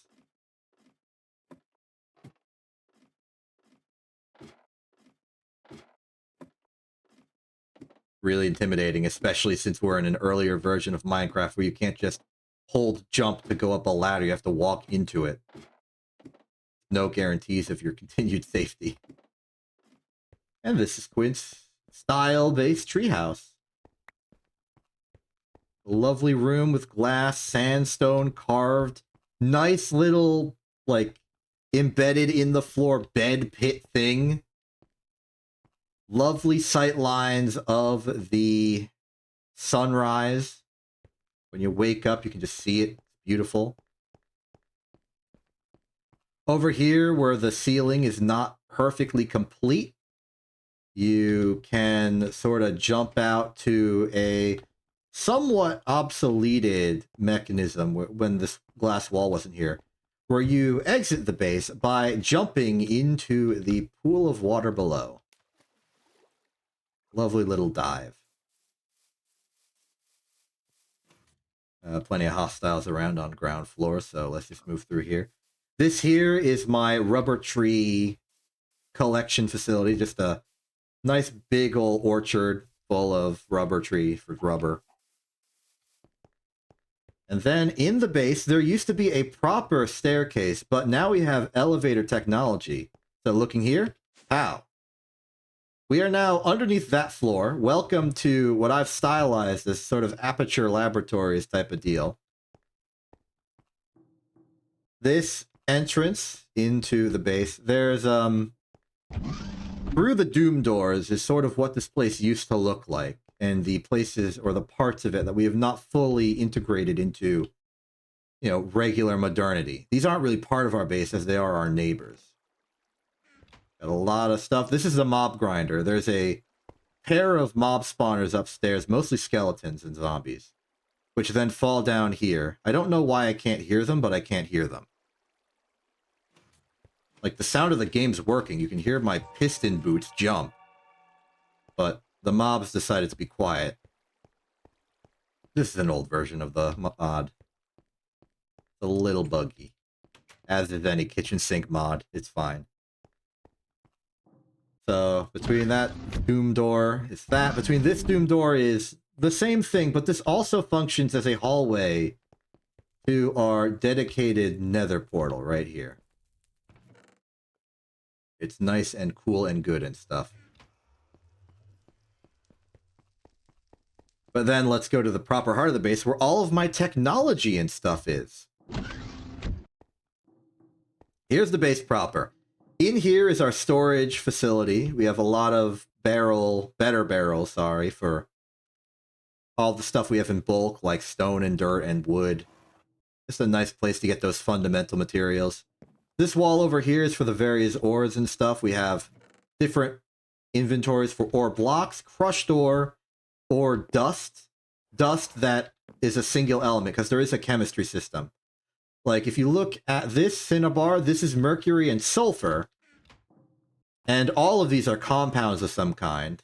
Iron, hydrogen dioxide, iron with some carbon in it. But in here we have the fundamental periodic table elements. Gallium, calcium, carbon, lithium, just single elements at their base form. Because a lot of the processing is more efficient if you can take one unit of this and separate it into all of its constituent parts. So keeping the two separated for that is important, also just because there's a lot of them. We then have dusts and stuff that don't go into the system, like redstone's just called redstone.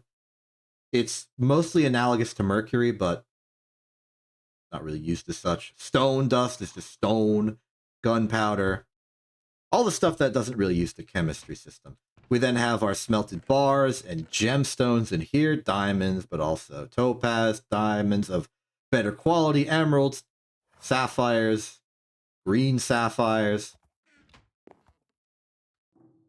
Over here is the garage where Quint and I keep our horses. This one's Quint's, this one's mine. Unfortunately, we did not have name tags available to name them, so I do not exactly remember the names I provided to them, and I will not guess out of respect to their actual identities. Fortunately, I have this thing called Stream Archives where I can just go back and check what I actually named them and what Quint named them. In here, this room is dedicated to the construction of logs, and then this advanced coke oven for the construction of charcoal. The idea is that these spruce bonsais will grow, they'll be harvested by this crop manager, which will then output the saplings to here, which I just sort of have to dump every once in a while. And then the logs into here. The logs are then piped into 2 different settings. This one sends the logs over here into the pyrolysis oven so that they can be processed into molten polyethylene, which is an important component in a lot of circuit designs and material construction that we're doing at our current level. But the rest of it goes up into the advanced coke oven to make a constant, endless stream of charcoal. This charcoal is then fed back into the system to fuel the device as it makes more of itself. And that charcoal serves a very important role. This charcoal then funnels out into the next room. This is the filing cabinet where we hold all the seeds for bonsai stuff. Into this, the benzene production line. The fluid extracts into wooden tar, which is then distilled out into benzene specifically. The benzene is then stored in this fluid tank, and then through underground pipes is sent to a bunch of different gas turbines at sort of dedicated locations for whatever particular voltage level we want for them. This device right here electrolyzes to make just solar grade sodium, just not sodium, silicon. So we put the raw silicon here, and then solar grade silicon comes out there. This is just sort of the solar line. Over here we have the high voltage machines that I have right now. Mixers, chemical bath. Chemical bath's important for cooling down some of the hotter ingots. This fluid tank is what I use to cool the heated coolant, the hot coolant, back into coolant for recyclability. Something I didn't realize I could do when I first made coolant. Would have been nice to know. I went through a lot of lapis or equivalent to make that coolant. Meanwhile, though, other things, fluid solidifiers, just for the general purpose creation of whatever shaped items we want. And then this is the main room. The benzene fuel pipe goes down here to power my giant block of low voltage machines, just for general purpose. We've got pretty much the entire array. Canning machines, extractors, there's a diode here, the power stuff over that way. Extruders, forming press, lasers, autoclaves, just the whole 9 yards. And then over here, another line of the benzene, and also this diode over here to help the process, powers through a collection of several advanced gas turbines the Canthal coil block level electric blast furnace. Now, for a lot of electric blast furnace stuff, it gets a lot more efficient if you have a supply of a particular gas. So this little cluster here is designed to electrolyze water to create oxygen and also hydrogen, which is just sort of dumped out because I am really lazy with liquid or gas storage. But with that, we can use the oxygen on site to power a lot of the ingredients that the blast furnace needs liquid for. Mostly we use it to make aluminum, ingots, the classic affair.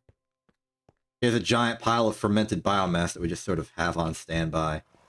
This is where we keep the spare liquid components, pipes, cables, as well as the liquid cells of just intermittent storage.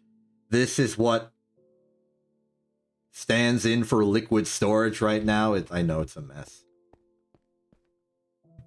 But yeah, that's pretty much the base as a whole. If we go out here and walk this way, there's a containment facility for another spawner we're just not using.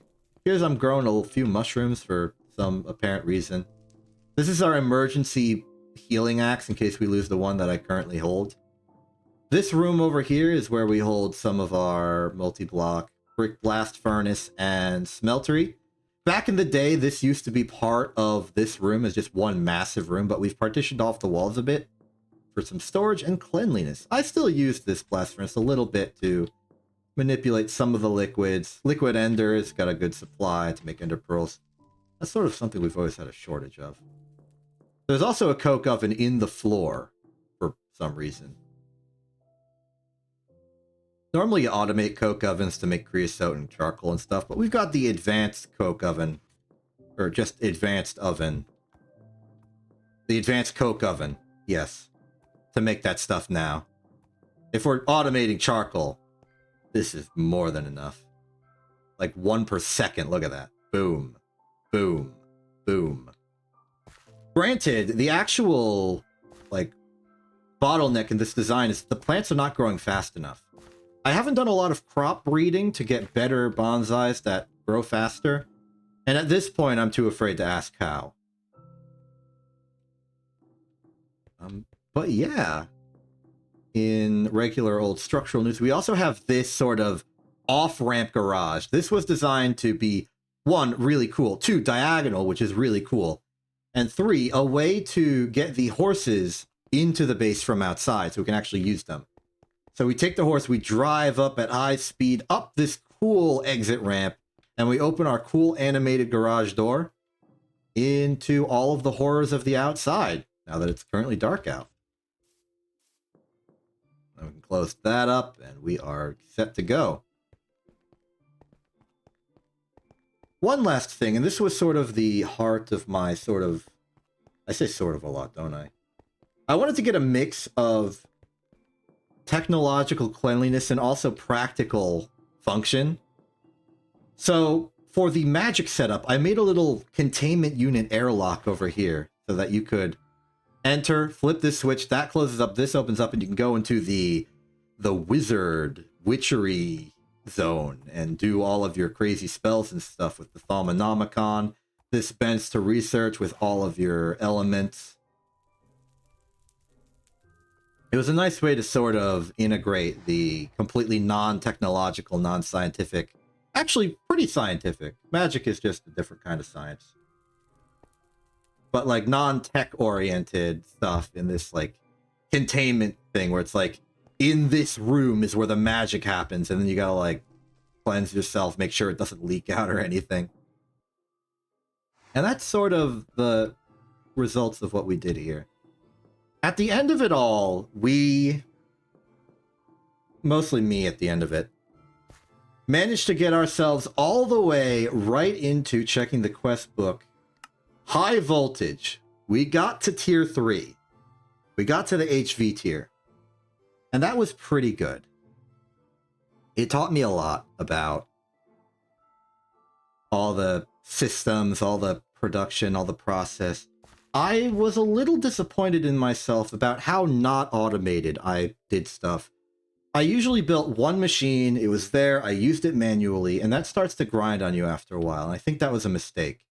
I should have gotten a whole lot more in bulk, just like bulked up everything, and made proper assembly lines, just focused more on logistics. Yeah, it's a lot more of a deposit to get that stuff working, but once it's working, it's working. You don't have to worry about it anymore. An automated line that just take all of the ores, macerate them, clean the dust or whatever, forge it out, cook it. We could make production lines for these things.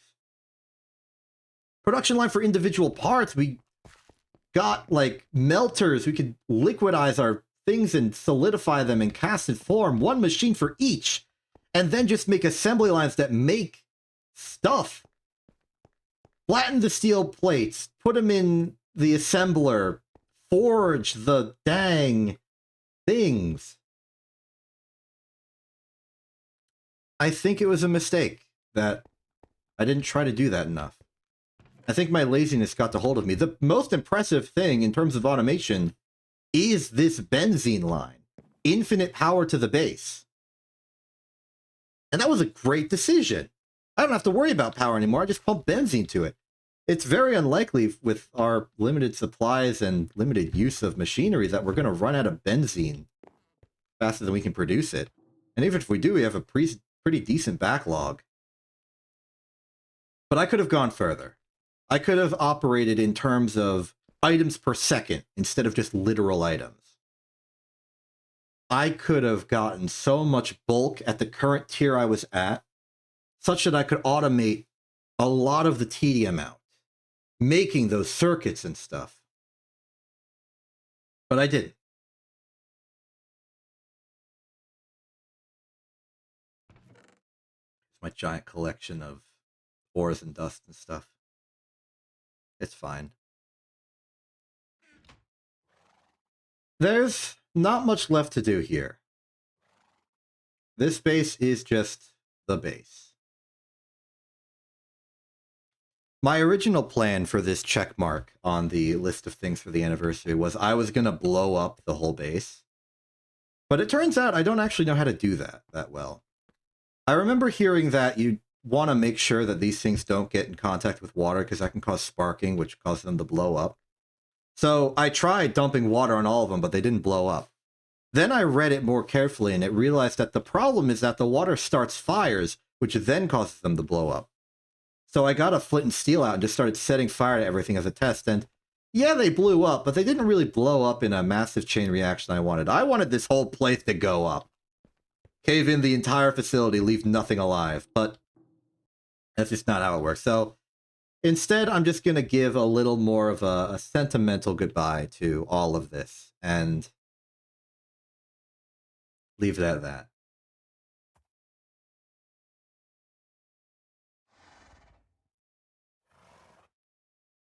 But I don't want to leave it at that. And this is why this one's the last one on the list. Because I am coupling this with an announcement. In 3 days, Monday, March 10th, I am officially announcing and declaring the creation of Exception Greg Tech New Horizon Season 3.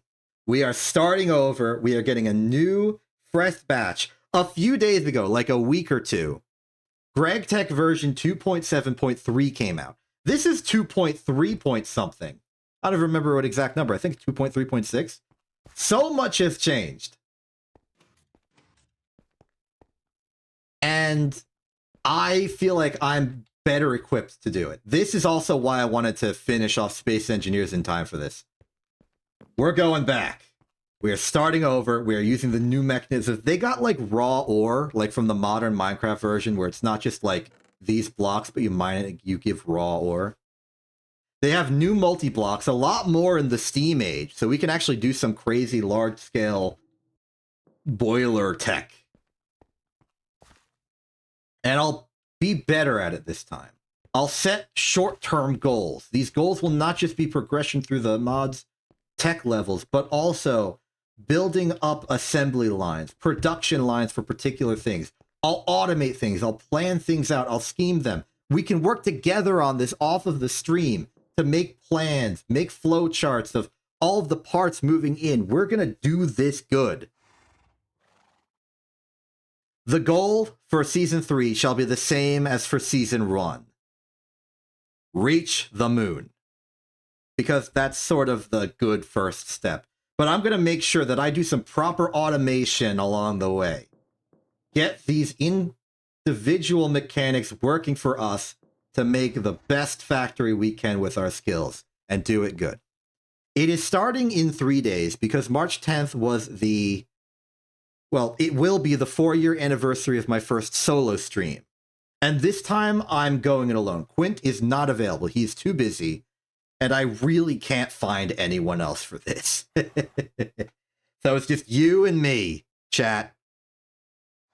We're doing this together. Us versus the world. Us versus the horizon. Truly, truly the sky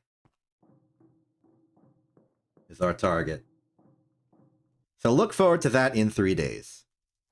Monday, standard stream time. It's just the Monday thing for that day. We're going to do this good. And with that, I say we are done here. Let us go back to the checklist. We have done it. We are solid and good and clear. That's everything. We did it. We won. I've accomplished everything I've set out to do today. I hope you like this sort of anniversary. I mean, it's definitely anniversary. I hope you like this stream. I've been panicking for the past few weeks about getting it good, getting a solid idea, making it work, and I think I did a pretty good job.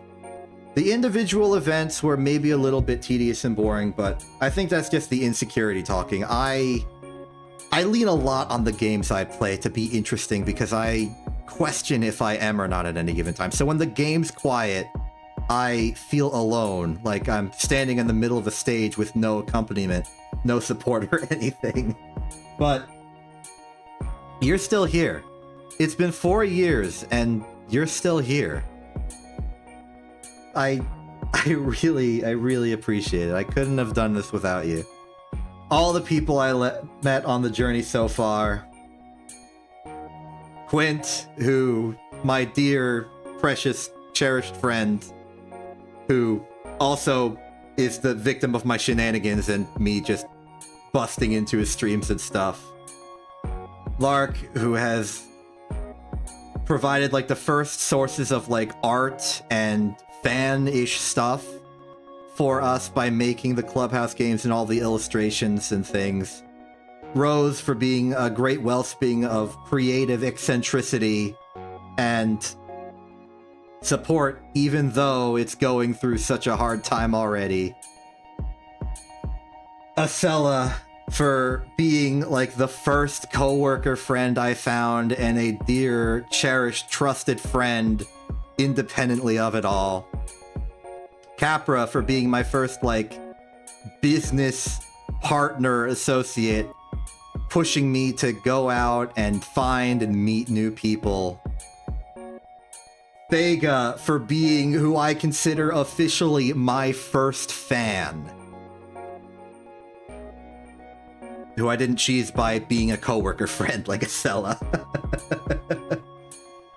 And to everyone I hope to meet and befriend in the journey forward.